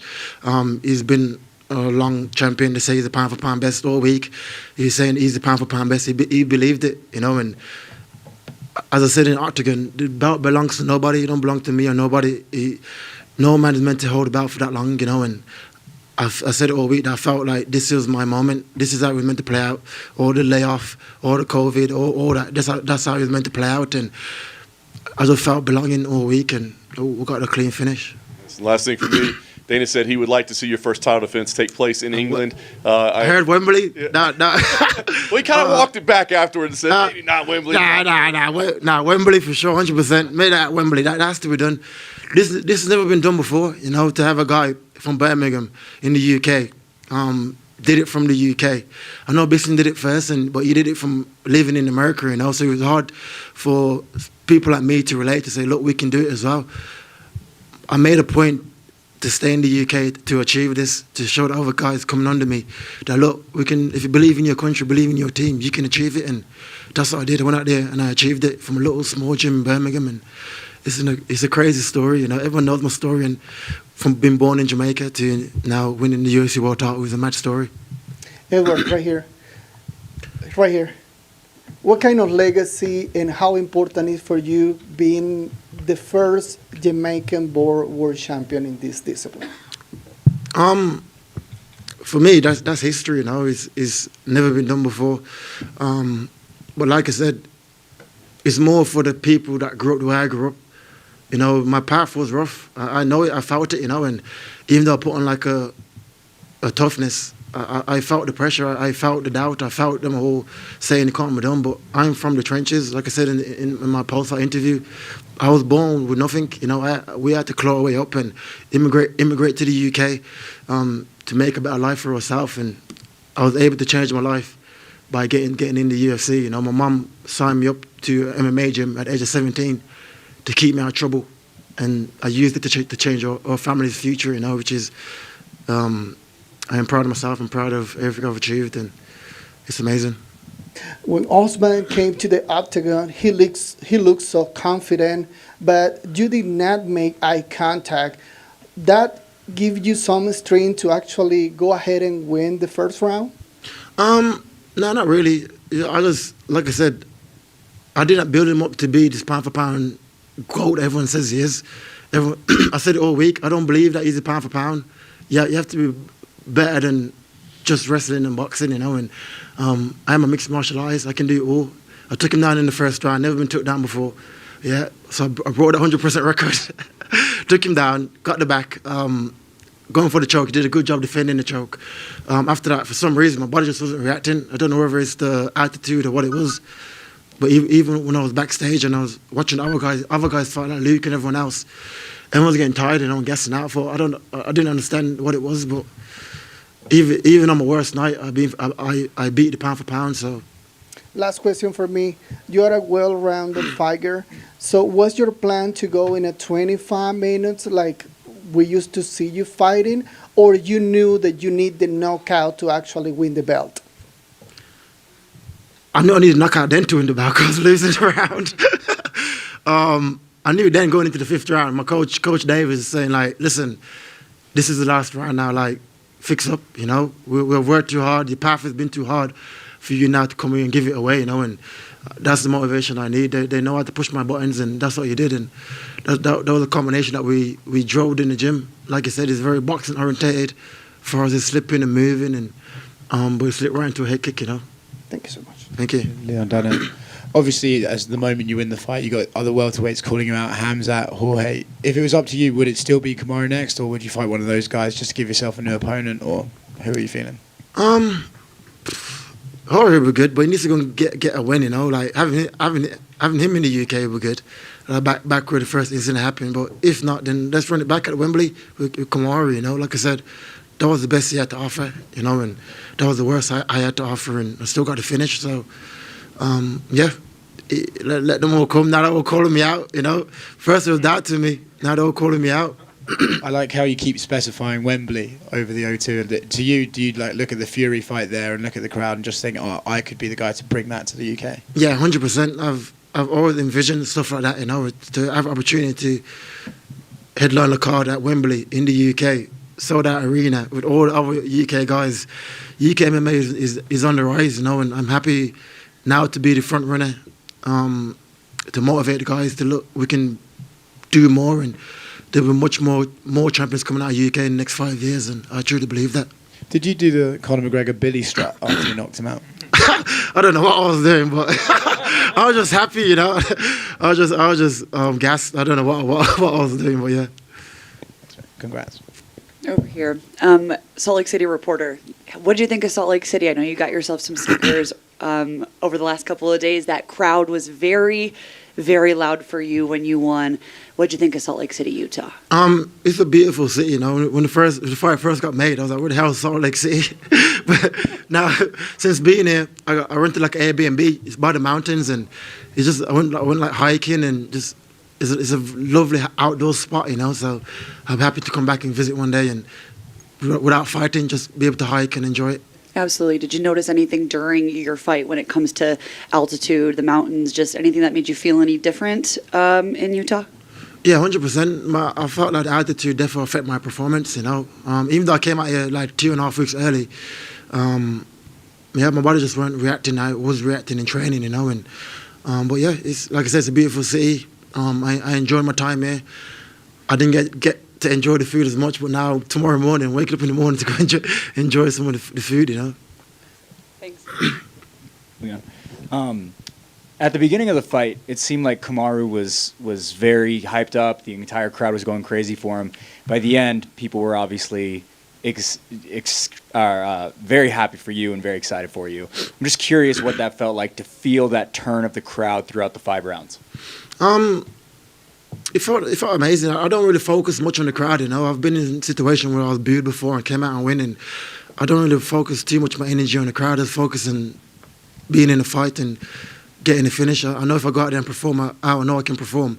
The crowd will turn and they'll be on my side, you know. He was the champion, so it was right to cheer him, you know. He's deserved of the chair. He's been a long reigning champion. But I said it all week that I believe I was a better man, and tonight I proved that. Would you say those first 4 rounds, 4.5 rounds, I should say, were some of the toughest you've ever faced facing Kamaru? Yeah, it was a good. He done well. He done well. You know, he's very good at what he does. He's a pressure fighter, wrestling, boxing, and he done good. Like I said, that was his best performance. That was the best he had to offer, and that was the worst I had to offer. So, if we do have a rematch, it's going to be a totally different story.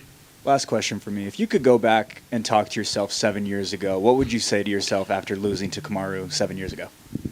I don't know. Just keep believing. Like, just stay believing in yourself. You know, I know the path was good, would have been hard. You know, I took the hardest path in the UFC to get to this position. You know, 10 fights in a row. Pandemic hit. I had to sit out for 2 years. Couldn't fight. Everyone doubted me, saying, you had too long of a layoff to come back and fight the pound for pound best. I said, listen, I am the best. I truly believe that in my heart, and no one else believed it apart from me and my team and my family, you know, and I went out there and proved it. Leon, here in the middle, that's your 3rd knockout win in the final 2 minutes of a fight. How are you able to carry your power so late into the fights? Just my coaches, my conditioning, my gym, you know. We stay focused throughout the fight. Even if you're down, just always believe in yourself, always work hard, and that's it really. I got a good training camp back in Birmingham with Joe, clean combinations, and I told you I was approaching this fight as a brand new fight. I wasn't looking at 7 years ago when I first fought Kamaru Usman. I looked at him as a brand new opponent. What he does now is flaws, and what he does good. And tonight I exposed one of his flaws, you know. Definitely, thank you. Leon, right here. You did not throw out any trash talk leading up to the fight or anything. Kamaru kept, trying to egg it on, trying to get you to say something to him. I think the best you came out with was the Terry Crews jab, which is hilarious, right? Does that make the victory a little sweeter, knowing you didn't have to take that route, knowing you didn't have to bring the heat and sell the fight or anything? Yeah, a little bit, but at the same time, I said it, I got no beef with Kamaru, like, outside fighting, there's nothing that I don't like about him. You know what I mean? He's doing well for himself. He's providing for his family, and that's it. I haven't got no issues with the guy, and I just thought the hype was getting to his head. He started to believe that the belt was his and no one else can have it. And as I said in the octagon, the belt belongs to nobody. No man is meant to hold the belt for that long, and that's what I believed in my heart, and I went out there and I proved it. And the lack of glove touch before the fight started, was that like spoken before or just in the moment? Man, I thought we would have touched gloves, to be fair, because we were shaking hands all week. So when we didn't touch my hands, I thought, okay, cool. And that was it, and I was the first guy to take him down, first guy to knock him out, and let's see how he comes back. Congratulations. Thank you. Hey, Leon in the middle here. Drake lost a little bit of pocket change on you today. Do you have a message for him? Do you hope he bets on you next time? What's the sentiment towards Drizzy Drake? Yeah, next time bet on me and get one of them Rolexes they gave Molly and Paddy. Send one my way. Hey, Leon. So when Dana first announced this matchup, I told him I thought that you were the dark horse in this fight. When we spoke earlier this week, I said that you were one of the most underrated fighters in the UFC. Your performance tonight has silenced that. Do you feel like you still have anything to prove? Yeah, 100%. Like I said, that wasn't my best performance. I did not feel myself in there. So I know once I check my phone and go online, all the other fighters will be like, I want to fight him, And so, yeah, therefore, I feel like there's much more I got to offer. That wasn't my best performance. So what would you have done different? Everything, like the first round, you know what I mean? it was meant to be like the first round. I believe like I'm number one, so to be number one, you cannot be losing rounds to people like Kamaru. Even though he is good, if you truly believe in your heart you're number one, you should be go out there and dominate everything. And I didn't get to do for the whole rounds tonight, so yeah. Yeah, but in order to win, you got to beat the champ. You got to knock the champ out. So yeah, that's what I did. Clean. Thank you. A wonderful performance. Thank you. Appreciate it. Leon right here. You keep saying, no one's meant to hold the belt for that long. In your mind, however long you are the champion, what do you want to represent as a champion? What do you want this reign, to mean to yourself, to other people? I want it to me just be yourself. I didn't have to change the way I am. I didn't change my personality, start dressing different and dyeing my hair and being weird. Just be yourself, believe in yourself, and work hard. Like this social media generation, they think like as long as you be different, you can achieve great stuff. You don't. If you work hard, believe in yourself, you can achieve it. And I proved that. Like that's it. Hard work wins all the time. I said it all the time. Like I'm not gonna change. I'm gonna keep being who I am. And now look at me. I am the UFC World Champion. To be born in Jamaica, in the zinc, like my house was like a wooden house. In that wooden house was my bedroom, my living room, my bathroom, my dining room. In one house with a zinc roof. And now I'm here in Utah winning the world title. Is a wild story, and I'm proud of myself, and that's it. We know everything you've been through to get here. We don't need to go over it again, but is it extra gratifying? I mean, if you had finished that choke in the first round or something, obviously, yeah, it would have been great. But to do it that late in the fight, in that fashion, down on the cards, like, does that feel like it's meant to be? And is it more satisfying sitting up there? Yeah, 100%. I think it was just my luck for it to go like that as well, It's always been like a mad road. It was just my luck for it to be that down on the scorecards and come back and knock him out, So I'd love to see how he comes back now, because when you think you're that great, and get knocked out clean like that, you change people, so let's see. Leon, 56 seconds away from losing the fight, you throw that kick, you connect, he goes stiff, he falls. What's going through your head right in that moment? You seen it? I just broke down, like it all just came on top of me, like everything I've been through and the path I had to take to get here, and it was difficult to put into words, like what it meant to me, and I know how much it means to my family and people that grew up the way I grew up, and it all just came down on me. It was hard to explain it and put it into words, apart from tears, Did you know he was out as soon as? Yeah. If the way he folded, I thought he's done, And I felt it was like a clean head kick, clean as it could get, Right here, real quick on your right.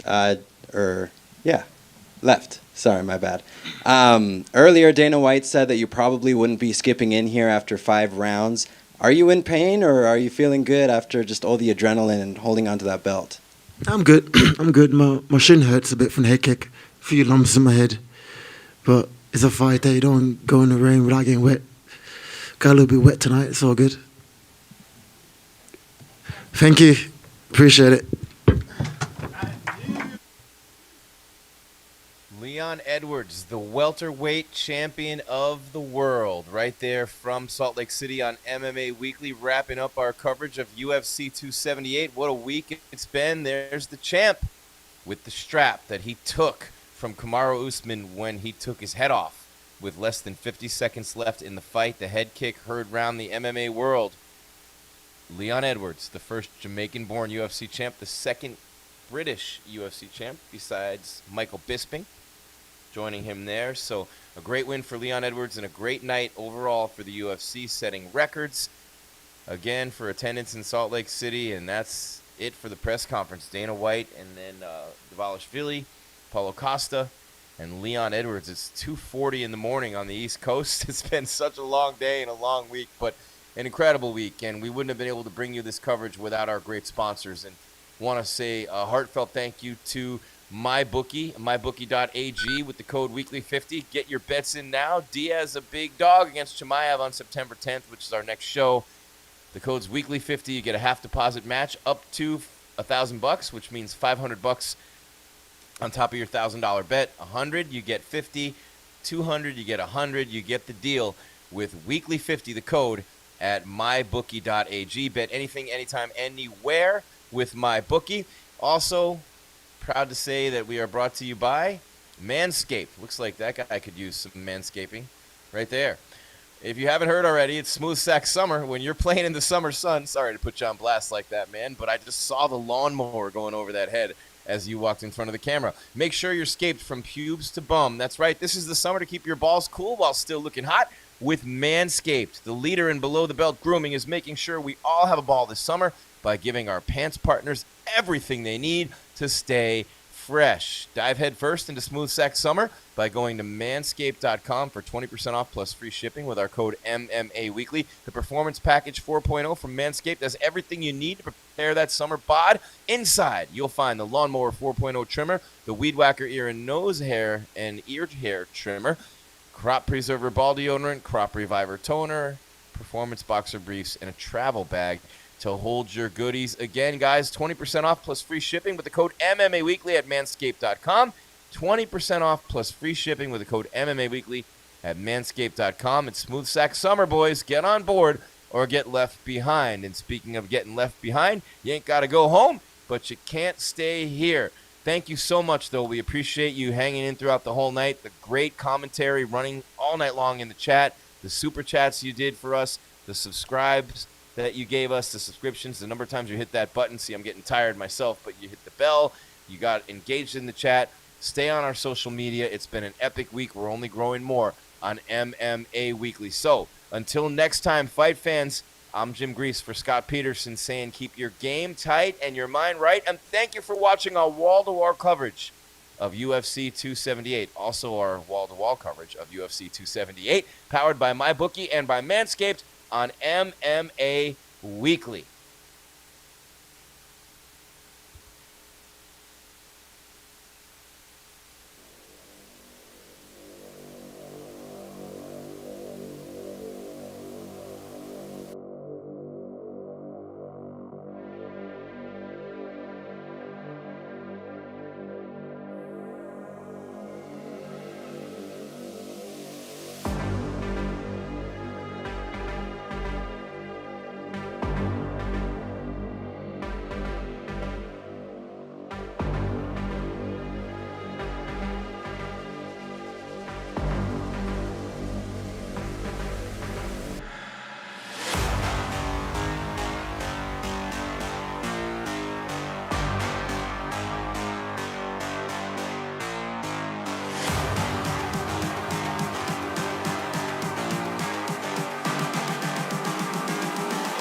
calling to say I